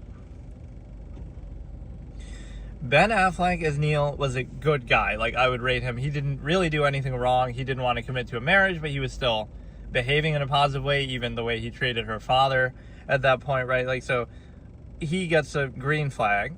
Jennifer Aniston gets a minor red flag. She wasn't too bad, but I mean, you break up a 7-year relationship just because you want to get married. Her behavior wasn't too terrible, but the reasoning was a little bit. So she gets like a... Okay, Neil Ben Affleck gets a green flag because he really didn't do anything wrong, right? He didn't cheat, he didn't lie, he's direct, he's upfront, he just doesn't want to get married, he understands it's a construct of society. Only thing he did wrong was concede to it in the end and do it anyway.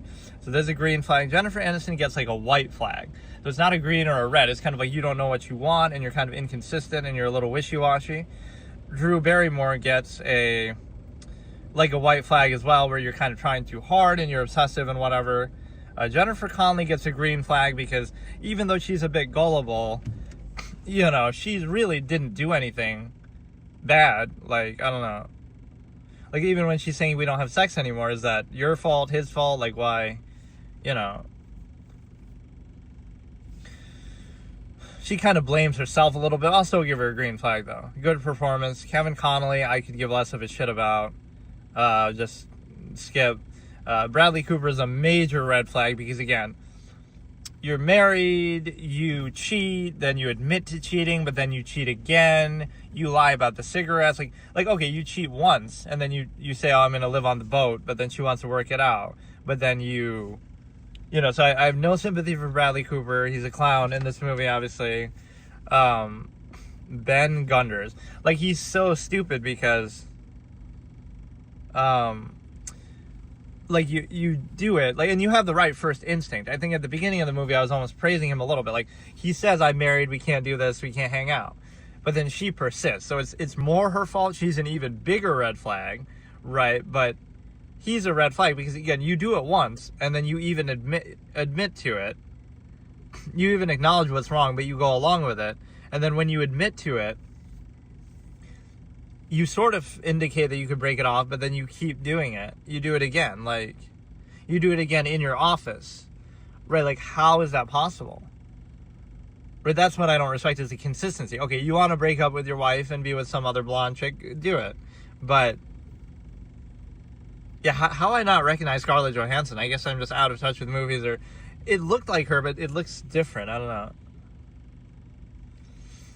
Her makeup in this is a little different than what I'm used to, and maybe she's younger, obviously, but so Gigi was annoying, but again, wait, I thought I already said that. Or Drew Barrymore, whatever, I don't care. I confused those two, but they're both white flag, negligible. So the only thing I care about is yeah, Scarlett Johansson and Anna Marks, obviously major red flag. You're making a guy cheat who tells you he's married. You keep persisting. You keep trying to chase clout, right, through whatever. You want your art project. You want your stupid whatever, some benefit. And then you want, you know, you keep persisting, and then you feel like you're betrayed. That, oh my goodness, this married guy who told you he's married and tried to push you away, even though he's still a clown for giving into it. Then you're shocked that his wife comes in there and does that. Like... So yeah, the biggest red flag is the Anna chick, because you know he's married. He's telling you from the beginning he's married, and you persist. And then obviously Ben also is lying, and so, like, be upfront about it, right? That's the thing. It doesn't matter what you want or what you try to do. It's about consistency. Like, okay, be upfront about it. That self-awareness that people don't have, that would allow you to yeah, it was decent. I guess I think it's a little better than maybe what the IMDb and stuff would indicate. Like, it wasn't completely terrible. Some of the storylines are kind of dumb, like that MySpace chick. I just totally missed that whole plot line, but oh, my phone stand broke, but what a nice time that right when I'm done. Okay. But yeah, it's sort of a mixed bag. Definitely a good cast. Definitely a good, some good things in there. Definitely the Jennifer Connelly one was satisfying. That's kind of, they're just breakout.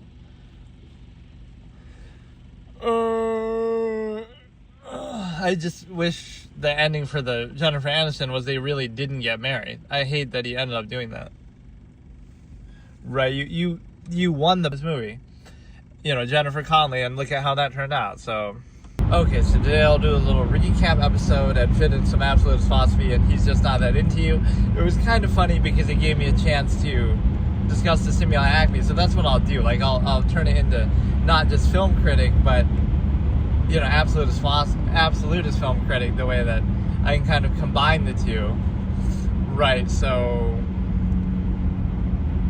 like let me think. Like, a scene from The Matrix describes false inherent contrivance response pretty well. Like, where even though, like, let's look at it through society's lens. That's really what fiction is about, but we can't say it directly, otherwise, oh no, we'll be censored or it'll trigger people's cognitive dissonance.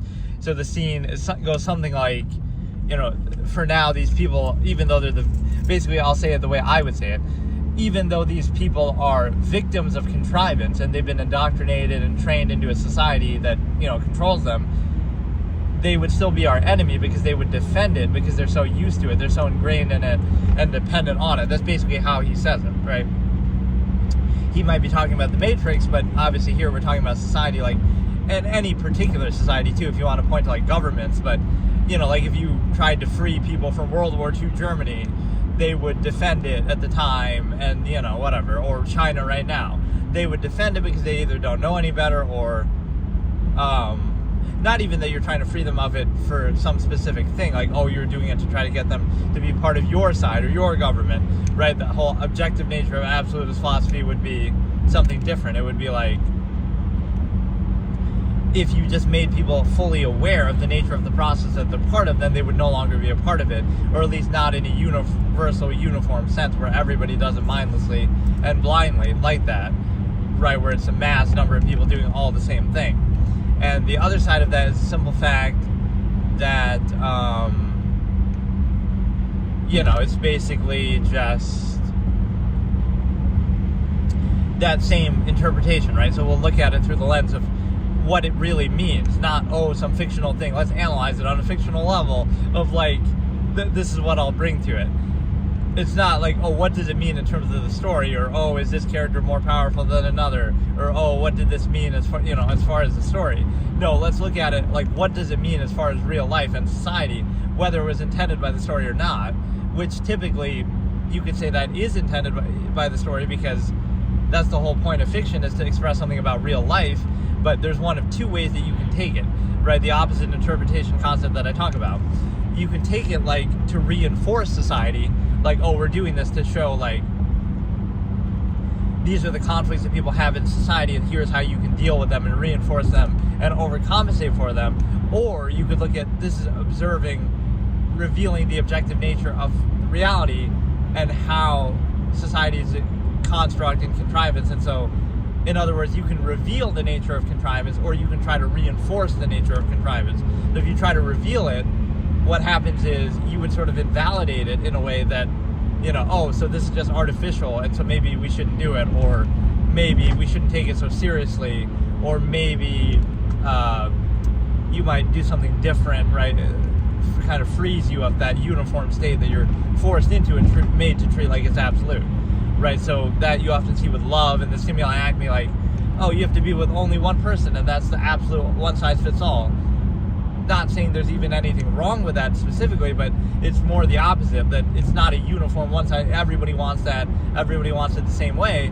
There's no such thing as that, right? But you pose a false absolute to appeal to people's ego, but what it really means is it's society's incentive to socially engineer that and control you into that. So yeah, this is what I'll try to bring to the format.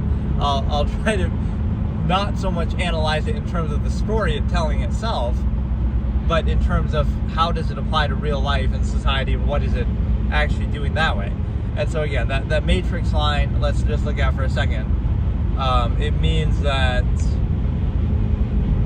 this kind of shows you the concept of objectivity too. It's like, it's not about me or myself or, you know, some specific person. It's about the idea itself. Like, let's look at the idea, and the idea is objective and anybody can consider it. And even if you disagree with the interpretation, it doesn't matter, right? I'm just using that as a way then to make this observation, whether it was intended or not. Because either way, again, either it's a reaction or a reflection, meaning, you know, somebody writes some love story, and either it's their reaction to contrivance, you know, trying to reinforce it or something, you know, treat it as absolute, struggling with it themselves, or it reflects the real objective nature that, oh, the reason why people do this is because they're trained by society to do it, and this is a form of training, even social engineering through the media, through fiction, and even it's the fact that it's a conflict would reflect the inherent objective nature, so you're trying to struggle against that. Which again, nobody's even saying not to do that, but you should be aware of the nature of the process. And if you're fully aware, you might not do it so mindlessly, blindly, or uniformly. And then the other aspect of it is the fact that, let me actually maybe look up that scene because I keep talking about it. Matrix, like when he's saying they are the enemy, right? This is the same way that I describe false inherent contrivance response. And so it's interesting how much that language overlaps with it. Or like, again, even the Truman Show, I could say the same way. I should really do that. I've never done a full analysis reaction like of the Truman Show because I've just talked about it so much over the years that it feels kind of like unnecessary, but I probably should. Okay, let me look at what he says. Again, this is fiction trying to express itself through fiction, but let's look at it as, he's talking about society, which might not seem that out there, but, you know, you're thinking about this in your everyday life. Right, let me actually look at it line for line. Or before I even look at it, again, I'll say it the same way I've always said it, which is, again, people are victims of contrivance where it tries to indoctrinate them and create a certain state, right? And then if you try to free them of it, or if you even just try to make them aware of it, or incidentally, then you're the problem, right? So it's like shoot the messenger. Oh, we're not mindless sheep who are controlled by this specific power structure and era, and etc. It's that, oh, you're the issue, you're crazy, you're this, you're that, right? That's what it turns into. So it's the same thing. Let's see here. And it's not even like anti saying like, oh, what you're doing is specifically wrong, or oh, you should do this instead. It could just be objectivity. What you're doing wasn't your choice. You were indoctrinated from birth. You didn't choose it. You're controlled in a uniform way that everybody else is too, right? So think for yourself, and then likely they might not come to that same conclusion uniformly, right? But it kind of bypasses that. It's not that you reach this state by some critical thinking and choice. It's you reach this state by bypassing that, right? You bypass it when you're young because you're indoctrinated by parents and society before you can think for yourself. You're kind of trained like an animal through conditioning and reward punishment system. You know, the very means that you survive, your body, your physical state is used to threaten you and starve you out. You're kind of made to be dependent on things that you don't even really need. You can argue like, oh, quality of life or functionalism. Okay, let's say we'll sacrifice quality of life for freedom in mind and self and choice. So again, these are the two qualifiers that I'll bring up before, and then I'll watch the clip. The two qualifiers are as follows. There's a functional basis, or there's a, again, overcompensative basis. So the functional basis would say, well, society and all that you sacrifice to be a part of it is for productivity. And so if you're more productive than society outside of it for the same end, like whatever, being efficient, being some zero-sum process, like, oh, you just go out in the woods and build your own house, and you do all this yourself, and you take care of yourself and fend for yourself. Well, if you do that, and if you can do that, which people are capable of doing, then you no longer have a need for society or contrivance, especially not that specific state that you've been indoctrinated into. And then the other flip side of it is the second reason, oh, it's for overcompensation. Like, the point is, so the absolutists would look at it as a way to remove the need. So, for example, you're presented with that, like, oh, the reason why you have to defer to this authority is because of functionalism, like, it's productive, and oh, look at all these resources and things that they have, right? So that's why you have to defer to it. But then if you do the same thing better than them, then that invalidates them. Or if you so it would never be like an absolute deference, it'd be like, okay, it's conditional, but even then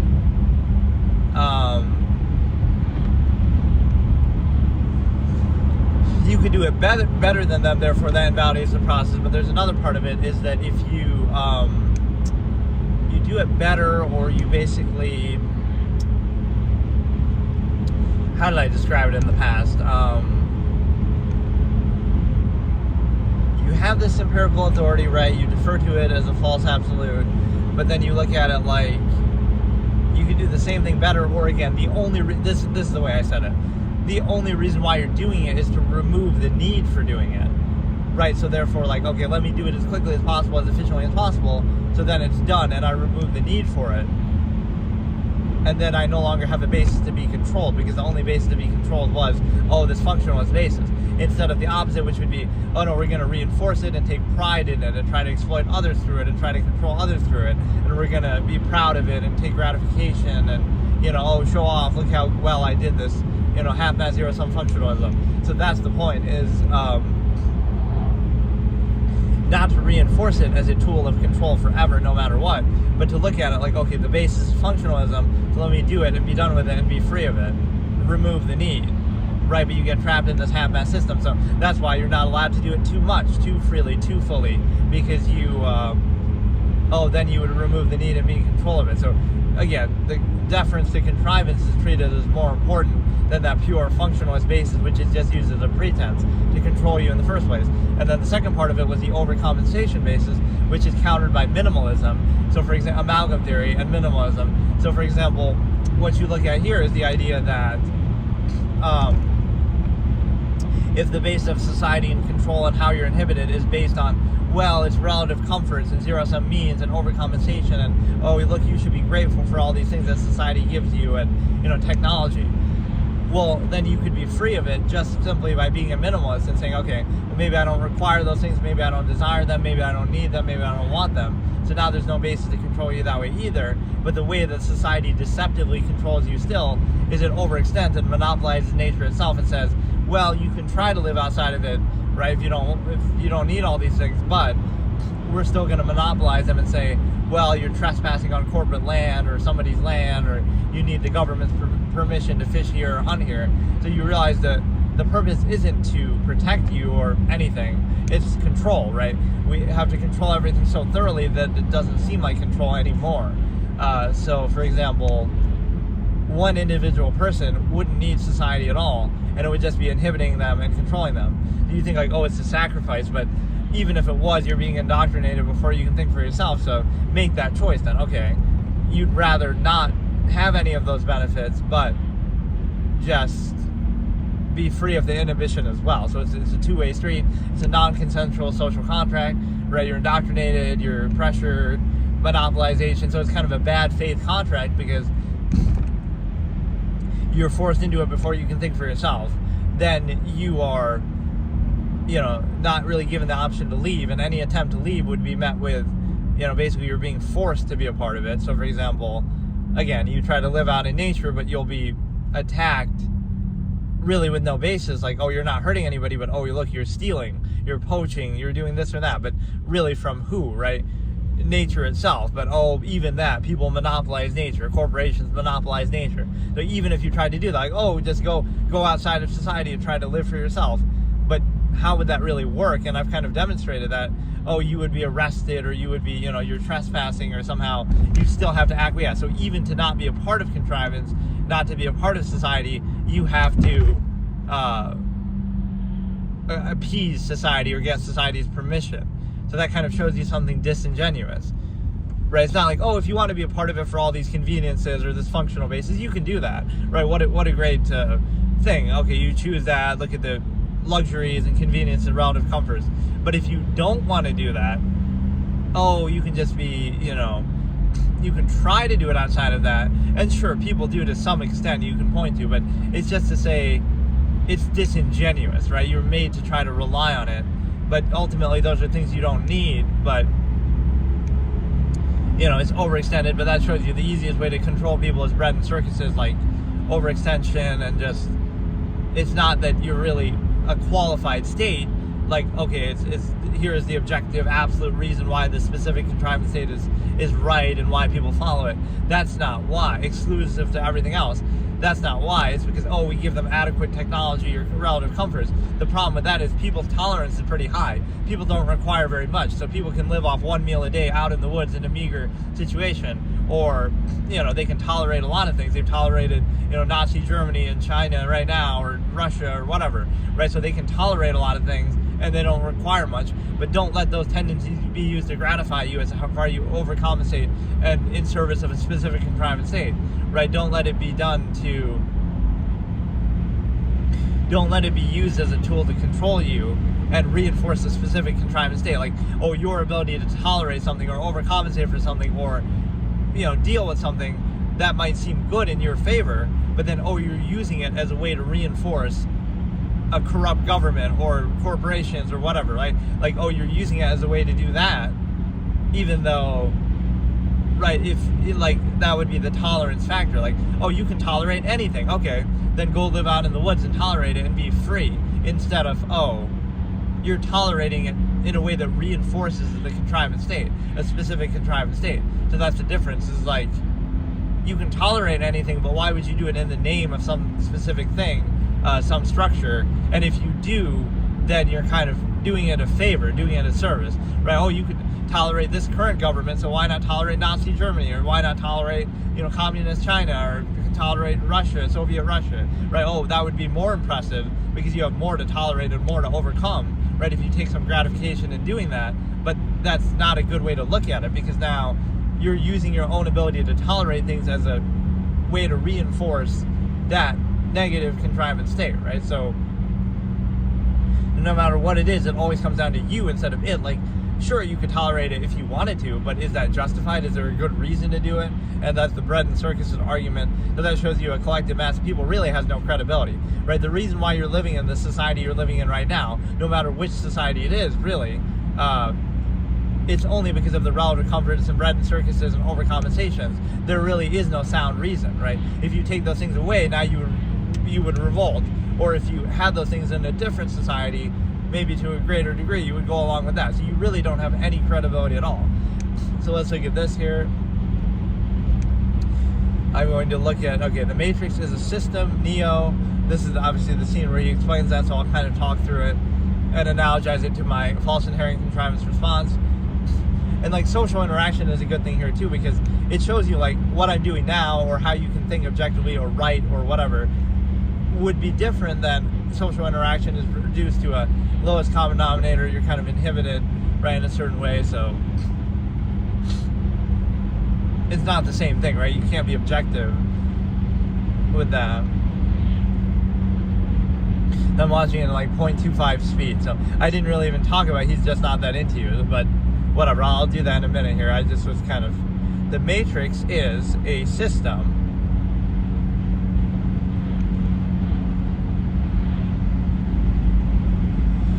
The matrix is a system, okay? That system, okay, I gotta maybe watch it. That system is our enemy. Like say contrivance and society is a system. That system is our enemy as a free person, to be the inherent objective man. I'm kind of extrapolating my own. Your Absolutist Philosophy. You're inside it, you're part of it, right? You see businessmen, you see, again, people in different roles, human functions, right, defined by what they do. He's saying businessmen, teacher, lawyers, right, so you see people indoctrinated, they might be trained to be a functional way. Carpenters, the very minds of the people we are trying to save, right? Save them from being defined and controlled in a specific contrivance state. You can still do those things without it. We are trying to save them, but until we do, these people are still a part of that system. And that makes them our enemy too. I'm not even saying. Most of these people are not ready to be unplugged. I don't know why I wanted to on such a slow speed after all. And many of them are so dependent on that closed captioning messed up, but are so dependent on it or not even aware of it, of the system, that, Jesus Christ, that they will fight to protect it. Or, again, they don't even feel like they're protecting something specifically. They're protecting it as though it's the only thing that there is and there's no other option and it's, absolute. Right? And you kind of get people to... so let me transcribe this into Absolutist Philosophy. So that's a very good explanation, though, of false inherent contrivance response. Right? Which basically just means, you treat the society you live in as absolute. But then if you think for a second, wait, everybody did that throughout history, right? The Romans thought that their society was absolute when they were following bread and circuses, or, Germany thought they were absolute when they were in World War II, or China thinks they're absolute right now. So everybody thinks the society they live in specifically is absolute. There's not even an argument against a specific one. It's like human credibility and human nature. Those same general tendencies can exist. Okay, you have relative comforts and bread and circuses, and you have a decent quality of life, or whatever it is, but that doesn't justify the specific society that you're in, whether it be the government or whether it be the culture, right? Those things are interchangeable and malleable. Those are not absolute. Those are not uniform and exclusive to everything else, but you treat them as though they are. And so now you understand that, right, it wouldn't be a specific argument saying, oh, this one's wrong or this one's bad and you should do this one instead. It's more that this one has flaws, just like every other one has flaws, and it should be held constantly accountable and not just taken as an absolute and for granted. So you should always be questioning that and thinking about that and kind of analyzing that. And so you would never be at peace, kind of like what I'm doing now, right? You would have this cognitive dissonance or whatever. You would always be thinking and objectively observing and analyzing. You would never be at peace and really happy or content with it because you realize, okay, it's nothing more than a construct to control you and you can overcompensate within that construct, but then the act of doing that also reinforces that construct. So, right, that self-awareness would be present. And so, again, what he's basically saying, let me try to say it in Absolutist Philosophy again. We are in a contrivance state, society, right? And the reason why is because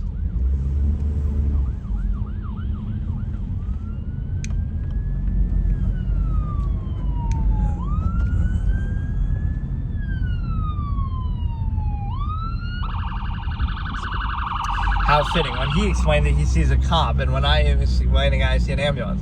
But no, right now, we are in a contrivance state, right? I'll try not to copy it too directly, but the same idea. It's really amazing how well that explains it, right?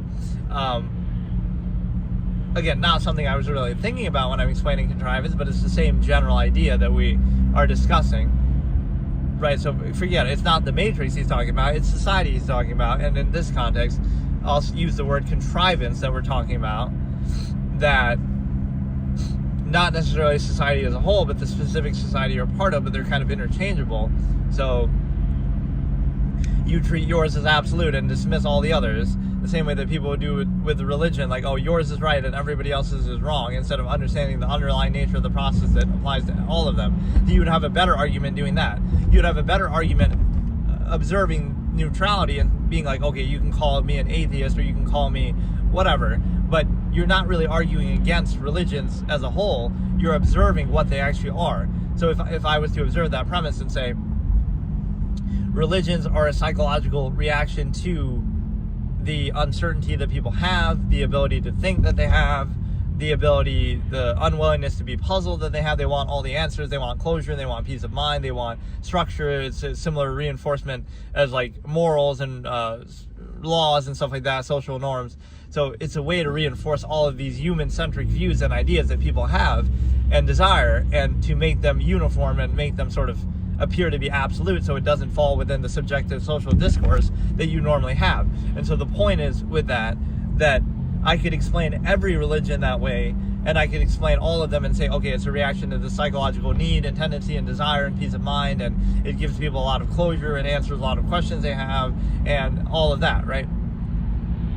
So they all serve the same purpose and exist for the same reason that I just described. That doesn't mean they're true or absolute, but that's what it explains. So what I'm saying is, you would have a better way of observing that objectively, that, okay, it's a reaction to a psychological need and the human ego and the human desire to control everything, or whatever, to control people and stuff like that, and create kind of moral order and stuff like that, right? That would be the reason why it exists, right? And it's a direct reaction if you want to look at it from from nature's standpoint. Why do we have these religions but animals don't, right? And it's because we can think for ourselves. And so our greater self-awareness and intelligence leads to a lot of things, but one of those things it leads to is the fact that, okay, we will be very narcissistic and egotistical and think the whole world revolves around us, right? And so therefore we create a religion that indicates this. And so that would be the reason we could explain. So I could explain every religion that way. So I don't have to take sides with the specific one, or even argue that they shouldn't exist. It's just that they're not absolute or true, or it's not like one or the other. But if you believed in a specific religion, the burden of proof would be greater, because now you have to answer all the questions about creation and everything like that, whereas I could just say, okay, I don't know, I don't have all the answers. And if we had this conversation thousands of years ago, I would have even less scientific evidence to try to make a hypothetical incomplete theory like Big Bang Theory or something else. I wouldn't even be able to do that. So I guess I would be wrong then, and you would be right. Now I would be a little bit less, wrong, because, okay, I have more scientific data, but it still can't explain everything. So I guess you would be right. So no matter what, you would be right. And it justifies whatever specific dogma you're saying, even though that would apply to all of them, right? So that's not the question. The question is, are your specifics backed up by something? And they're not, or if they are, then everybody else would say theirs are too. So it's a universal thing. It would apply to every religion and every faith and every belief system ever, if the premise is, you can't explain everything scientifically, which, again, imagine having that conversation thousands of years ago, how stupid that would be. Like, it's 100 AD, and now, I don't have any, scientific explanation, so therefore you must be right. Everything you say is right. That would apply to all of them, right? That doesn't make a specific case. But that's what it means, is like, if you believe in one specific religion, then you would, this is what I do with my thought process too in the long form postulate. Everybody, you might have heard this similar kind of conversation 1,000 times. But, it's to try to get to a conclusion. So it's not about me, it's not about a specific case, it's not about anything like that. It's about, let's observe it objectively and through a long form postulate, and address every sort of counter and rebuttal and devil's advocate kind of thing. And so therefore we get to a proper conclusion.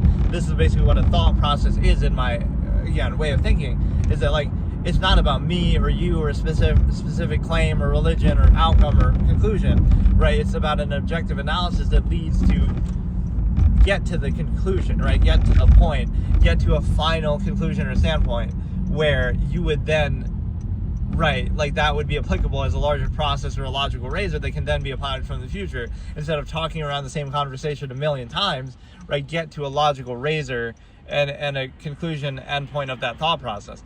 And so, again, the two sides of this would be simply the fact that it would be more logical or more natural to objectively observe that, okay, all religions fit in the same box of a psychological need that people have, instead of trying to argue for a specific one. Because if you try to argue for a specific one, then you have to argue against every single other one and say, well, they're all wrong. But even though they share similarities and appeal to kind of the same similar things and needs and desires that people have, you would understand that that's the trap it puts you in, right? This is the same thing with, like, society or specific contrived state. you have to censor reality itself and frame your whole worldview and everything you see to try to reinforce the specific society you're in or lifestyle or culture. So it doesn't mean they're absolute. It just means you can't think about or consider anything that would contradict it, or anything you do you would label or dismiss. So it's kind of it's a cognitive dissonance inducing thing where you have to censor reality itself. And what that also means is the fact that, again, somebody who isn't religious would not have to argue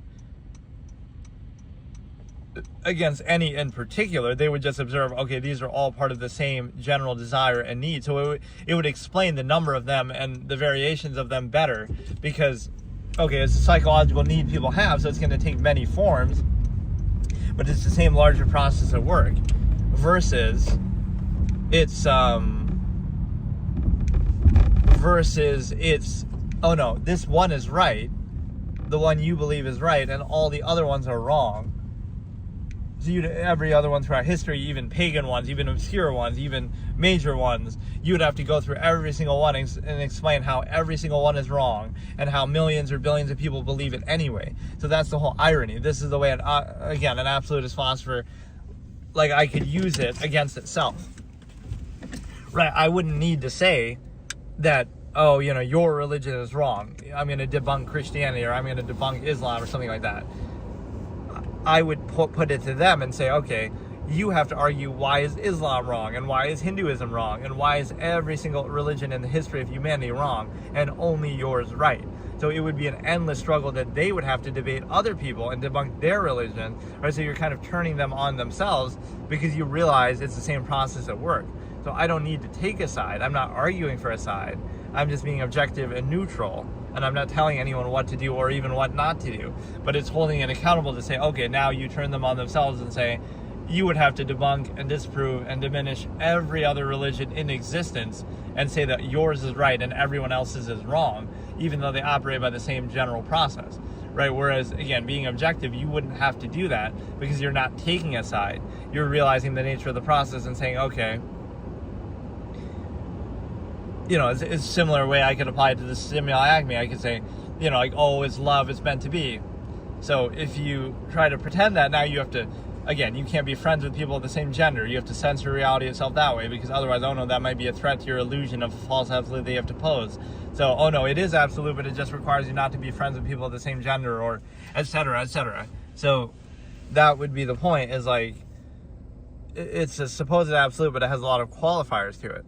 So let me do this, and then I guess I really didn't talk about, he's just not that into you at all, but let me try to do my own phrasing of I already reacted to it, so let me, in my own phrasing, how would I have described this that would be kind of similar, right? Right now, even as we speak, even as you listen to me now, we're all part of a contrivance state that we were indoctrinated into from birth, that we're part of every day, right? It's called society, it's called contrivance, right? We're all indoctrinated to contrivance. And so we're all part of that, right now. So it would be difficult for us to see that clearly. I'll quote the Truman Show, right? Like, people accept the reality they've been presented with, or, again, they're kind of controlled by the process that created them, so it's hard for them to look past that. So they treat it as absolute and defend it, because they associate it with their own identity, instead of being objective and saying, okay, I didn't choose to be born, I didn't choose my name, I didn't choose the specific society or time period or technology or parents or anything. You didn't choose any of that. Now you're old enough to think for yourself, and you could either cling to that and insist upon it and associate your identity with it and limit yourself, or you could be free and realize, okay, I could still choose some of those things if I want, or none of them, or all of them, but let me be objective and what I call self-actualizing from an inherent base state, go back to a neutral state, and then decide for yourself, okay, based on this standard or this preference that you decide and you choose and you have, right, rather than letting it be chosen for you, right? So be objective and then decide and pick for yourself, instead of fitting into what's already chosen and set in stone for you. That's kind of what normalcy would be like, or sanity even, is like, oh, just go along mindlessly with whatever's set in place for you that you didn't choose, that you didn't think about, that you didn't have a choice. So no matter what era you live in, you'll just mindlessly go along with it, and the majority of people will, and that seems like a positive thing.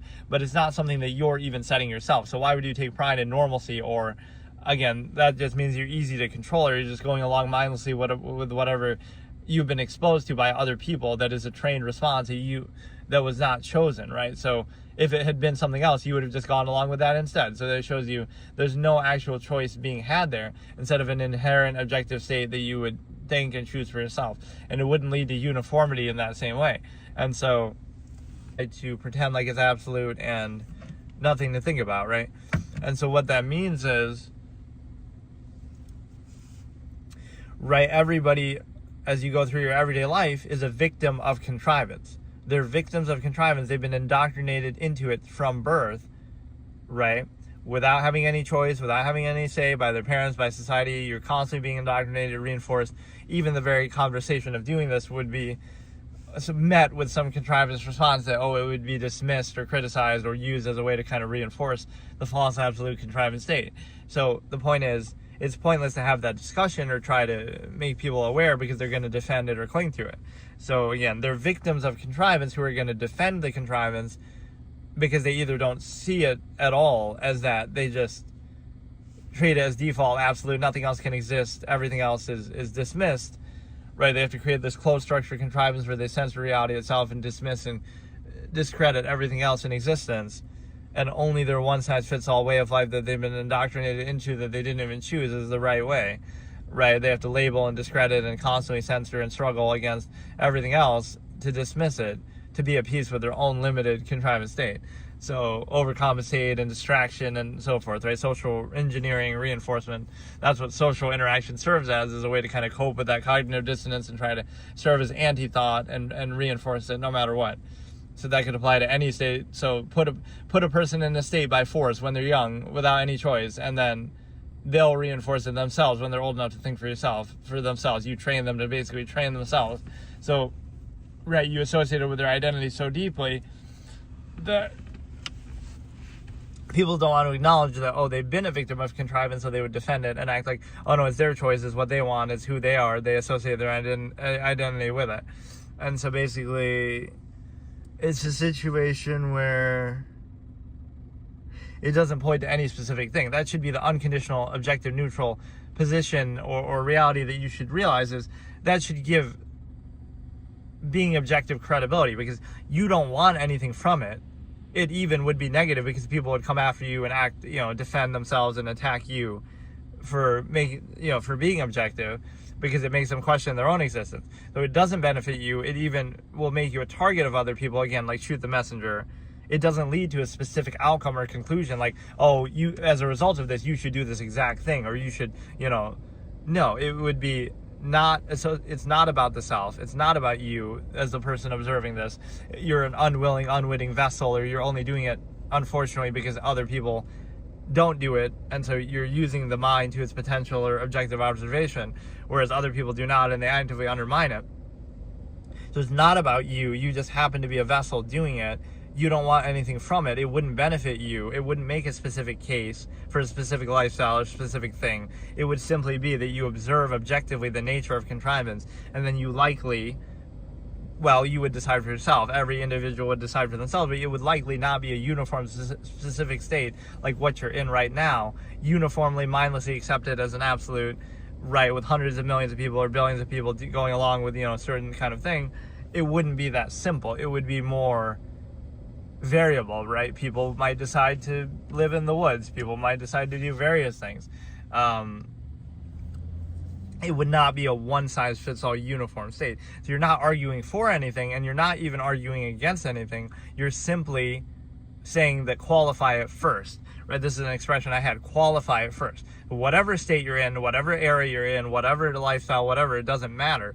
Think about it fully, objectively, completely, all the time. Be self-aware, hold it accountable. And then if you decide to stick with it, fine. But you realize part of the contrivance state is the necessity to not think about it, to actively dumb down thinking, to drink and smoke or use drugs or substances, dumb yourself down, and to distract yourself, polyfavoritism, entertainment, escapism, and to be constantly socially counter thought through social contrivance, anti-thought, and undermine it at every turn, and condemn thought, and use drugs and prescriptions and all these things to distract and undermine thought that are necessary. So because that's necessary, it would reinforce any state then that you're in, because that makes up the framework of you're not addressing something and coming to a conclusion, you're bypassing that. You're saying, well, you could accept anything then if you just actively created the structure of constantly not thinking about it, constantly socially reinforcing it, constantly, being indoctrinated to it, accountable to it, reinforcement, bypassing critical thinking, dumbing your senses down. With that framework, sure, you could reinforce your current state or almost any state, right? Because you're not choosing it and it's not a result of thought and reason. And right, so you're not qualifying it, you're simply bypassing and reacting to it. So again, we're all victims of contrivance, we've been all influenced by it. Doesn't mean it's good, doesn't mean it's bad, it means you've all been exposed to it. So we could relate to one another in our shared experiences to things we didn't choose and associate our identity with it and dignificantly insist upon it. Or we could be aware of it and now we choose for ourselves, self-actualize from an inherent base state, define your own measure, standard, what you value, what you want, certain criteria, right? And then who knows, it might lead to the exact same situation you're in right now, but it's highly unlikely because you were looking at the variable nature of the human mind, the infinite objective mind, right? Self-actualization, we're looking at it's very unlikely it would lead to that uniform state, but you pretend to desire it as necessary, as absolute, false, absolute default, right? So you skip a generation, you don't have children, you don't preserve the stimuli acme, and you can choose for yourself, instead of this, we're forced into it or pressured into it, but only because the previous generation chose it or created it, didn't really choose it either, but created it and reinforced it mindlessly. So that's what the absolutist generation would do if there was such a thing. You would not preserve the stimuli acme and then decide for yourself that everything is deliberate and allow people to do the same when they're children and so forth. So you would sacrifice the raw number of people for a more deliberate, self-aware, more full existence, right? You would sacrifice the quantity of life for not even quality, but for the fullness of thought and experience. Everybody who lives is going to be able to be fully free in their mind and decide for themselves what to do. Otherwise, don't bother. But people are half-ass hedonists, can't control themselves, right? They don't vouch for the state. They're not credible. They just mindlessly go along with it forever, and they'll never qualify it. So it's not about the self, it's about the process by which the self is already subject to things that have already been established, that they had no control over, that they've been exposed to and influenced. Okay, normally I never do second parts to these, but something really stupid happened. So it's 30 degrees out, it's still winter, it's in New York State, but somehow my iPhone was overheating. You could say that's just from running, streaming and using it, but it was overheating and it wouldn't let me use it. It said temperature has to cool down before you can use it. So it was still on, but it wouldn't let me interact with it, or I couldn't tell whether it was streaming or not. So I disconnected the internet to make sure it stopped. But it just says temperature needs to cool down before you can use the iPhone. And it had gotten too hot because it's sitting in the sun, but it's 30 degrees out. It's 30 degrees, right? It's still winter. There's snow outside, but the sun, I guess, is so strong that it was getting hot. That combined with obviously the use of it, maybe, but that's going to be kind of odd. Maybe if you're driving it's better. I put the AC on, but it's not really that hot, so that was a very odd, bizarre thing. Read that it's in winter and it's causing it to crash with the sun. So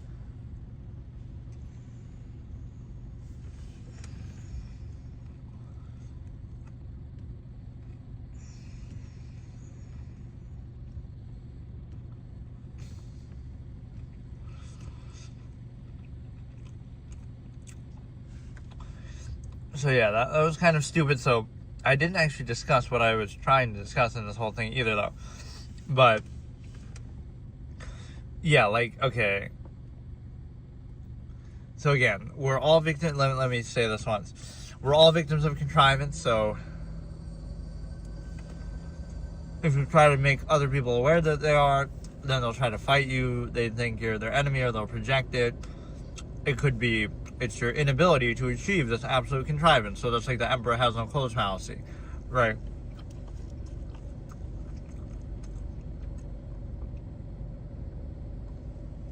They'll label you oh, you just don't get it, or oh, you have this condition, or oh, whatever, right? Like a modern witch hunt, weaponization of supposed psychology and so forth.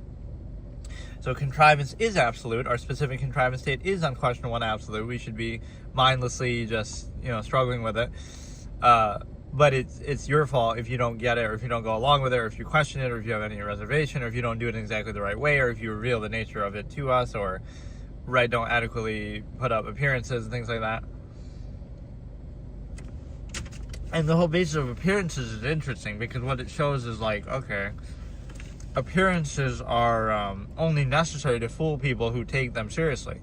Like, you're aware of the process, they're aware of the process. So why do appearances matter? Oh, they're presenting this appearance to me to make me think a certain thing, regardless of what is true or not. It could be similar to that, it could be different, it could be anything.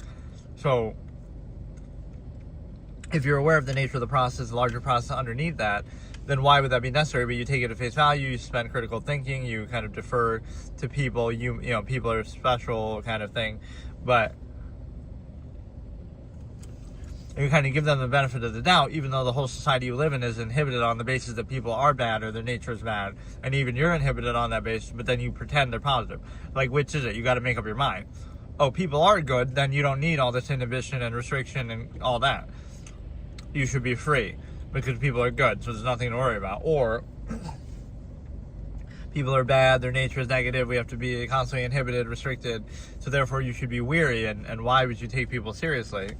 Because the whole base of your society, see, that premise folds on itself because it relies that people are bad inherently, so we have to be restrained in every single way. But it also pretends that people are good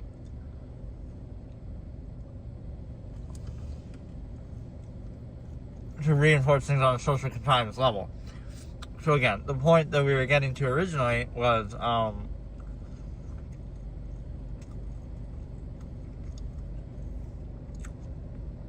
this is basically the definition of objectivity. You're always going to be created by a contrivance state. You're always going to be a victim of contrivance. You're always going to be indoctrinated. So if you go along with that, you would go along with anything. So no matter what area you're in, right, you can self-actualize from an inherent base state. You can be objective about it. So what it means is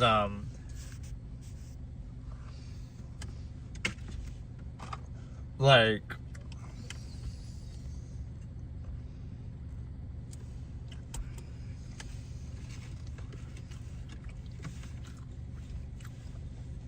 or like, yeah, even the pursuit of like, all you're trying to do your whole life, like I could write a character like this, you're just trying to be free of contrivance. You don't really want anything, but you're always controlled by things you don't need, or which is still your own fault and your own weakness, but like you're always controlled and you're always inhibited. Like, what is it this person wants? What did they, all these things will be framed in false duality. You're trying to do this, you're trying to prove that, like an ego appeal to control you. You just wanted to be free. You just wanted to be, you know, not inhibited by contrivance, unqualified contrivance. It was a trade-off. It's an insidious thing. Like, oh, you get all these conveniences, like the food I'm eating right now or whatever. Use that, your weak physical body, to control you.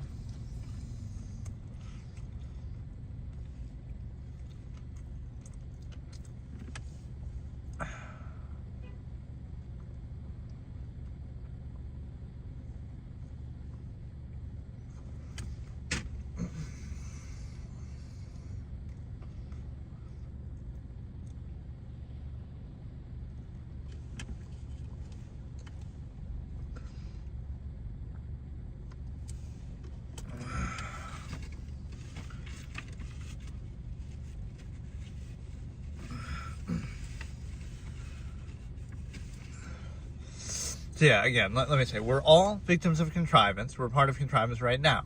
We're indoctrinated into it before we can think for ourselves, so we're kind of, again, we're victims of it, and everyone else is too. But they're so deeply victims of it that we take that for granted. We kind of just give that a free pass. That's somehow a good thing. We euphemize it. And again, it's not about whether it's positive or negative. We'll kind of look at the overcompensations. It's okay to indoctrinate a child in youth before they can think for themselves if you give them adequate overcompensations, right? Give them toys and this and that. That's not the question. The question is, are you qualified to do that in the first place? What gives you the right to do that, especially within a specific contrivance state? You in your own life where you lack credibility and certainty and you're just, you know, there's no like grand absolute. You just had kids because you're just animals and you're engaging in hedonistic acts. Like, there's no special meaning to it, similar to the origin point of like the existence and reality. There is no God, there is no special thing, right? Just like, oh, when you have kids, there is no special meaning. You're just a couple of animals doing what animals do. right, that's fine, but there's no special meaning to it. So what gives you any certain credibility in your society that you yourself are unsure of and still struggling with, and, you know, there's no special meaning. So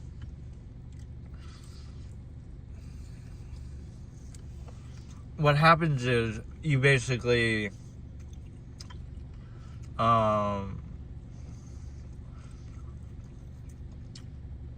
we're all victims of contrivance. If you try to free people from contrivance or make them aware of it, they'll fight you because they associate their identity with it, right? They are proud of it, so that's what social contrivance and gratification is. It's like nothing is impressive anyway. It's just a zero-sum process. Self-interest, you can do it more or less efficiently. But gratification comes, oh, look at how, you know, hardworking or this or that. It's like well, you only need to do that because you desire more possession, so you're more materialistic, so it's not really impressive. Or you could be a minimalist, you could require less. Or, you know, it's a zero-sum process, so it really doesn't matter. It's all for your own zero-sum self-interest anyway. Or, you know,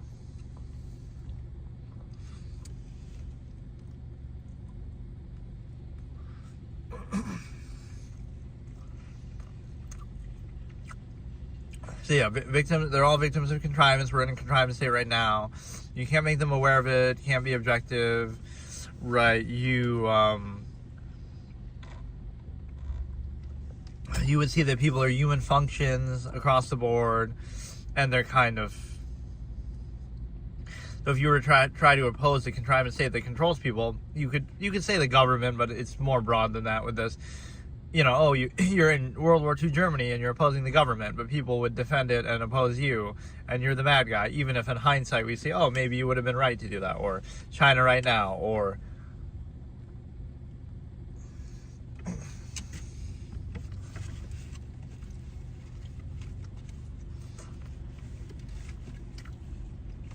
again, any society, any era, any circumstance. So what it means is you would defend anything, you would go along with anything mindlessly. And beyond that, you also have the understanding that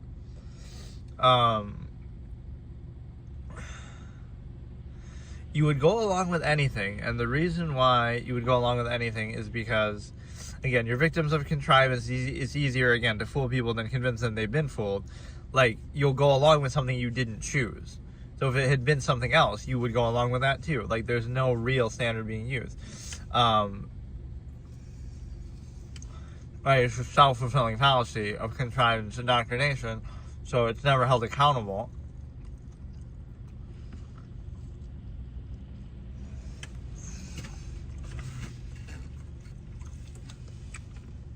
But the other aspect, again, so we're all victims of contrivance, we're surrounded by victims of contrivance, we're in a contrivance state right now, and if you try to tear that contrivance down or free people of it or make them even aware of it, you're the enemy, you'll be attacked, right? Because they would rather live the illusion that, oh, it's absolute, it's meant to be, it's perfect. They don't want to question anything. So you can't reveal it to them directly. So if you were to try to combat the contrivance state, again, with a bunch of human functions all around, you would have a situation where it's, again, the framing is, it's all about zero-sum sustenance, but it turns into overcompensation. Like, oh, how well can we overcompensate for this contrivance state that's unqualified instead of qualifying it in the first place? So you wouldn't, then you may not feel the same such need. Right, so, and it kind of questions it right there. Why do you need to overcompensate for it if it's such a sound, perfect process? But also,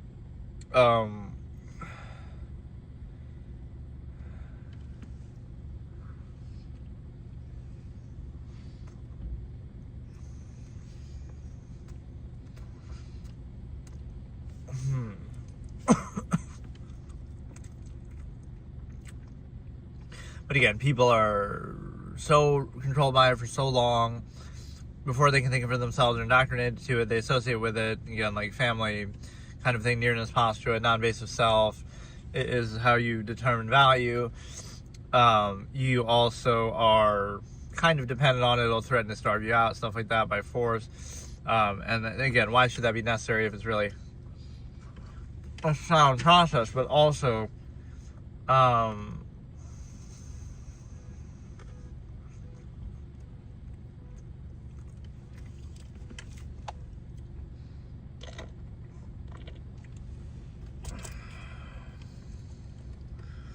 you're also in a position to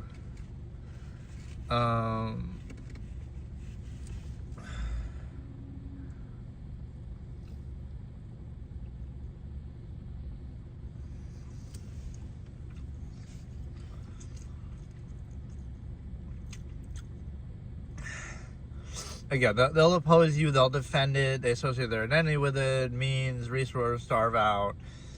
Never mind that it could be interchangeable. Like, you can still have those things without that specific system, but you just kind of, it's a form of laziness and just accepting. And so at the very least, you'd hold it accountable constantly and never be at peace with it, but people kind of constantly complain about it, but maybe they don't realize the extent to which they actively self-create it. Like, everything you do contributes to the contrivance that you're a part of. You buy a phone, that builds up a big phone company. You use self-checkout. Now you'll lose your job because of that. Right? Everything is self-created. And so,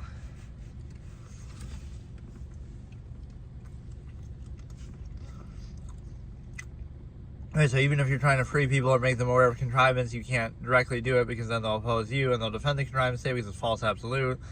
Even though, again, if it was absolute, you should be able to, this is the premise, right?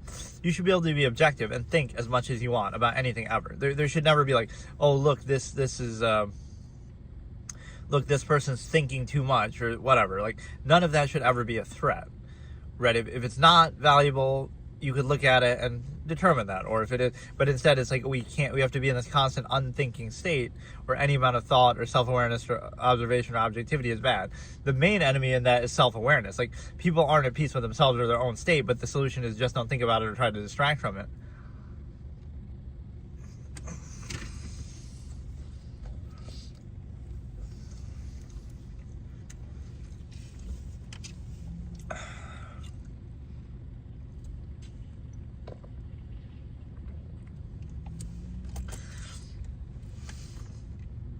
So I really didn't recap the movie at all that I was supposedly trying to talk about. He's just not that into you.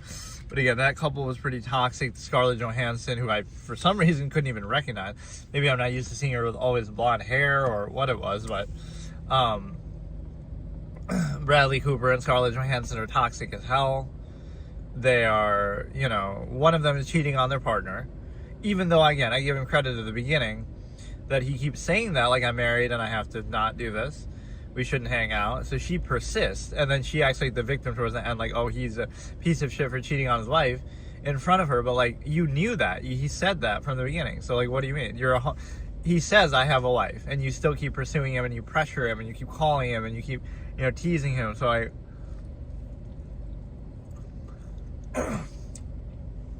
like, he's bad for doing it, no doubt. They're both bad. But I don't understand. Like, he's married, and she's, because it's up to her. Like, okay, he's married. He's just, that's it. He'll go home to his wife and that's it. She has to initiate it. He's not like, you can't just make her do anything. So, and to his credit, he had some resistance to it. His initial reaction was, I have a wife, we better not do this, we better not be friends or talk or whatever. Right, so that would be the end of it. She has to pursue it. So Scarlett Johansson in that movie is completely toxic. And then again, she gets mad. Oh, in the office because they were making out with the wife and stuff. He was making out with the wife. It's like, but you knew that. I mean, you knew that he had a wife. You knew they were together. Like,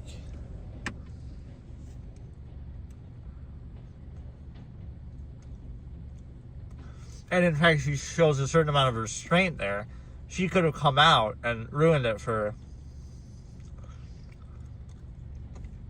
If you were so upset, you should have done that for Jennifer Connelly. But she was nice enough to wait till she was gone and didn't confront her afterwards. Right, Jennifer Connelly never finds out who he cheated with, or really even that he cheated for sure. She gets mad about the smoking.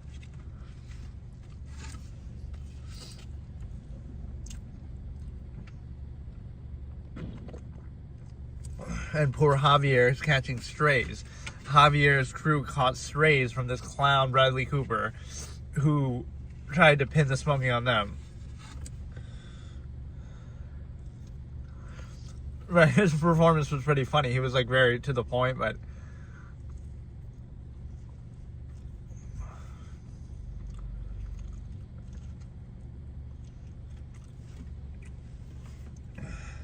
right, like just because your husband's a piece of shit, don't take it out on Javier, dude. But yeah, her acting was very good. Her character, it just kind of stood out to me. There's something, she has like a certain aura that's effective there. It's like something sullen, something depressed, something even outside of the events of the story, right? It's something deeper than that. It precipitates the events. Her father died of lung cancer. Maybe that was a long time ago. Maybe it wasn't. She's even saying she's not fun anymore. So it wasn't about the fact that he's smoking, or it's not about the fact that he's cheating, right? It's actually interesting how that's framed. Her behavior and her demeanor, even from the beginning of the movie, that's almost the cause of it. She's like kind of a little cold, or she's already a little depressed, and she's not super fun. That's the reason why he would feel compelled to cheat. Or that's the reason why. So like, this is where communication, like as a fetish expert from the past, clearly, my most viewed video on this channel is the fetish video. Me explaining like a foot fetish. Like, this is the thing you do in relationships, even though they are artificial and contrived, and I wouldn't necessarily recommend a uniform monogamous society to force that on people, because it's not natural at all. Not a one-size-fits-all, but it's a good construct to control people, so I get why it's propagandized in such a way. But the point is, if you are going to be in a contrived state like that, then at least do this. Be very communicative, because what are you going to do? It's artificial. You have to constantly uphold and contrive it.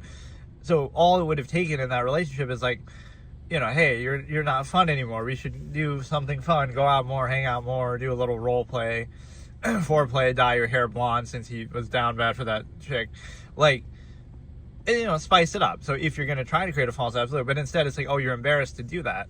So you're embarrassed to do it, but then that leads to worse things later. Like, same thing like with Jennifer Aniston's character. It's like all these apprehensive women who are maybe, with all due respect, used to being coddled or privileged in society, and oh, they won't take the initiative, and oh, they expect. No, like at some point, she wants to be married, but oh, she waited. After 2 years, she waited 5 more years. You wait 5 years to mention it, right? When you supposedly want to get married. It's like, maybe that's your fault. Maybe you should have mentioned it. Like,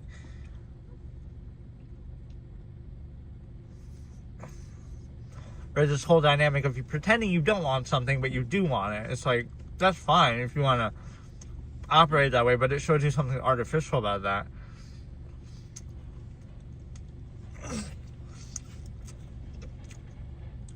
But that couple wasn't toxic at all, right? Jennifer Aniston, because that guy was just a good guy, and then she overreacted a bit to breaking up, but, you know, that's kind of her fault, because, again, you got to bring it up earlier. I mean,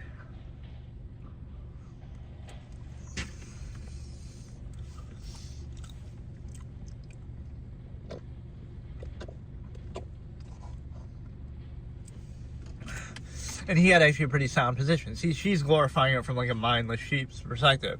Like, oh, marriage is this thing in society and we have to go along with it. He actually had some pretty strong, you know, position on it. Not about whether you're right or not, but that he's at least giving a good explanation. She's just like, oh, we should get married just because society tells us to and we're mindless sheep. He's thinking, oh, no, it's just a construct. It's made up. It doesn't matter. Right, so it's like the long-form postulate versus just initial mindedness. You don't even know what it is you want or why you want it. You just treat it as absolute, indignantly insist upon it. Versus somebody who actually uses their brain and has a position on something that'll sometimes be mocked and ridiculed. Like, oh, that's kind of alienates people who are mindless sheep. But wouldn't that have more credibility? So you don't want to think, and you even mock and ridicule the idea of thinking. And you just mindlessly go along with whatever's in front of you because, oh, thinking is hard. Versus somebody who does have a nuanced, well-thought-out position. That doesn't mean they're right. It just means they have more credibility. Because they've actually thought about it.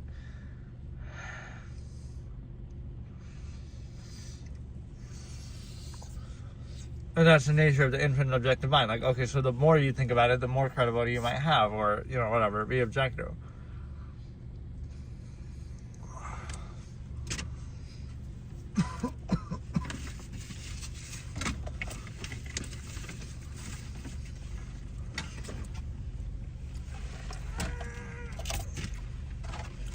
one couple I didn't care about at all with the whole Facebook and shit. I didn't even understand that plot line. Either they didn't have any screen time, or I just wasn't interested in it at all, or both. And then,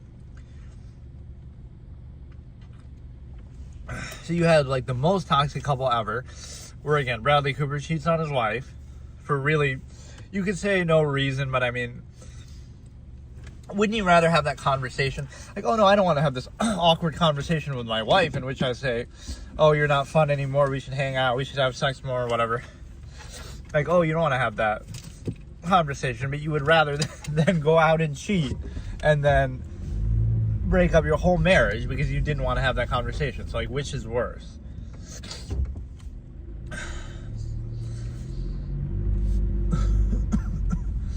Right, so you would have rather had that, and then maybe the conclusion is, you know what, it's not working out, we're going to break up. But yeah, I love that. The Stimuli Acme, bypassing thought, like all this conflict, all these fights, like, oh, why not just be direct about it? You can't be direct because you can't be honest with yourself about it, because you yourself are being controlled by it too.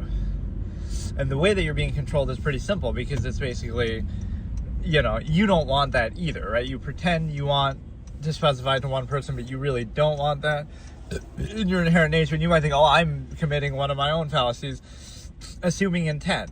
But it's kind of more the nature of the process, right? You can do that if you want, but it's not uniform. So when I say you, I mean like the average person in society. There's no such thing that says out of 8 billion people on the planet, all of them want to be with one person in a monogamous relationship. There's no such, you cannot do that, right? There's so much variation. They might not be interested in sex at all. They never want to have sex. They don't care about sex. Or they might just sleep around with a bunch of random people. Like, it's impossible to uniformly say that. So it's the pressure of society, right? It's not even a fault of the individual. It's just like, that's, if people are consensually doing that, right, what can you say about that? Like,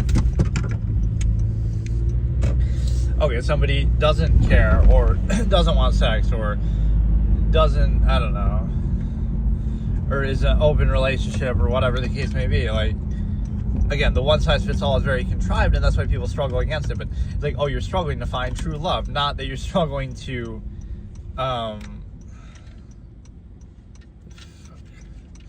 not that you're struggling to create like this illusion of something that isn't actually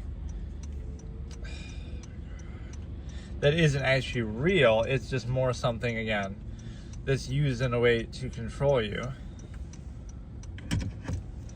Right, like it's easier to organize society that way, or it's easier to create a family system that way, or whatever it is, but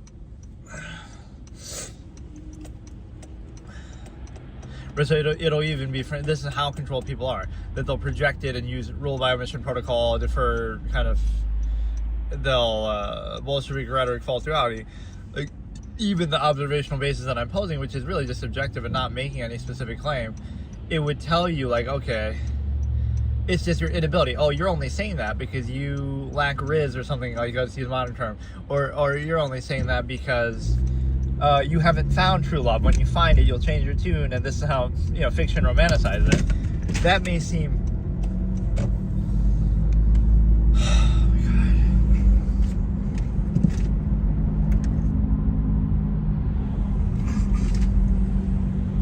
God, that may seem to have value to it, but there's something missing with that equation. And what's missing is, what if somebody's asexual? They're not, they just aren't attracted to people.